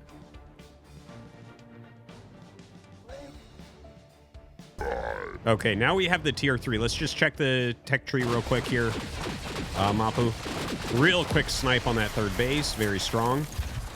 Recalls back. I'm not entirely sure I like that. I would have liked to see him just walk to the north and force these units to follow him. I think that would have been better. Starts another base. Yeah, so no endgame tech started for Expired. So I feel like there's still a chance here for Argos. If you get enough heavy ballista, all the recall tricks in the world aren't going to do anything. Okay, he's going up to Cat Bus. So now Argos needs to consider, does he go to Valkyrie? Thing is, Heavy Hunter is a reasonable counter to Valkyrie too, huh? Really good deck from Expired. I'm a fan. Okay, he's got these behemoths with the heavy ballista. Of course, the thing is, with this recall army, like, he can turn around whenever he wants. Just doesn't want to take shots from the heavy ballista. Took only 1 there. So that's fine.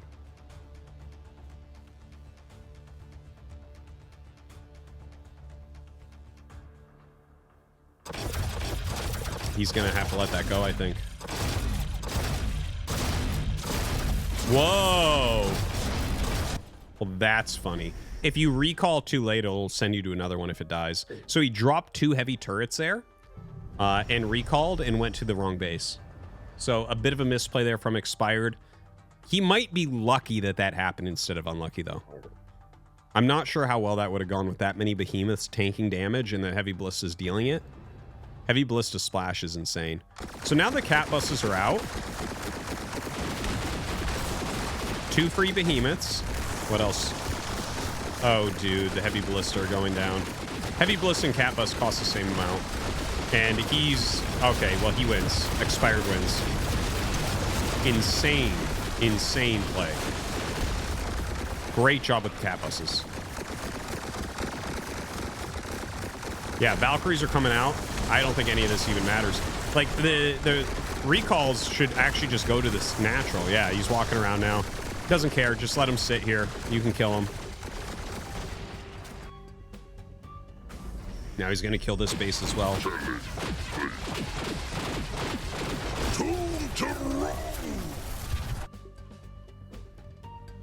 Man, so much money banked up.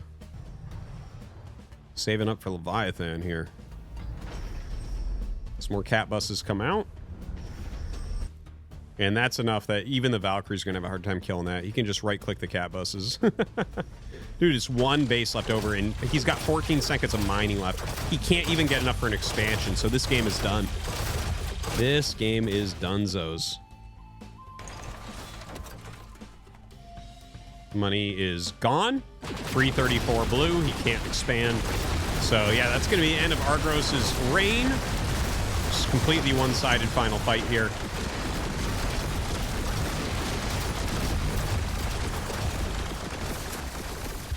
Huge, huge damage output from those cat buses. Kills almost the entire army. And the last few units being made, since he can't do anything else. I guess maybe he feels like because the anti-air here is kind of weak, maybe there's some small chance if he kills this base he can still win. I don't see it though.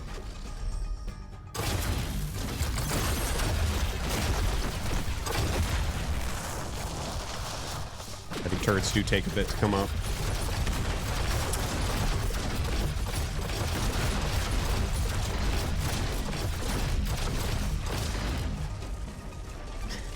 Those are literally his last units. Oh! Recall hunters.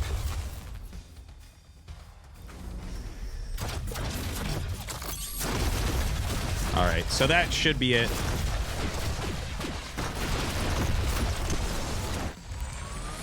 And expired.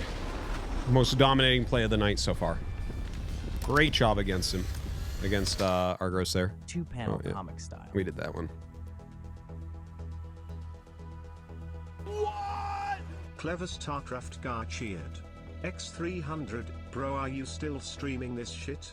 Man, you missed so many streams. You owe us some at least 2 days of Brood War actually.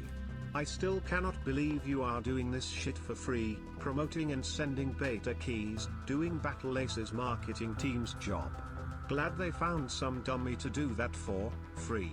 You are like a prostitute but working for free. There's a different word for that. The _Scourge Ambulance donated $3. Go, go, go, go. His Brood War became opened and nobody had to watch Battle ACES anymore. It was super cool. There was so much Brood War. 77 Quadragentillion 777 Novemtrigentillion 777 Octotrigentillion 777 Septentrigentillion 777 Sextrigentillion 777 Quintrigentillion 777 Quatuortrigentillion 777 Trotrigentillion 777 Duotrigentillion 777 Untrigentillion 777 Trigentillion 777 Novemgentillion 777 Octovigentillion 777. Okay, thank you.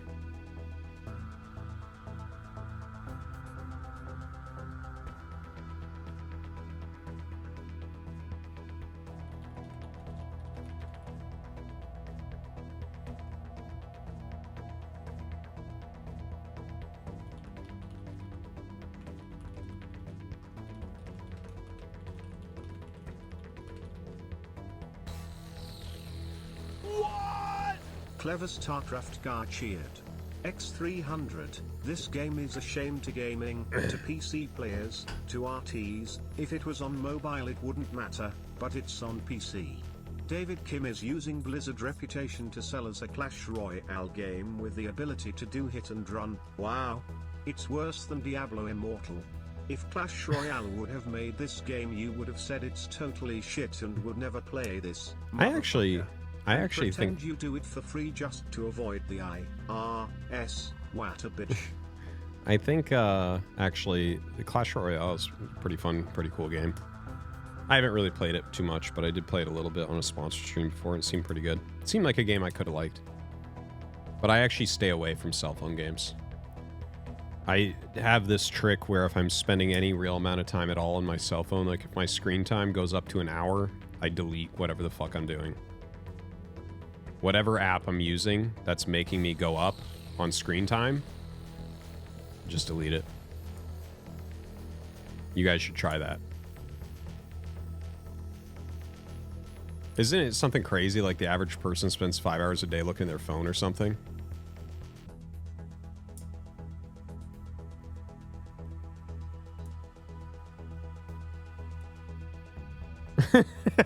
I guess I gotta delete Twitch now, later losers. Lol. I love it. I love it. Yeah, no, I deleted all the social media from my phone. Fuck that shit. We spend 14 on a computer. Yeah, I mean, I work on a computer too. He doesn't avoid the IRS, he just has me on the payroll. I have so many fanny pack pictures you guys will never see, they're just for me. Just for him. I wrote profane on a piece of paper, then I zipped it into the fanny pack. Oh, he loved that one. He loved that one.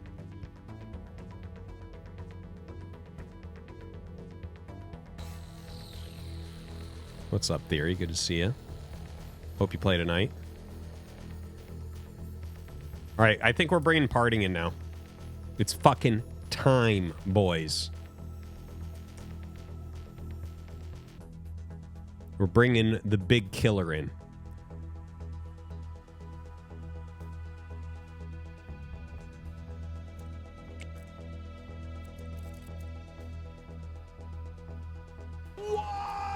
Anonymous donated $3. Fuck my tight arsehole, fuck my arsehole.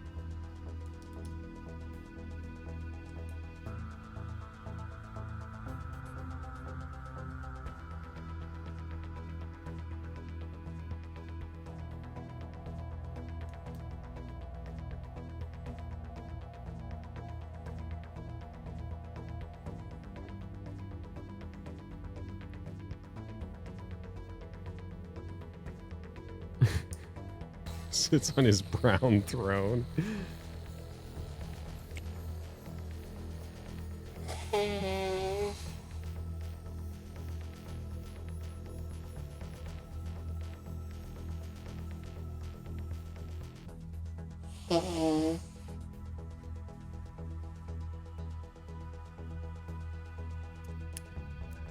Ooh, this is going to be excellent, guys. We're going to go into parting versus expired. Expired, I think, played much better than anyone else so far tonight, even though we had some very good plays tonight. I thought Argros played really well. I thought Autogramus played very well.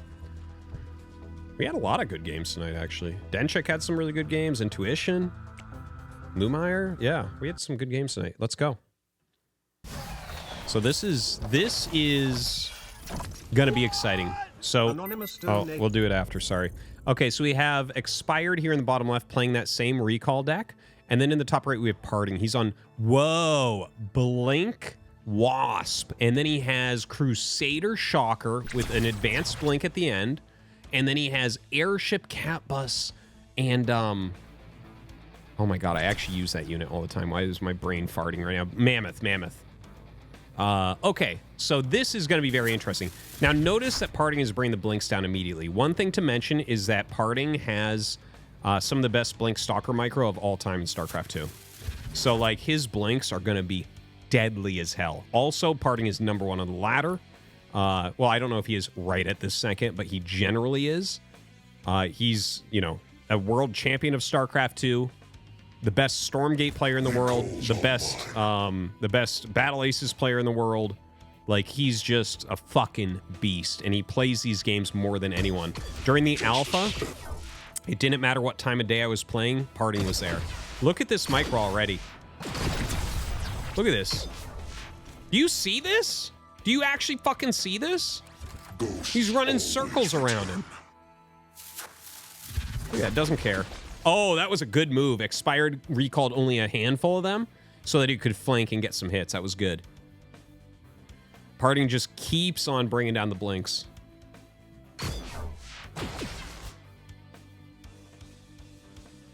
Okay, both of them teching up right now.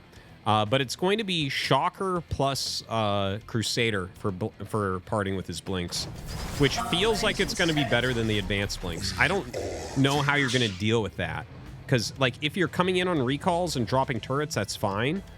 But it feels like parting is just going to have a little bit of an advantage here. Don't forget as well, like, the recalls can't catch him. They can only, like, teleport around. Dude, this is scary. Now, honestly, like, the advanced recalls, I think, will do fine here against the Crusaders, but they're going to tank enough that the Shockers are going to make a huge difference. Incredibly strong play here from Parting. Very reminiscent of his StarCraft 2 play. Coming in with an incredibly strong timing attack based on micro. Look at this, just blinks away. Perfect control. Holy shit, is he good. Okay, drops the turret, see what he's trying to do, and Parting knows. He's seen this, he's played against it, he just pulls back.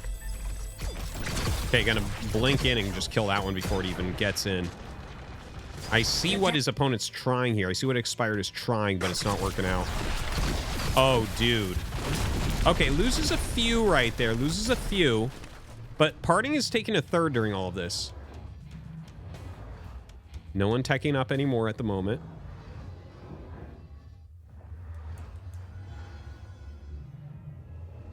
Okay, third base comes up. I wonder, can he kill it right now? Notice how he pulls the Shockers back. It's for the recall so that they aren't in range. He doesn't want them to blow up. Like, he just needs them to consistently get damage and he'll win. That's all it comes down to, is the Shockers staying alive and getting that damage. And look at that. The Shockers all auto-targeted the turret. Dude, absolutely wrecked. Oh my god. Now that is some good play right there. Holy crap. Parting just completely understanding what he needs to do at all moments and executing beautifully. Parting Soul Train Battle Aces Edition. Is there a way to get a beta key? Yeah, man, I got beta keys. I'll give you some. 1 second.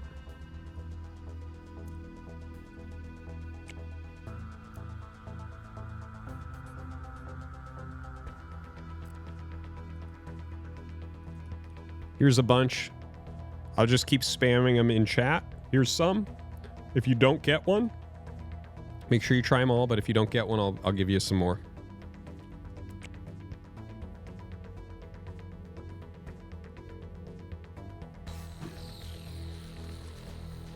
No, there's people can beat Parting. He's not unbeatable.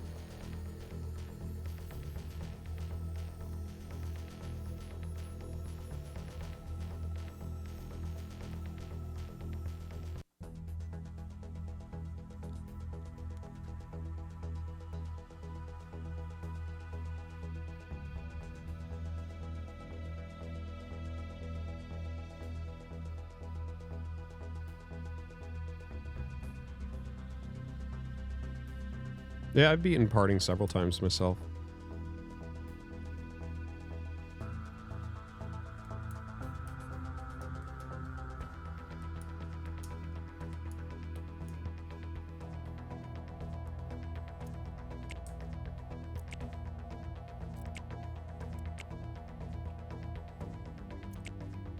Yeah, we're going into game 2 of Parting versus Expired. Here we go.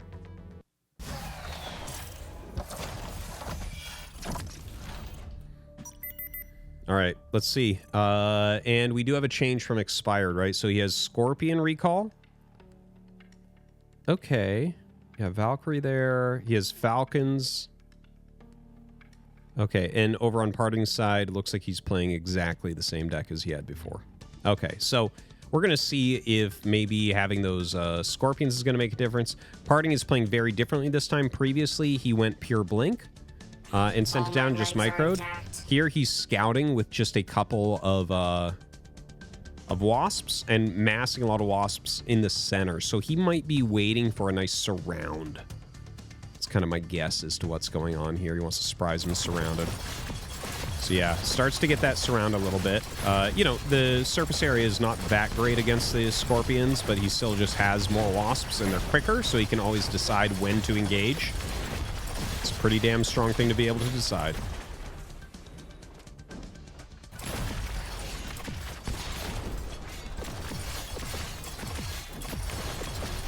Yeah, both sides teching up, but Expired's tech here, like he's gonna have to double tech, and that's very clear. But the thing is, he's on recalls plus scorpions, so he should be safe. Like, and his tech is a few seconds ahead of Parting's. The thing is, Parting is going to hit him with shockers before he gets his heavy ballista. So that's going to make it really, really tough, I think. Parting just rallying down so much. He's got those wasps to the top, and the blinks coming in down here. Looks like he's going to start microing while hitting the workers.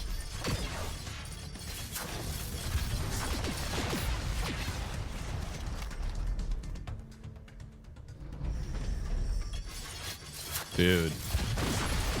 Very annoying to deal with. And look at this. Just comes in immediately with the blinks to snipe things too. Parting killing a bunch of his economy there. The heavy hunters aren't going to do anything, so he's got to double tech. It doesn't feel good right now for Expired. Look at this. Comes in immediately. Yeah, those go very well with blinks. The Crusaders can just tank so much damage and let the blinks deal damage. Shockers coming in. Dude, this game's over. This is it. There's no way he's holding this with the tech he has.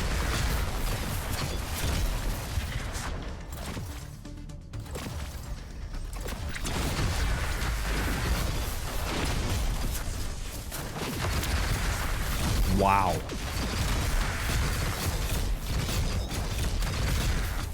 Just crushing. Just crushing. Like, not even close. Okay, well, he got out. I mean, he gave up the base. I guess the fact that Parting followed him there was good for him. But Parting should have enough to break this still, even though it's 4 heavy ballistas, which is pretty scary. He's got to make a big arc here. And look at this. He sends a couple of units in. North Tower! North Tower?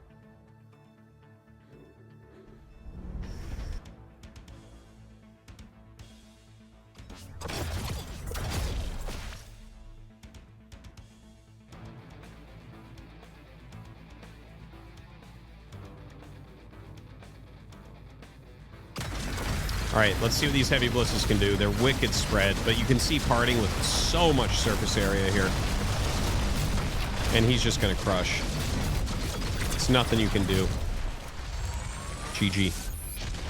Insane plays. Parting just... Oh my god.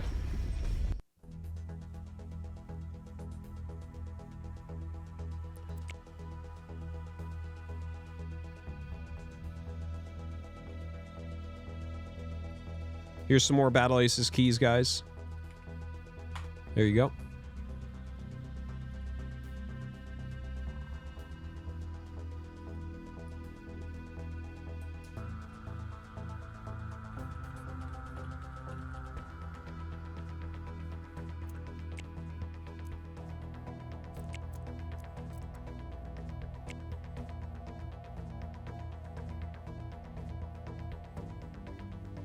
Okay, another one of the top... This guy's like a top 5 player that we're going to bring in, I think.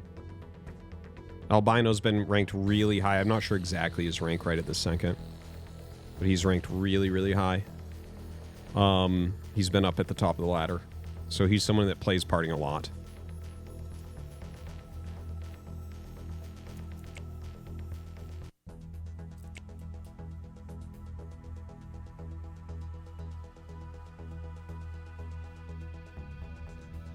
All right, we're going to get this started.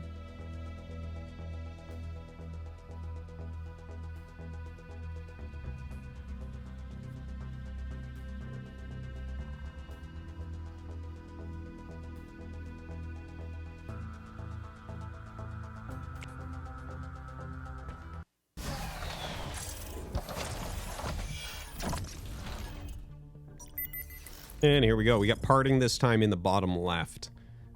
He is going to be playing... He did switch a little bit. We have the Dragonfly and Recalls coming out for him. Or did he have the Dragonfly before? I actually can't remember. I thought he had Airship. So, yeah, I'm not 100% sure. Albino's doing an all-in. This is a 1 base all-in. And he's doing it against Recalls. So this is... I actually think Albino's probably going to win this game. Okay? His Scorpions are coming in.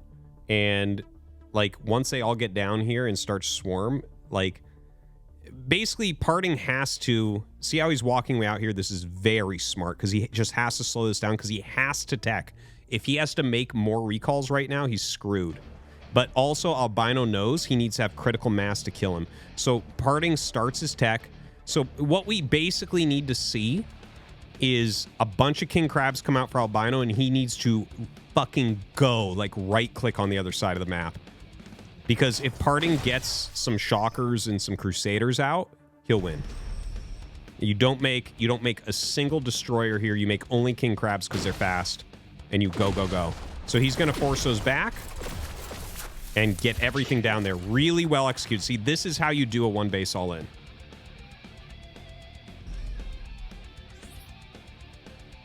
And here come the king crabs. He's got to go. He doesn't have long. He doesn't have long. Good targeting from Parting, but the king crabs are super strong here.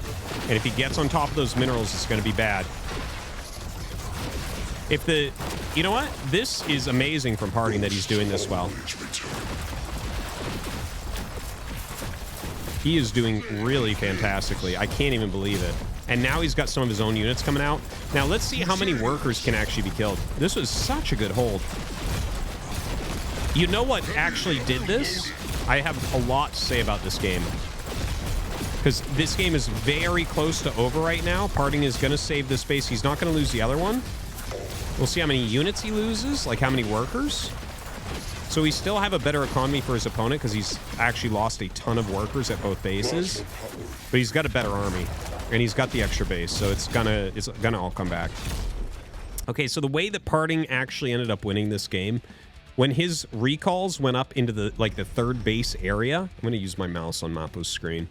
So right here, when he had his recalls up here and the Scorpions went to surround them to force the recall, the King Crabs got way ahead of the Scorpions, so he was able to kite the King Crabs and slow them down and kill a couple of them because the Scorpions were not in front of them. That's how he ended up holding. Albino should have literally ignored them because all of his units are faster, so it doesn't fucking matter. They can't catch him. They'll shoot him twice and you run by. So that's actually how Parting won that. I think that actually we should see Albino do this strat again and just win. Area attacker. V501.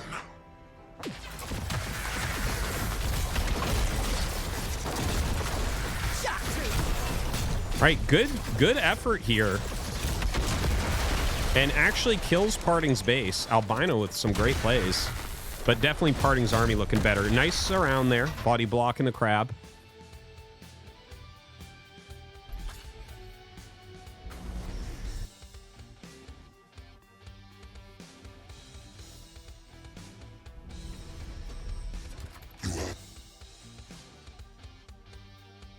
Yeah, leaves one Crusader up there. Calibrating gravity. All right, that base being taken once again. This is tough, man. Should have some destroyers coming out. Looks like just crabs. Okay, one destroyer in the front. He might be able to do some sort of kiting action. But Parting has another base on the way, so that makes it kind of rough. It's interesting that he leaves that up there. Thing is, it is pretty fast, the Crusader.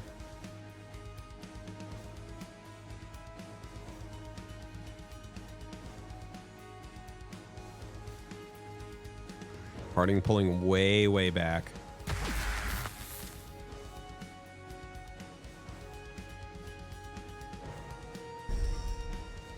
Okay, finally Albino expands.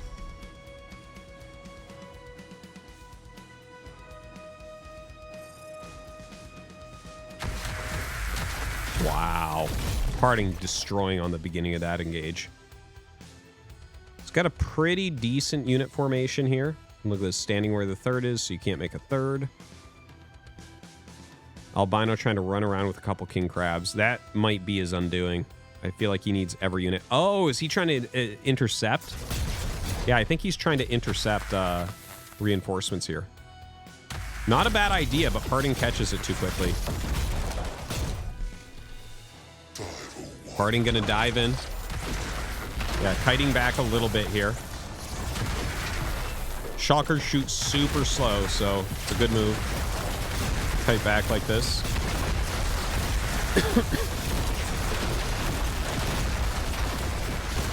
GG. Parting gonna take game 1. Wow. That was a cool game. That was an excellent idea from Parting, because if you go recalls and they do that all in, I do think you can basically just guarantee a victory if you play it perfect as the all in player. If the recall player took a base, because the recalls are super weak right at the beginning of the game. They get really strong later. So really well done. Just the fact that he got the Scorpions far enough behind the King Crabs that the King Crabs engaged into the ranged units first, and he was able to pick them off and kite them, and then there wasn't enough King Crabs to kill all the units, right? Or all the workers. If his Scorpions had been in front, the Scorpions would have gone after the recalls, and the King Crabs would have just fucking crushed everything.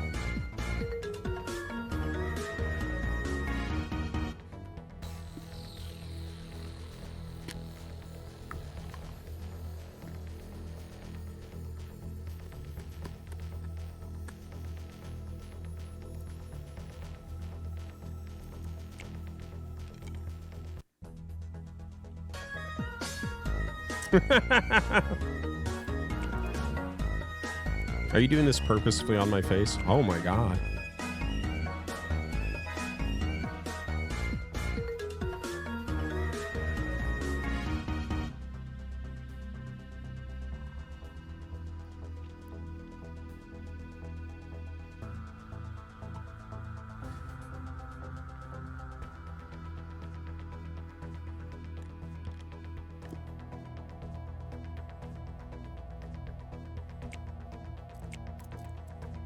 All right, we're going to get into game 2 here shortly.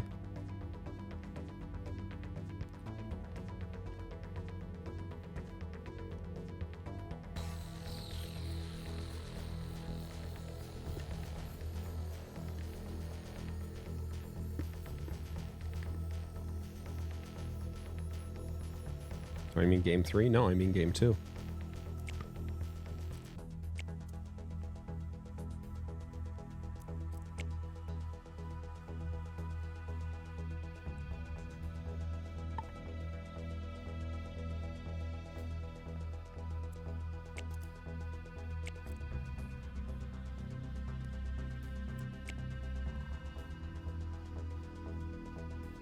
All right, I think we're ready.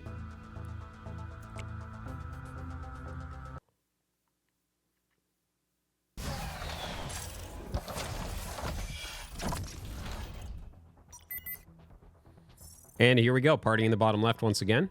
And it is going to be that one base all in. And like I said, I do think this time, so just he should do the exact same thing, but completely ignore the recalls. Just right click across the map, because the recalls, even if they kite at full speed the way back, they might get 3 volleys off before you get by them.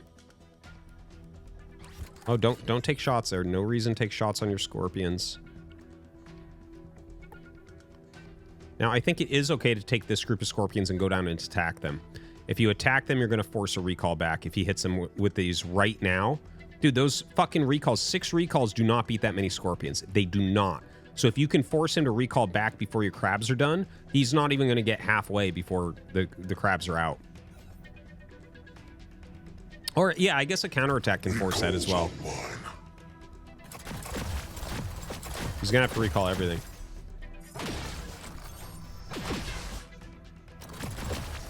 There you go. All right, he got everything back. Here come the King Crabs.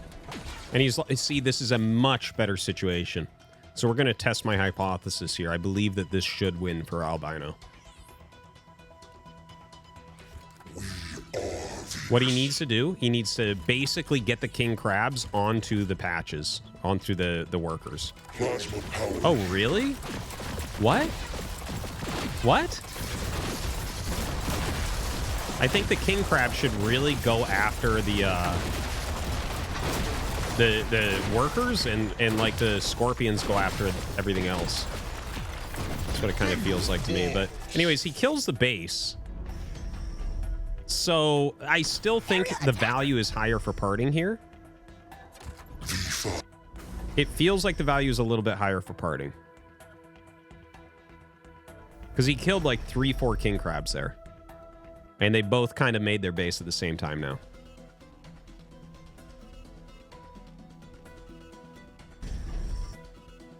Shock troops.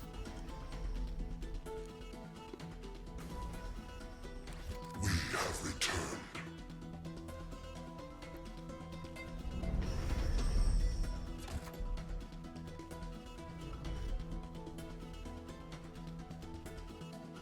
Calibrating gravity.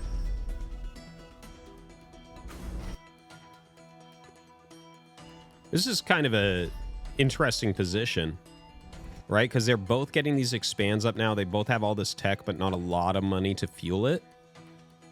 Now, Albino's splitting up a bit.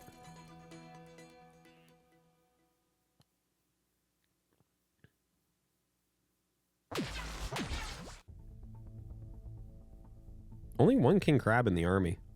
Okay, there we go. Bring some more back. Nice snipe. Kills a crab. That was the deadliest catch. Just a step away.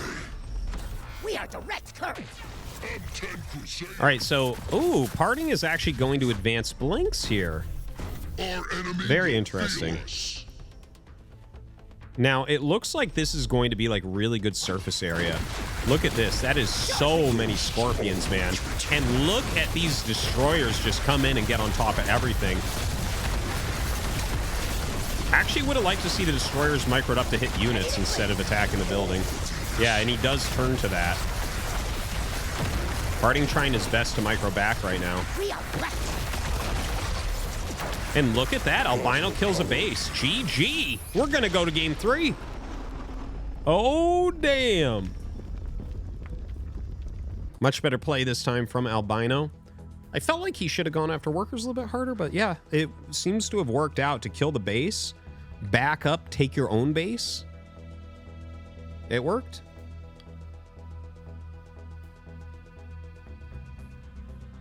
Shield battery just gifted one sub. Anonymous donated $3. Cunt. Fuck you. Anonymous donated $3. Mario Cider Peach. He was sick of her bullshit. Peach, there is only one thing I want from you tonight on our 5th anniversary. I want to suck your tits while you give me a What? Clever Starcraft guy cheered. X300, next time you see David Kim, tell him he is a fucking moron for not figuring out Blink is useless without health regen mechanism. No, it's On not. Starcraft Stalker, Blink is good cause their range is decent, they have health regeneration and they can catch air. I thought he worked for Blizzard. He probably took credit for awesome ideas he didn't have. What a bitch. What? Profane donated $3. Daniel, I'm going to ask you and I need you to be honest with me. Have you ever had Tara do the toothless dance for you? Does she seduce with you Coconut Mall? What? The underscore Jambulance donated $3. Go. His Brood War became opened and nobody had to watch Battle ACES anymore. It was super cool. There was so much Brood War 77 quadragentillion. Oh, Jambulance. We'll get there. We'll get there. All right, here we go. Parting versus Albino, game 3.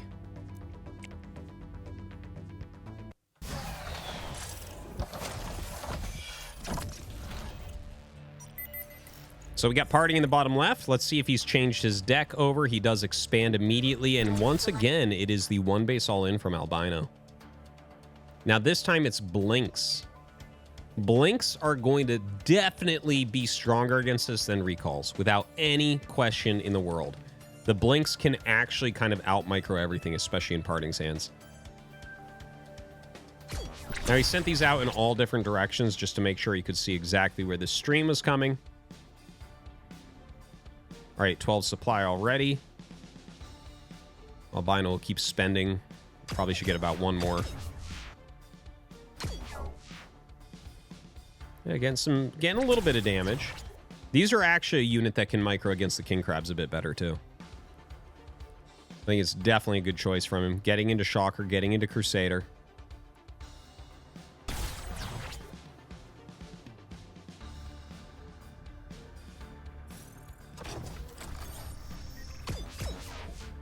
And Albino actually just running from them right now. Okay, here come the king crabs. All right, did take one little hit there from the king crab. You can see how much damage was dealt to that front blink. Yeah, look at that. Parting whittling it down so much better this game. Look at this. He's not in on top of the natural, right? So this is a huge difference to what we've seen so far. He's already picked off multiple king crabs. It's much closer to game one. Yeah, it looks like he will still get the base, maybe? Maybe not. Maybe not. Oh, man. Starting to really crush these blinks. He does end up taking out all the king crabs. Crusaders come up, though. Dude, this is way better for partying this time. Way better. That feels like it's game already. He takes his expansion. He didn't kill that many workers.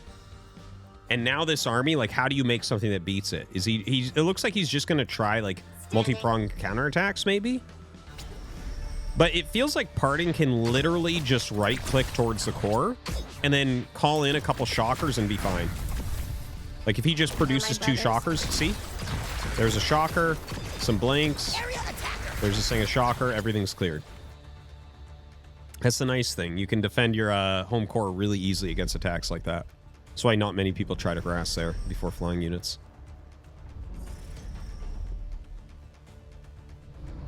Oh, I don't know about that. With the destroyers there? Oh, this is pretty good for Albino. I don't like those up in the front. Those shockers got so low there. And he is doing a counterattack. He might be able to get that natural. Oh my god. Oh my god. Dude, the crabs.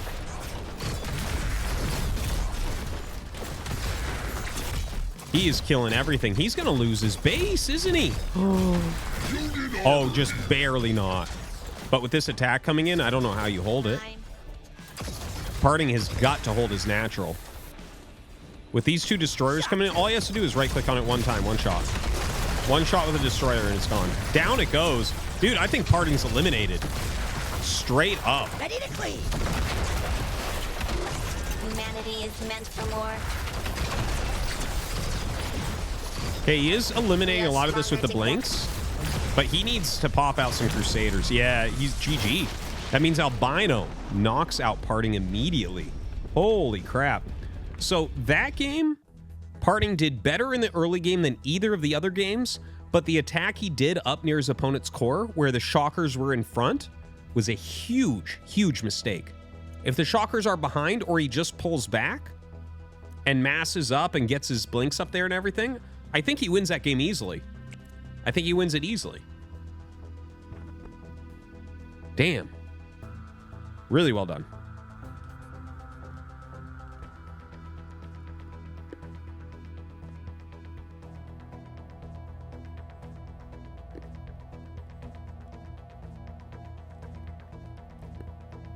Easy $10. Tunga 111 cheered. X300 Hayati. I don't think Mr. Llama's viewers appreciated our sense of humor last night. No? Please tell him to punish them for their rudeness. He should. Anyway, I will begrudgingly admit that Battle Aces is growing on me. It's certainly better than that colostomy bag called StarCraft 2. But it feels empty, like the map needs something. Do you think implementing structures in some kind of way would work for some kind of SimCity element? Anonymous donated $3.33. Whenever you eat any kind of lollipop or gum, all you are really doing is flavoring your spit to drink. What is your favorite flavor of spit? I don't do that. I don't do that. Tungar, as far as that goes, turret and heavy turret are kind of buildings. They don't move, like you drop them down where you want them. So you're like kind of static D. I don't know. I don't know. I really don't know Clever where to go with Starcraft it. Gar cheered. X300, this game is just rock, paper, scissors with more units and being able to hit and run with the scissors. Clever StarCraft guy, do you want a key? Do you want to try it? Go and play it and see if that's the case. What? Anonymous donated $3. Tried. Hello Artie. Any chance we can do some Brood War later tonight? Yep. I'd love to watch you cannon rush someone before the night ends. I'm not going to cannon rush. But yeah, we will play some Brood War. Tunga 111 cheered. X300. Cunt has disease, lick my dick, cheese cunt. An ass. Okay, so guys,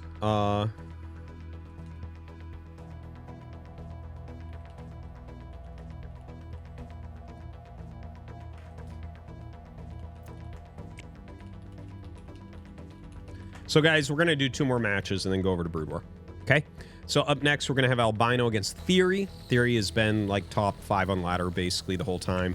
Also on Stormgate.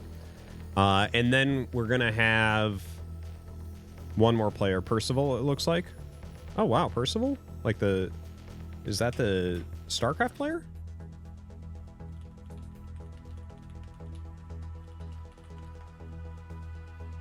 That's sick. That'll be fun. Nice, nice. Yeah, Percival's a really talented StarCraft 2 player. Don't know what really happened to him. Yeah, he was a fun player for sure. I liked his attitude too. A little bit of bad manner in there. You need that. Oh, I have respect for my opponent, what they did. Whoa, I'm a pro gamer, guys. Whoa. Everyone's so good. Wow, I tried my best, but he was better this time. Yeah, fuck you guys. All right, here we go.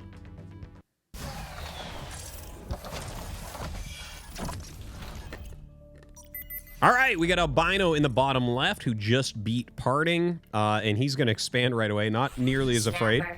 And Theory is going to be doing the exact same all-in that Albino was doing before. So Scorpion versus Scorpion, and he's going to be bringing his King Crabs. And they both have the King Crab Destroyer tech, so it's just hilarious. They're basically doing exactly the same thing. Okay, now look at... I like this from Theory. Remember what I was saying before? I'm like, just keep your fucking Scorpions back, man. What are you going to do? Go up and get hit some? That's stupid. And he knows. See? That's why his name is Theory. Because he understands the theory behind what to do and what not to do. So sitting back very defensively. Albino going to run up here. Very good from Theory. See this? Why do you do it? Why do you do it? It's like, well, I just want to make sure my units are all damaged before they fight in the battle that's going to decide the game. Like, oh, did you think you were going to kill his workers? No. Okay. Cool. Anyways, here come the King Crabs. Now, this King Crab is actually surrounded. That is a nice move right there. I like the surround on the King Crab. But he has, like, nothing at home now. So is it just game? Is that it? Did Theory just fucking punk him? Maybe? Okay, he kills one base. Yeah, it looks like it. Ready to smash. Oh, wow, that King Crab did not fire like several times. So, yeah, he's just killing all the workers now. So this is like, he's got full workers and he's getting his opponent down to nothing. So that's game. Theory gonna just crush.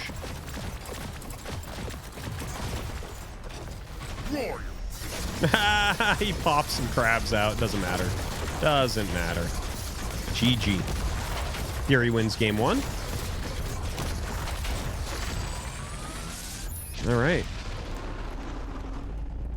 So, Theory played theoretically correctly, like we've been kind of talking about some here. And I think you see just how strong that is. I really don't understand Scorpion versus Scorpion players. Scorptos players. We have Pro Wasps and Scorptosses. And these Scorptosses, they're just like running out and taking damage. They're like, hey, I want to take damage on my units before the fight. It's like, what are we... What? What? Why?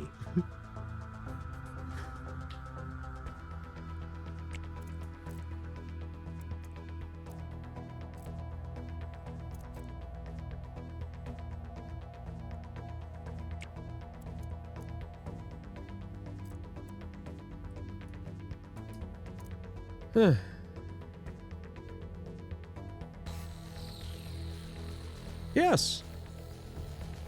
Don't get yourself into a position where you're going to take any damage. It doesn't make sense. Scouting's fine. You know the movement speed of all the units. Do what's appropriate. But why are you running in? You're like, I'm going to get his workers now. What? No, you're not. What are you... What?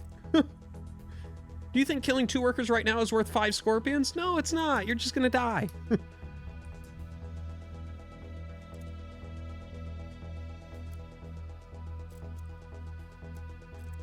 All right, so Albino versus Theory game 2 going to be coming up. I do think Albino will play a much better game here. He can change his deck as much as he wants. You guys are funny. No politics in the chat, guys.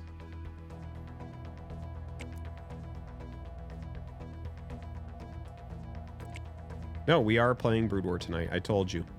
After this, we have one more match, then we're going to go play some Brood War. It'll probably be a fucking TVT that's an hour, too. Just knowing my luck. All right, here we go.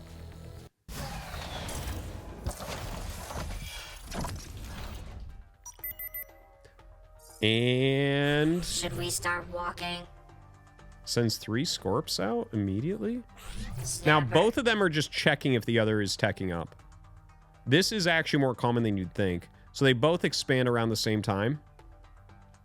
So now we're going to get a real, actual looking game. 7. Now, that being said, I do think that both players will go for Foundry Tech immediately. It's just the King Crab plus Destroyer combo is just so strong. And there's not really any way to slow it down if you take a third. So if one of them takes a third and the other goes for it, I feel like you just lose your third. Yeah, there's the tech. Albino hasn't made his yet. Ah. And there you have it. Albino is instead going to be going for Starforge. So that's going to make this game a lot more interesting than just crabs versus crabs. And crabs with tails versus crabs with tails. It's going to be falcons versus crabs. That can be a tricky one. I think Theory probably has to go Blink Hunter immediately. Now, remember what I was talking about before, right? It takes the Falcon about 40 seconds to get across the map. So, yeah, I think you have to delay them somehow. Like, maybe make 1 crab and just run across the map with it real quick. And if you can make the Falcons turn to fight at all, then I think that you're safe getting into your blink advanced blinks. Now this is much better. See how they're doing it now? How they aren't just taking damage from each other? It's the right way to do it. Dance around, that's fine. See what they're doing, that's fine. Don't engage. Don't try to run in. Don't try to be a hero. It's like when people see 8 queens and they try to run the Hellions by. It's like, dude, you're not getting in. Why? We have teleported.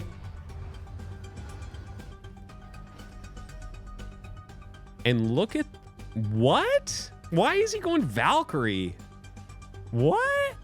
That's crazy. I don't know why he's going Valkyrie. I don't think Valkyries are going to beat advanced blinks. That doesn't compute in my head. Oh, dude, look at this surround. Albino is actually getting up here around everything.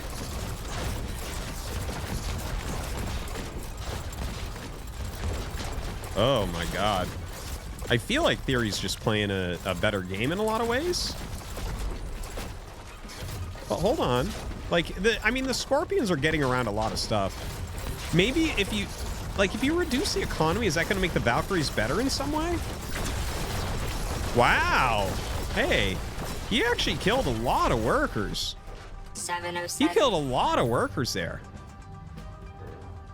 And now he is going to fight against the advanced blinks with the Falcons. You know what? I actually think that was great from Albino. Like, I think by the time you get over here, are you going to have enough advanced blinks? I guess we'll see. Because he killed so many workers. So if he can just weather this storm. Is that enough? I actually don't know the answer because I haven't been using advanced blinks. I got my So tail I'm on not you. sure exactly the trade rate of advanced blinks versus falcons. Need a smash.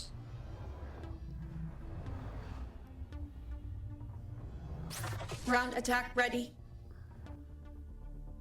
Okay, third base comes up for Theory. And look at this. Theory hits the natural while starting to hit here. This was very smart. And look, now he can come up behind. He should blink behind and snipe these. No? He just sits back? Okay, okay. Huh. Really interesting plays. I'm liking this game. Dude, that is a lot of falcons. Holy. So I guess why he went to Valkyrie might have been in case Theory wanted to think about going to Valkyrie. It's the only thing I can think of right now. Oh, Theory needs a blink away. Yeah. Dude, his scorpions are getting wrecked right there. He's got to be careful about that. Yeah, gets his scorpions in between the advanced blinks and the falcons. Going towards his third. Oh, wow. He added in some anti-air blinks, some blink hunters. Okay, that's a lot of advanced blinks. Now, the scorpions are on top of them.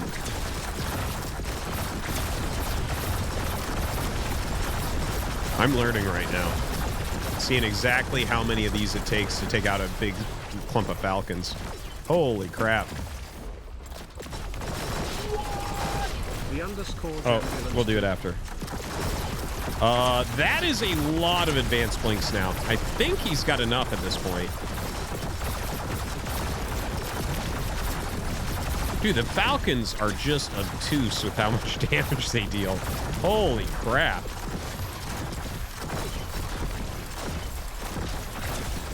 And now he's actually just railing through a bunch of the workers as well. All right, so he brings him back down to more of a two-base economy. Looks like he's going to rotate towards that natural. I don't know if you actually go to the natural here, because he's going to catch you with the blinks.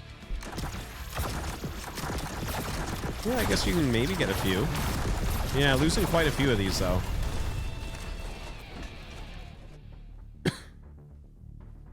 We're on a floating platform. Do you guys see that? Off the edge? That's crazy. Okay, Scorpion's coming up here, blocking this harass. But he does lose almost half of his workers in there. Now look at this. Albino's trying to wiggle those falcons by to kill more workers, but Theory on top of it.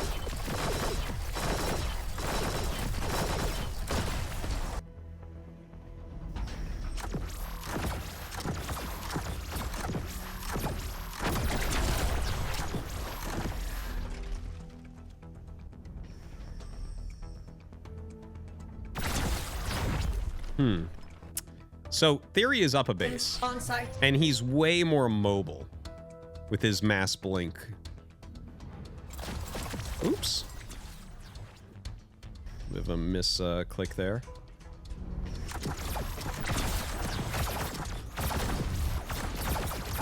All right, finally going to end up dealing with all the falcons that were over here, or most of them at least. Going to go ahead and take out this base of Albino as well. Snapper. Uh-oh. And that's going to be it. GG. Theory picks up the win. Really, really good plays. That was an interesting one. Haven't really seen the advanced blinks versus the falcons. I feel like I need to see it a couple more times to really get the feel of what's going to beat what.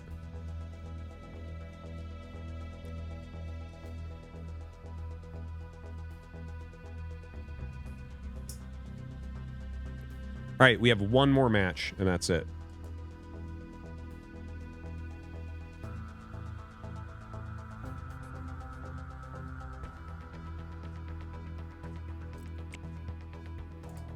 More keys? Yep.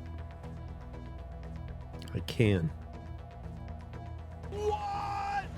The _ambulance donated $3. Go go go go, do you guys remember Brood War? It was a game that used to be played on this channel and was greatly enjoyed. 77 quadragentillion 777 novemtrigentillion 777 octotrigin. We're gonna play right after this. The underscore Jambulance donated $3. Go go go go, his Brood War became opened and nobody had to watch Battle ACES anymore. It was super cool. There was so much Brood War. 77 quadragentillion 777 novemtrigentillion 777 octotrigentillion 777 septentrigentillion 777 sextrigentillion 777 quintrigentillion 777. The smiling one just subscribed. Quadragentillion 777 trotrigentillion 777 duotrigentillion 777 untrigentillion 777 trigentillion 777. What? The underscore Jambulance donated $3. Quit trying not to laugh, you doorknob. Not trying anything. Everything comes easy to me.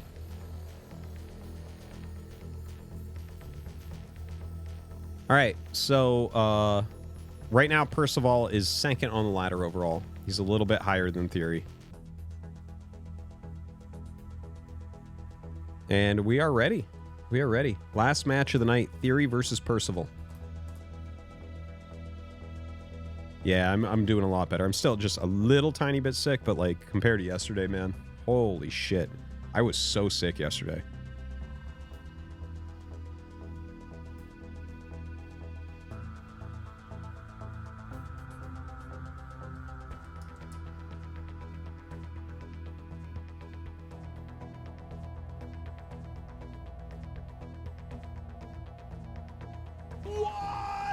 Theotherkai cheered. X369, Arto lose. I have some medicine for you. White and creamy.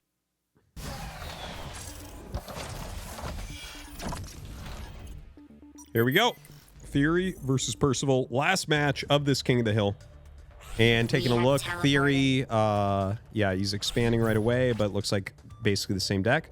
Looking over at Percival, he's playing Blink plus Scorpion. Dragonflies is his anti-air. Cat Bus, okay.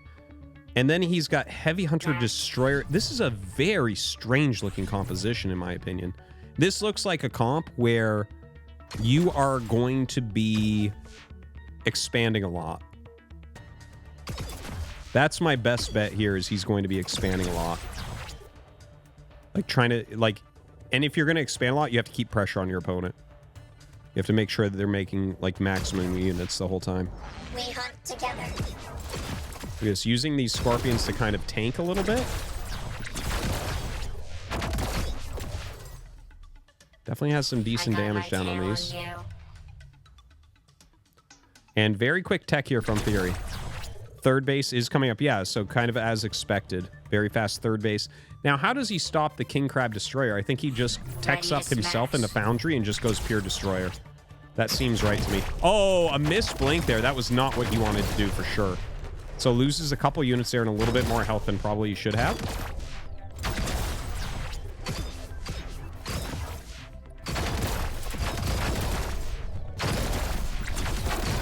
All right, so actually Theory doing a reasonable job trying to keep up and deal some damage, but definitely Percival is like eking out a little bit. And I do wonder if he's teching up at this point. I feel like at this point, Percival should probably be getting his tech. Oh, okay. Okay, so he's going to go Mammoth Dragonfly. I think he's probably just going to make... Well, you can't just really make only Mammoths. I guess maybe he'll feel out the situation. Mammoths will do well against the King Crabs, but definitely not against Destroyers. So some good micro here from Percival. Picking off quite a few. But look at this. Very good play from Theory. Going right after the workers. Sacrificing some of his Scorpions. One of the King Crabs can't get on there, so that's a bit of an issue. Because they deal good damage to buildings. Good punish here, though. Kills a lot. And look at that. Gets into the Dragonflies. So gonna go ahead and try to punish here. catches that additional unit. Suddenly, the position not looking quite so good here for Theory. Wow, Percival with some excellent play. Blink Hunter's ready.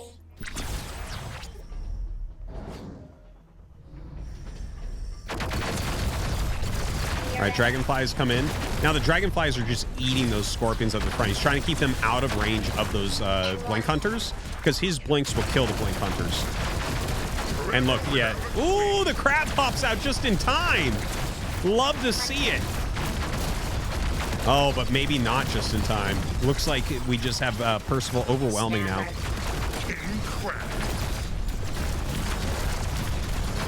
Damn. Percival, so micro-intensive. Really reminds me of his StarCraft 2 play. If you don't remember Percival, he was an up-and-coming Terran. Made it into Code S like once, I want to say. But yeah, had some really interesting, super aggressive plays. Kind of similar to what we're seeing. Now the Mammoth's coming out. Those advanced blinks not going to be enough here.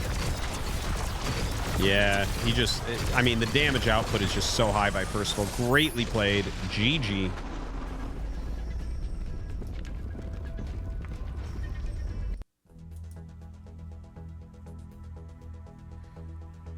Whew.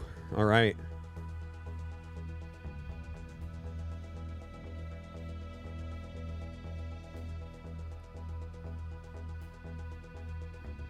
"13 years following." All right, guy in the chat. Thank you.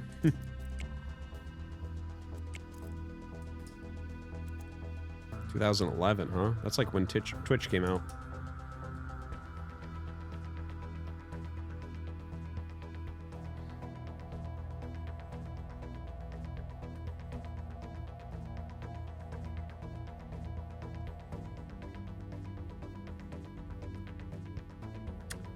Would have been better to snipe workers the crab than going for the base. That cost him the game. Possibly.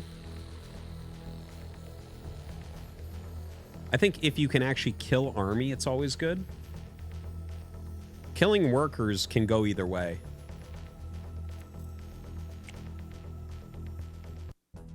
But as soon as you start to overwhelm someone's army, it's really easy to kill their workers. But if you target workers, then their army starts to kill your army. It's really different.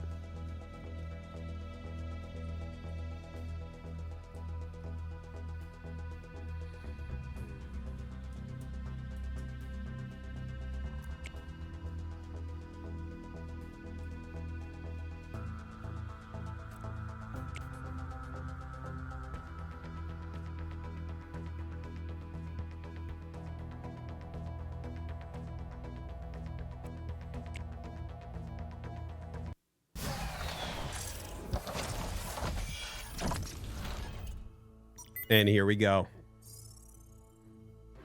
Got Theory in the bottom left, and Theory's going to be doing a one base all in. All my legs are intact. And Percival is like taking a minute, and okay, so he's going to do this as well. I got my tail on you. So this is going to be kind of interesting because they're both going one base tech. Now the blinks are going to be a big difference here. The blinks can really get more value than anything else. But Percival only has the option for destroyers. Okay? So that's like important to keep in mind. The heavy hunters will be completely worthless here, I would say.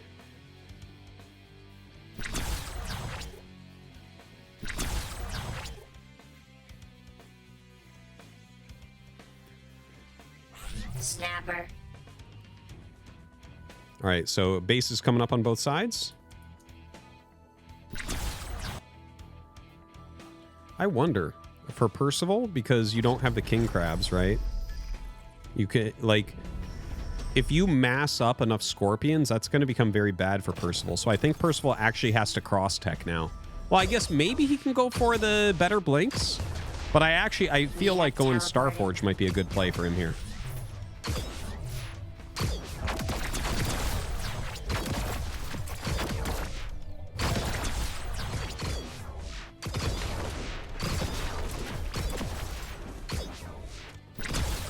Right, so they are both going up to those advanced blinks as well. So both of them seeming to really like the advanced blinks. You can see the value that Percival's getting right now is pretty absurd.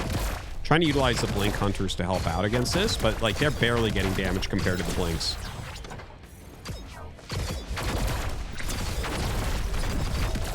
Dude, the Scorpions are just having such a hard time.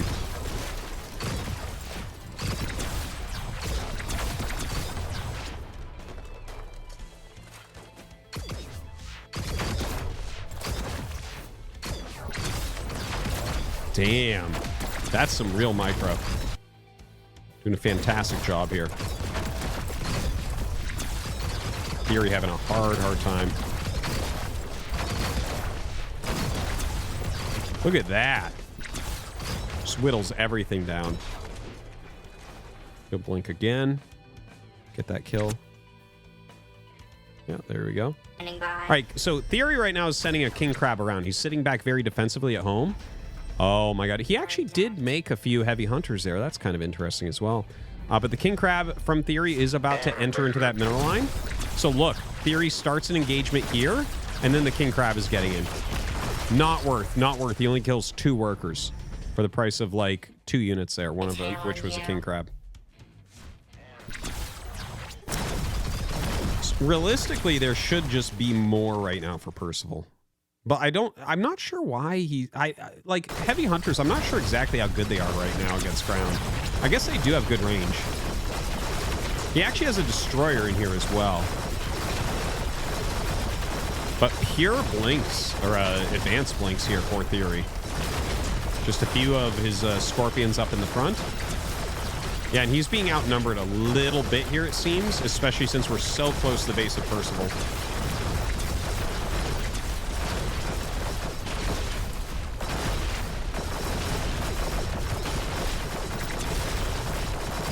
Oh my god. Percival just so on top of things here. You know, I'm surprised with how well the heavy hunters are doing. I feel like they are paying for themselves because they just seem to have a longer anti-ground range than the advanced blink. So it feels like the entire battle they were always doing damage.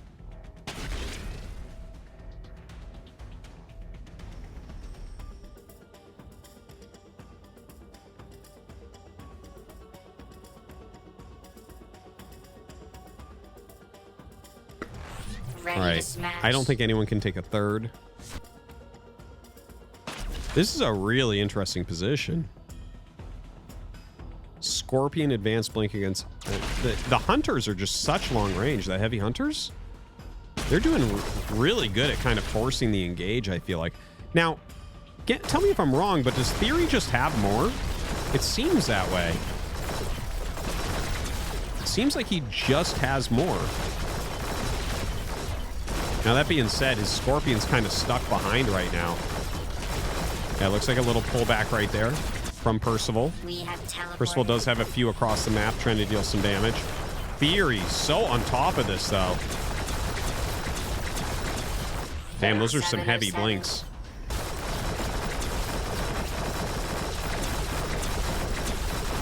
Yeah, Theory continuing to micro down to the south here, but we're so close to the creation point here of Percival. Theory definitely with way more supply. Kills a few workers there at that natural base. All right, what are we at supply right now? Okay, so we've lost quite a few workers. And 60 against 53. Heavy hunters are gone. I don't think he should add them in again. That might have been part of the reason why Theory started to get ahead in that regard. Because I think the heavy hunter costs like 2.5 of those blinks, those advanced blinks.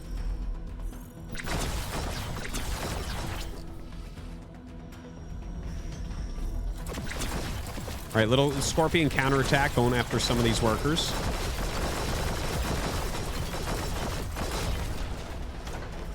Actually clears that pretty quickly. So a few more workers killed on this side. Those will get caught, though, the 2 advanced blinks.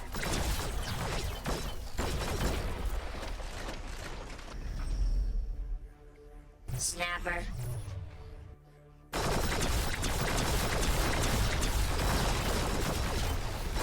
Now, the Scorpions getting in front definitely are important here as well. Theory continuing to push up. Percival has to run away. Yeah, Theory's winning this.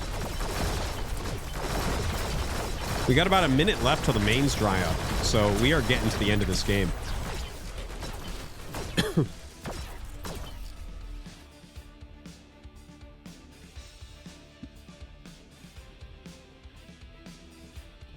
Now, Theory has a little counterattack going, or a flank, rather, going towards that base. Ooh, the blink forward here I'm not so sure about from Theory. I think that that was definitely a mistake. Has a few Scorpions that hit over here, but I don't think that's going to make up for how many units he's losing. I think Percival just took it. That one blink forward seemed to be a big error from Theory. Yeah, look how far behind he is now. You cannot blunk your opponent, as we learned in Starcraft 2. It's like known as a move of disrespect. To blink onto their things that blink is just not going to be a good way to do it. Now, that being said, he just lost like a certain percentage of those, and we're about to dry up in the mains. Is there a chance he can come back? I don't think so, but we'll see.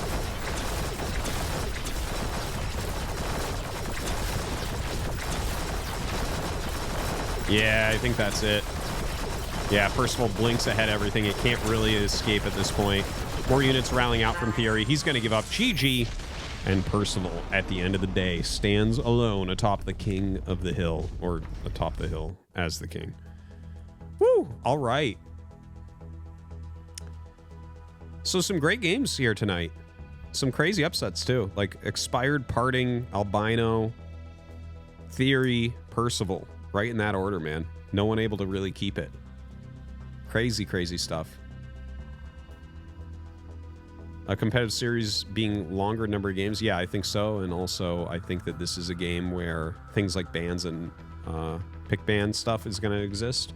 I have a lot of ideas for it that I'm going to try out. Okay, so that does it for this. For the Battle Aces, I hope you guys enjoyed that. Great job to the players. Thank you much. And great job to Mapu, who was observing and setting up the games all the time. Use the command Mapu in chat. Check him out. Give him some love. Blackwinged just subscribed. Ooh. Thank you. And we're going to go in and play Brood War. I promised some Brood War. Let's go play a game.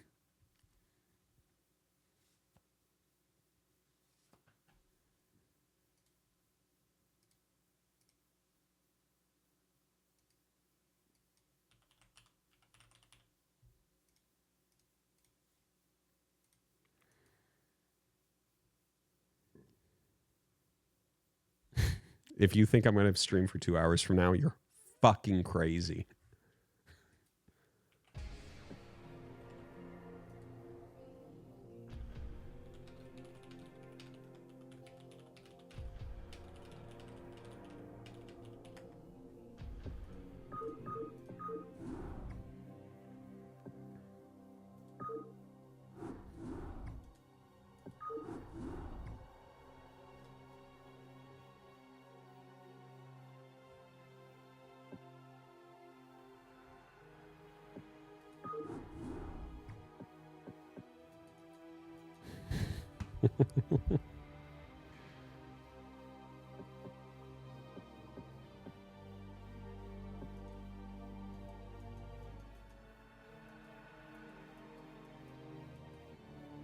Pen friends, you're an enigma, man.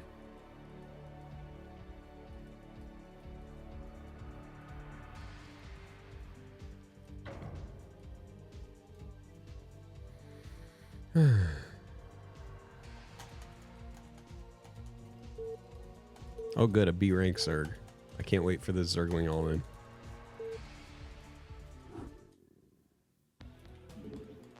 Not enough minerals.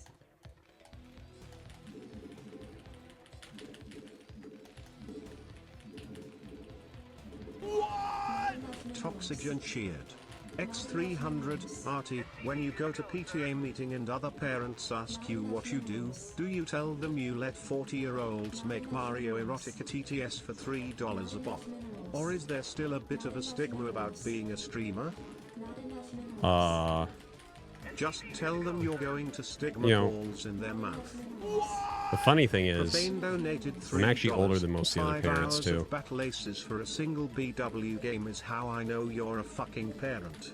This is some we have errands to run, but if you're good I'll let you pick out a toy shit. It is! Content Man donated $3. Hello Artie. It's me. The Content Man with a free content idea for your stream. What if you played Brood War all day with a vibrator in your ass that chat could activate with Tangier bits? Could create some extremely memorable clips. Thoughts? Sounds amazing. Bitch. Okay, so yes to most everything that was said there. What was the other thing? Additional supply depots required. Someone said something I actually wanted to respond to. Not enough Oh yeah, I don't go to PTA meetings or anything like that. I don't even know if that exists here.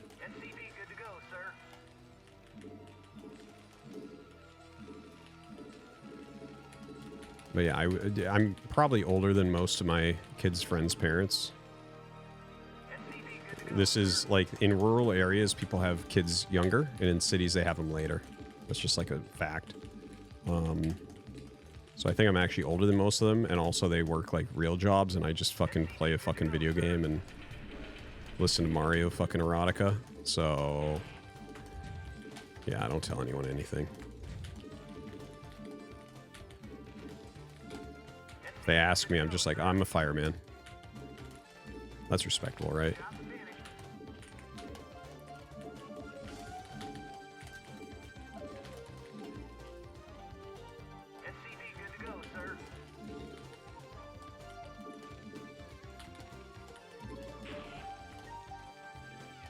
Your forces are under attack.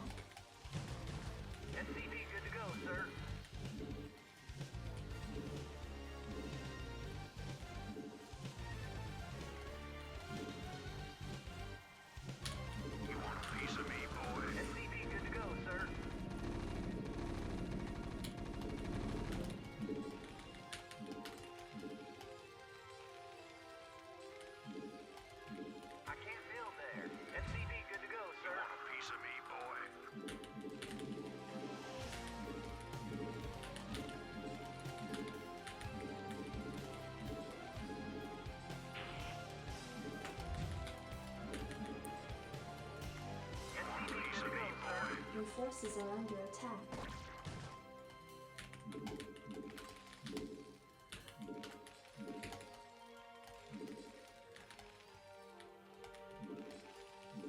Not enough minerals. Not enough minerals. Anonymous donated $3. Danger.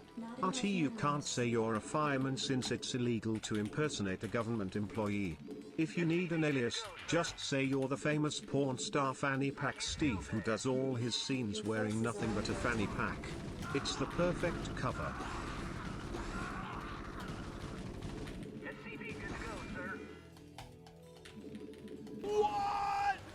Tangier Dan donated $3. Artie. Yo. Did you know What? that your stream Yeah? is my biggest source of income? W777 November Trigintillion 777 Octotrigintillion 777 Septentrigintillion 777 Sextrigintillion 777 Good job, guys. Regentillion 777 Quatuortorigentillion 777 Trot Regentillion 777 Duo Trigentillion 777 Noon Trigentillion 777 Trigentillion 777 Novum Gentillion 777 Octovigentillion 777 Septvigentillion 777 Sexvigentillion 777 Quinvigentillion 777 Quartervigentillion 777 Trevigentillion 777 Duovigentillion 777 777 Vigintillion 777 Vigintillion 777 Novemdecillion 777 Octodecillion 777 Septendecillion 777 Sexdecillion 700 Sneakiness just resubscribed for 18 months 777 Quatuordecillion 777 Tridecillion 777 Duodecillion 777 A giant worm emerges from the zipper in the middle of a man's pants. The worm has big veins. The worm is wearing a light purple helmet. Mayonnaise is coming out of a hole in the center of the worm's helmet. Hyper-realistic. It's okay. Septillion 777 sextillion 777 quintillion 777 quadrillion 777 trillion 777 billion 777 million 777,777. Thank you.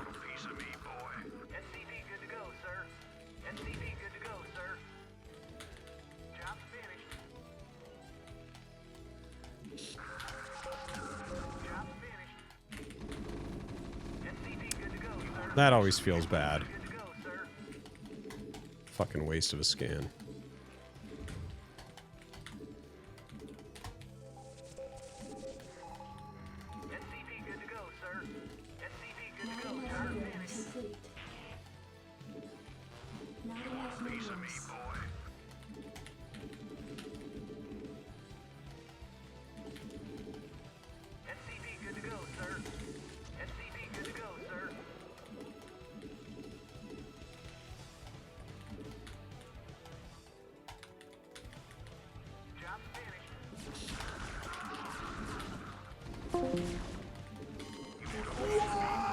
Anonymous donated $3. Cunt has disease, lick my dick cheese. Cunt has disease, lick my dick cheese. Cunt has disease, lick my dick cheese. Cunt has disease, lick my dick cheese. Cunt has disease, lick my dick cheese. Cunt has disease, lick my dick cheese. Cunt has disease, lick my dick chain. Your forces are under attack.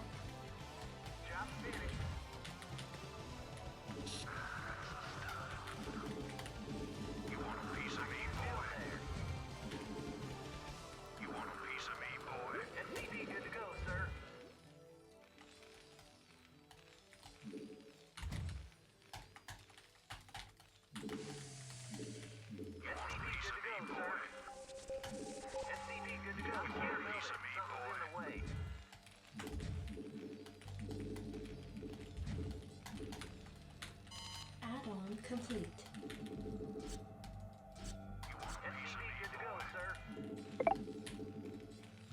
Edmund Duke 69 just resubscribed for 3 months. ILBFJC.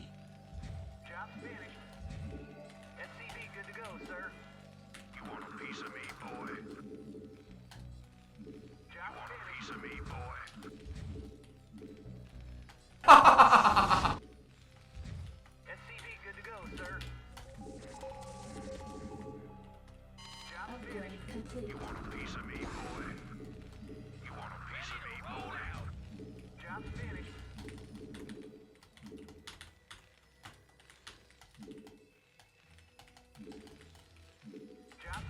Add-on complete.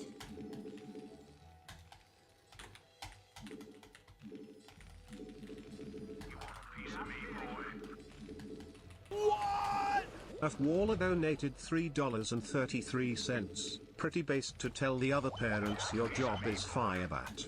Good planning for defilers to come out. Plus you Not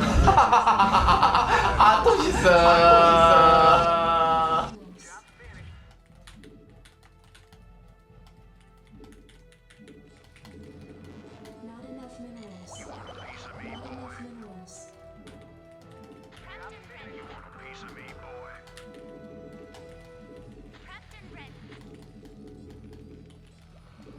Add-on complete.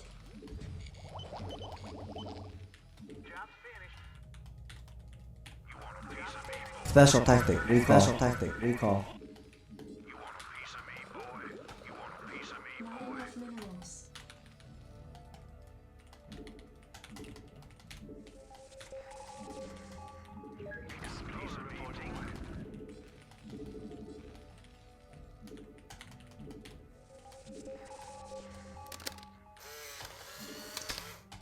Content policy violation. A beautiful and buxom, fair-beeping woman wearing a sheer negligee is standing in the clouds. The clouds are white and not stormy. Anonymous This is a donated heavenly scene. $3. Golden Mario sunlight shines violently upon her fucked beauty. Peach's left eye Also, there's a socket small using turtle.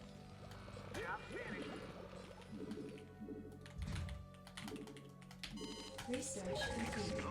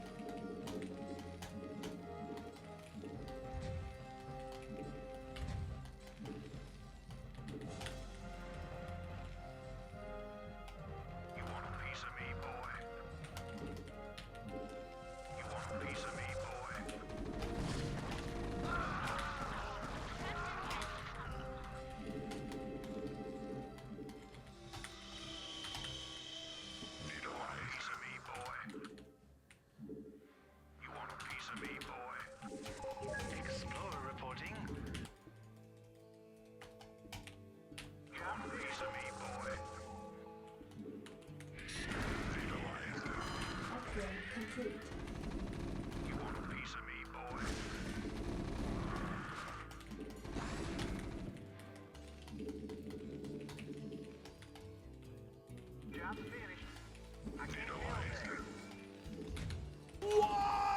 Justice for the cunt donated $3. There are certain things that men have, that women do not.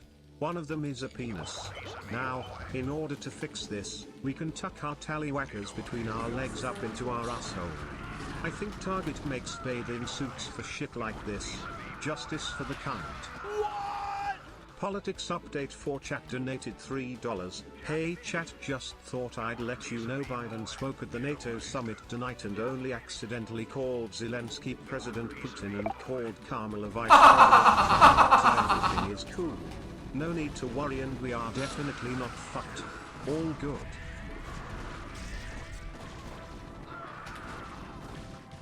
Your forces are under attack.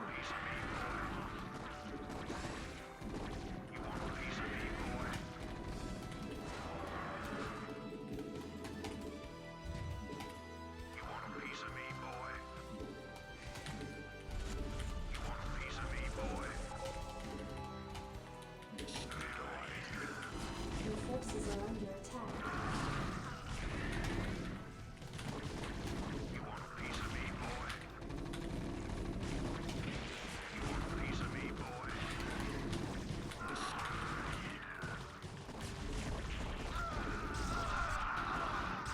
Not the best move. Upgrade complete.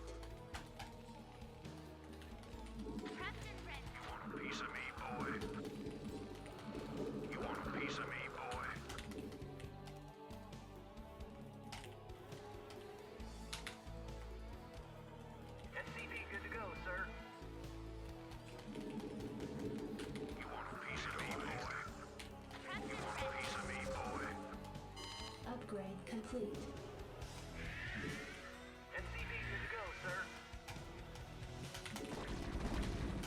Your forces are under attack.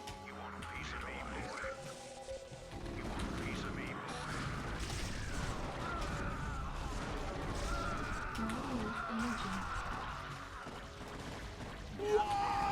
Anonymous donated $3. Marry violently fucked Peach's left eye socket using the juices as lube coming bucket. Insufficient Vespene gas. Insufficient Vespene gas. Content policy violation. Fine. A beautiful and buxom fair woman wearing a sheer negligee is standing in the clouds. The clouds are white and not stormy. This is a heavenly scene. Golden sunlight shines upon her. Also, there's a small turtle. It is cute. Your forces are under attack.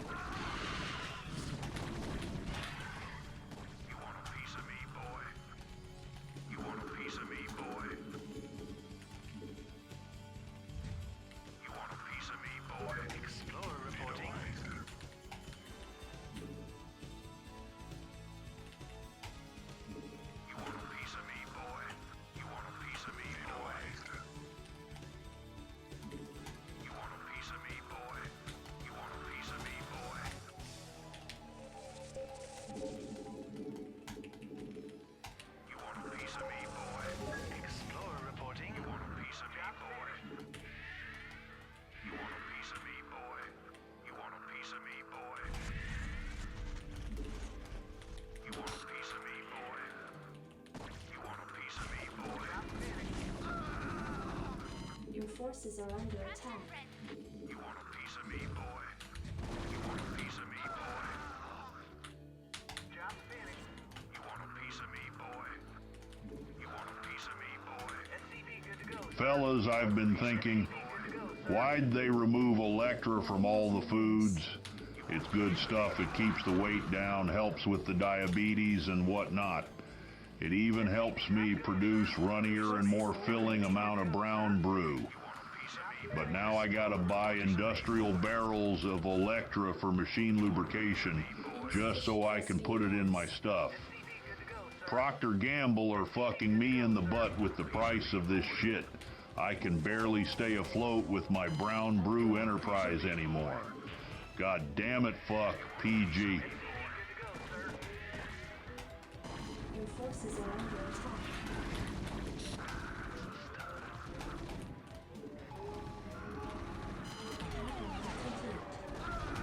Upgrade complete.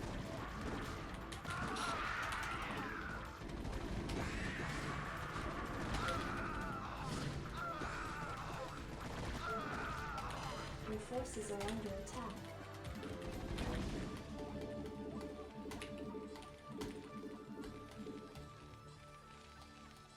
Explorer reporting. Not enough minerals.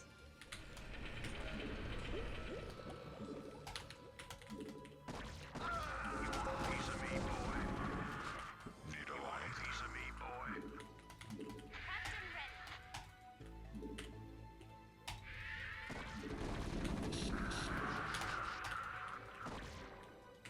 Your forces are under attack. You want a piece of me, boy?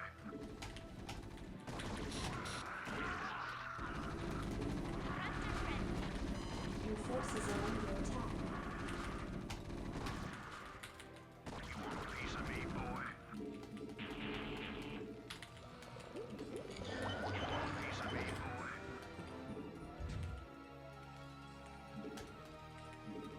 Your forces are under attack.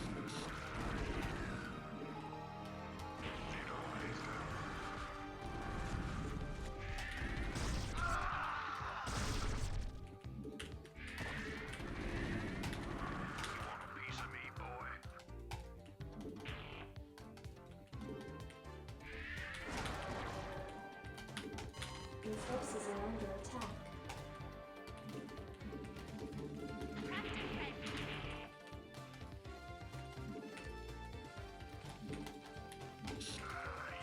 Base is under attack.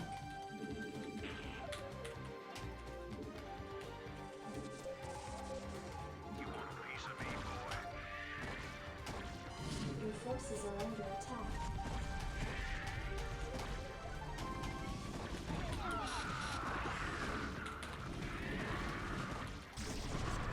Your forces are under attack.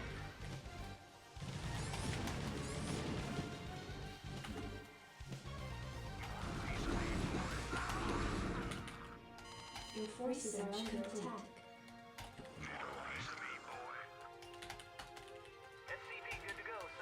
Not enough energy. Your forces are under attack.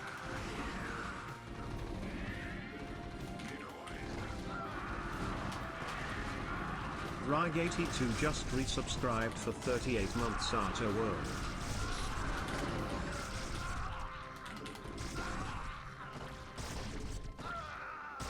Your forces are under enough energy. Not enough energy.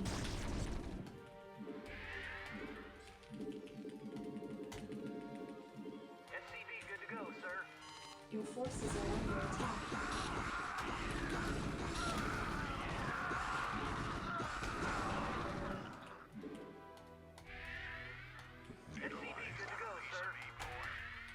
Your forces are under attack.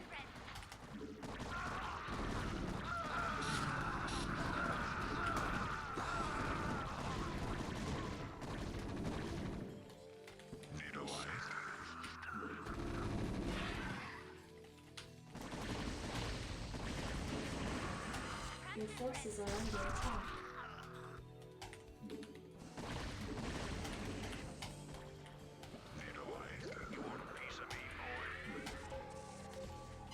Upgrade. Your forces are under attack.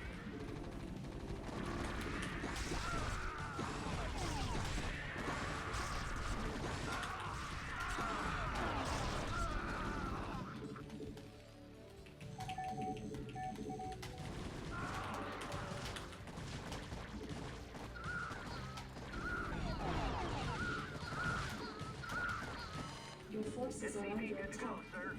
You want a piece of me, boy?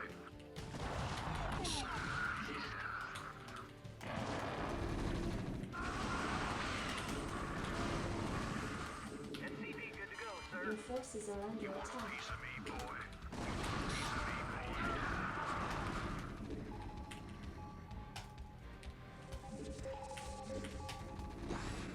SCV good to go, sir.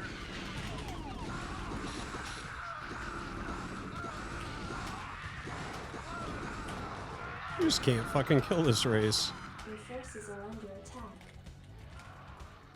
Explorer reporting. You want a piece of me, boy? Your forces are under attack. Captain ready.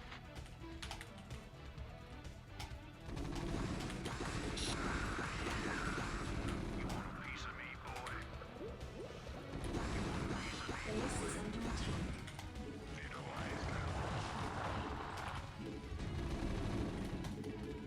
Captain ready.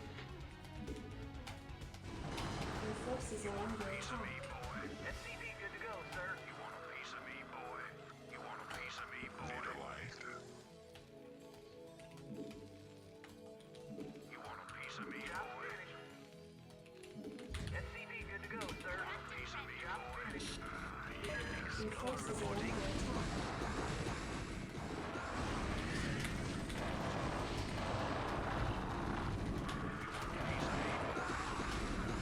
Base is under attack. Piece of me, boy.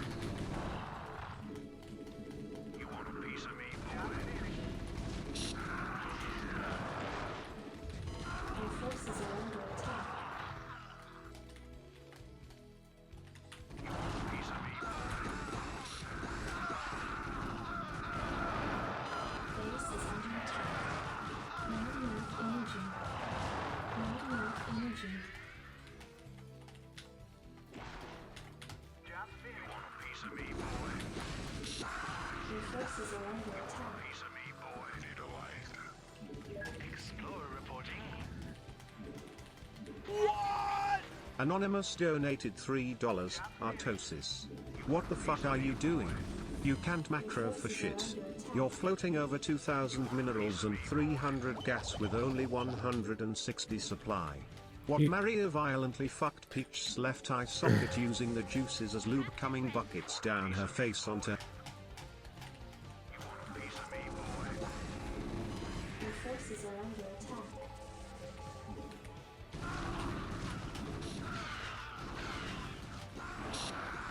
Not enough energy. Base is under attack.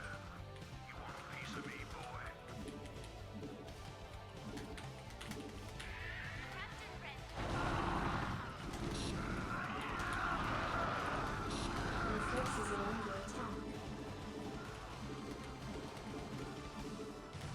You just can't kill this fucking race. It's so crazy. Your forces are under attack.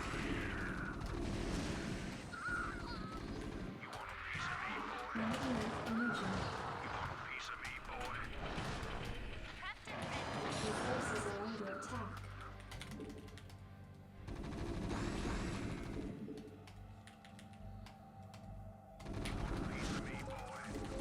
Your forces are under attack. Watson MN just resubscribed for 22 months. So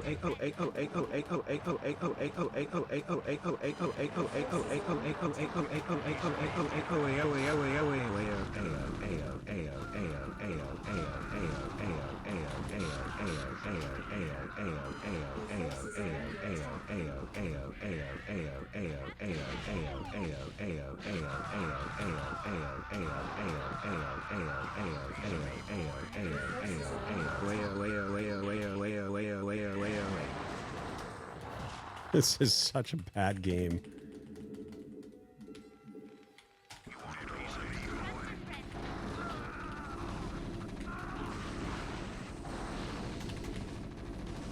Base is under attack.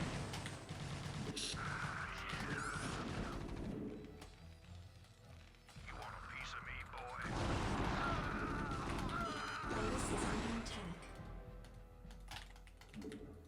Captain ready.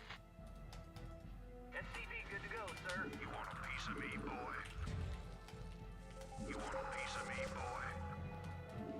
You want a piece of me, boy? Your forces are under attack.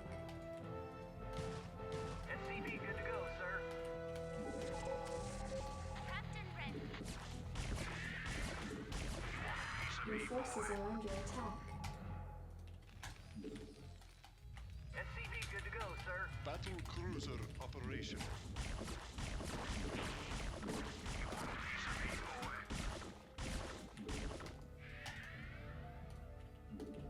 SCV good to go, sir. Battle cruiser operation. Your forces are under attack.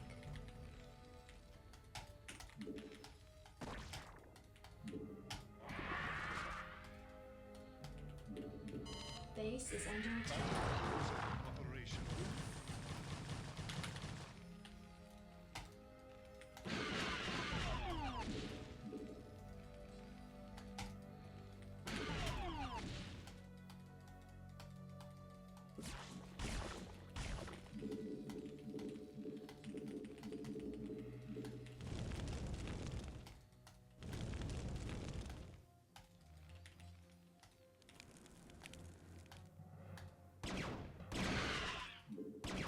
You want a piece of me, boy? You know I want a piece of me, boy. Captain ready. Waller donated $3.33. Do you get a lot of points for collecting those small purple birds with the science vessel? You seem very good at it. Piece of me, boy. So mean. Your forces are under attack.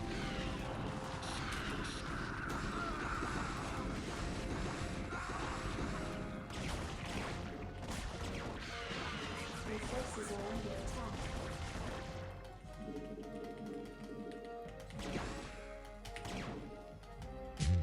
I'd like to send a funny message and break the TTS, which I did successfully. So instead, oh, I am getting this message sincerely. Oh, Explorer reporting. Piece of me, boy.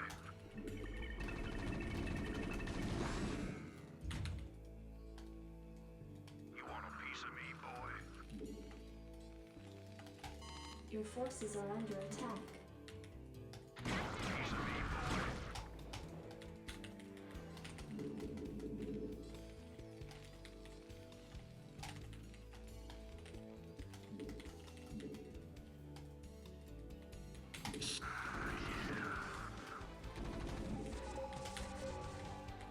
You want a piece of me, boy? Your forces are under attack.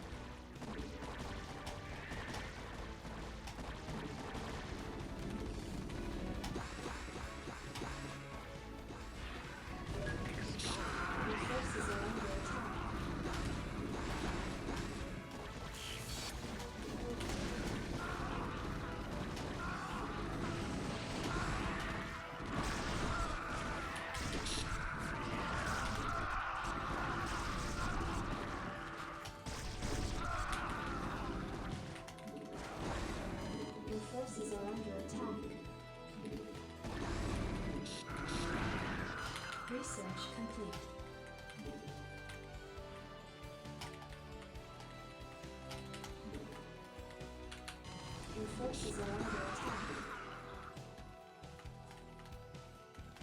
Captain ready. Your forces are under attack.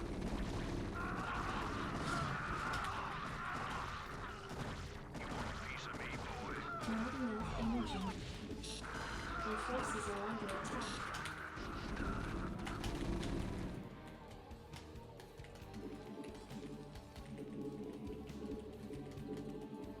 You want a piece of me, boy?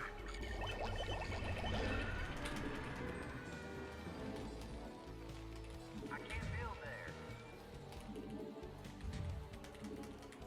You want a piece of me, boy?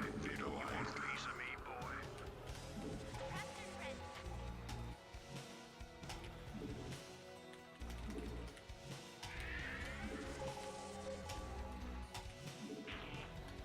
Base is under attack.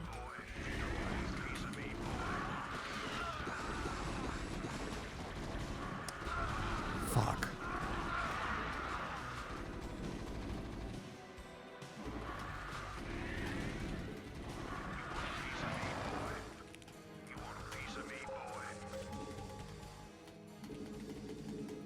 Your forces are under attack. Research complete. You want a piece of me, boy? You want a piece of me, boy? You want a piece of me, boy? Not enough minerals. You want a piece of me, boy? Vito Eich.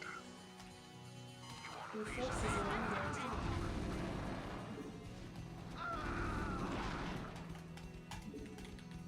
Captain ready.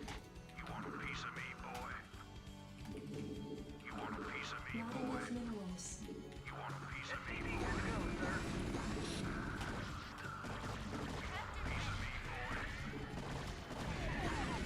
Your forces are under attack.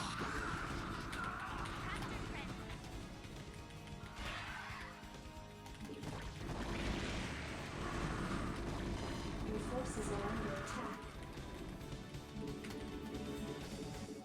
You want a piece of me, boy? Reporting.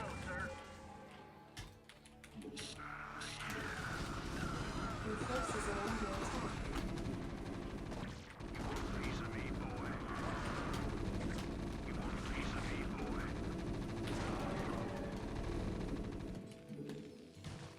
Your forces are under attack. Explorer reporting. Not enough minerals.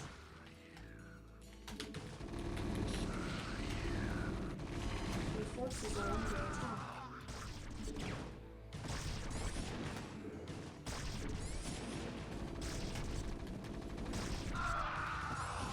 Your forces are under attack. You want a piece of me, boy?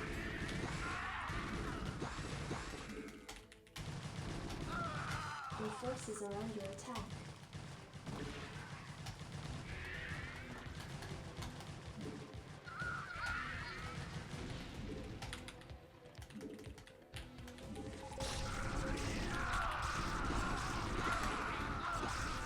Your forces are under attack.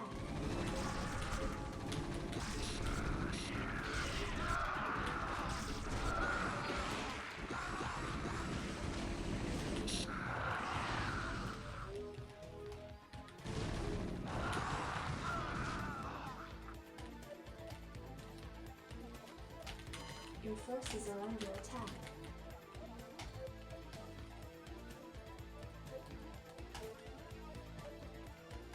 You want a piece of me, boy?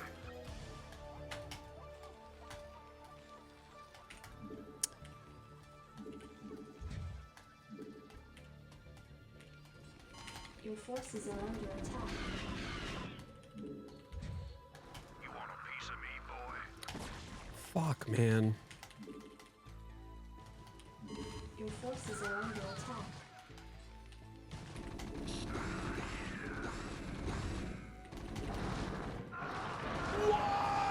Anonymous donated $3. Nice micro.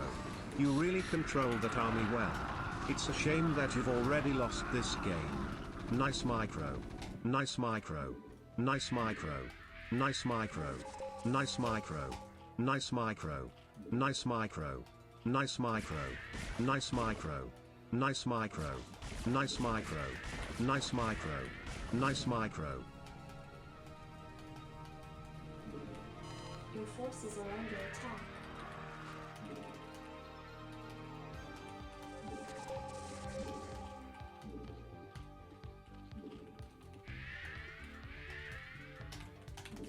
Your forces are under attack.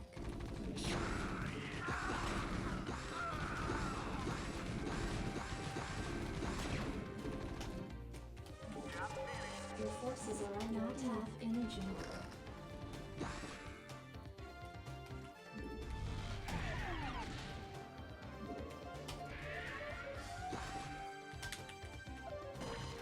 Enforcer Runny asked me, "Hello, Marge.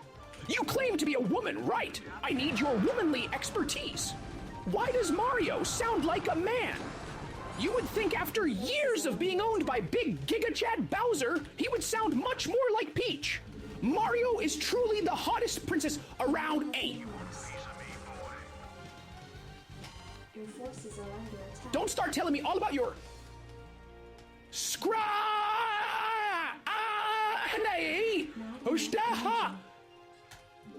Base is under attack. They ain't funny answer with a Marxist theory. Oh dear, this is quite a question. Well, in Marxist theory, one could argue that Mario's characterization as a man represents the dominant ideology imposed by the ruling class. Bowser could be seen as a symbol of oppressive power structures. While Mario's consistent role as a masculine hero aligns with traditional gender norms that serve to maintain the status quo. But remember, it's all just a game, and we don't need to overthink it too much. Your forces are under attack.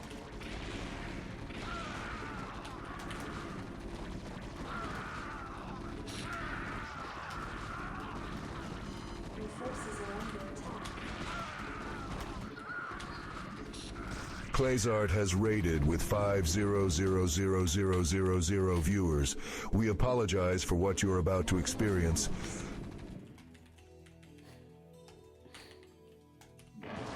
Your forces are under attack.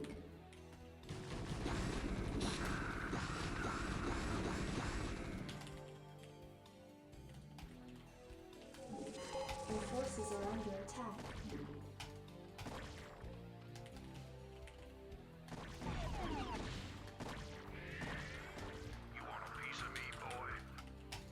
Base is under attack.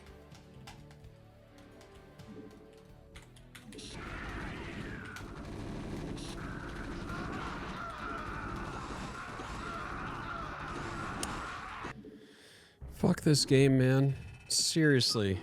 It's just, you can't fucking kill Zerg. You can't do it. It's insane.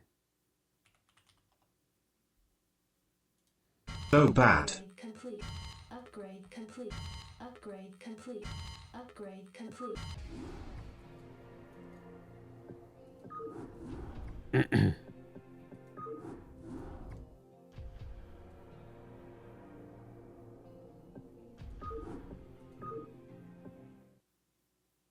Protect my bases more. I'm on 5 base, maxed out, full upgrades, 12 vessels irradiating nonstop, and I can't break anything. I can't break anything. It's fucking insane. There's limits to how fast humans can move. It's so stupid.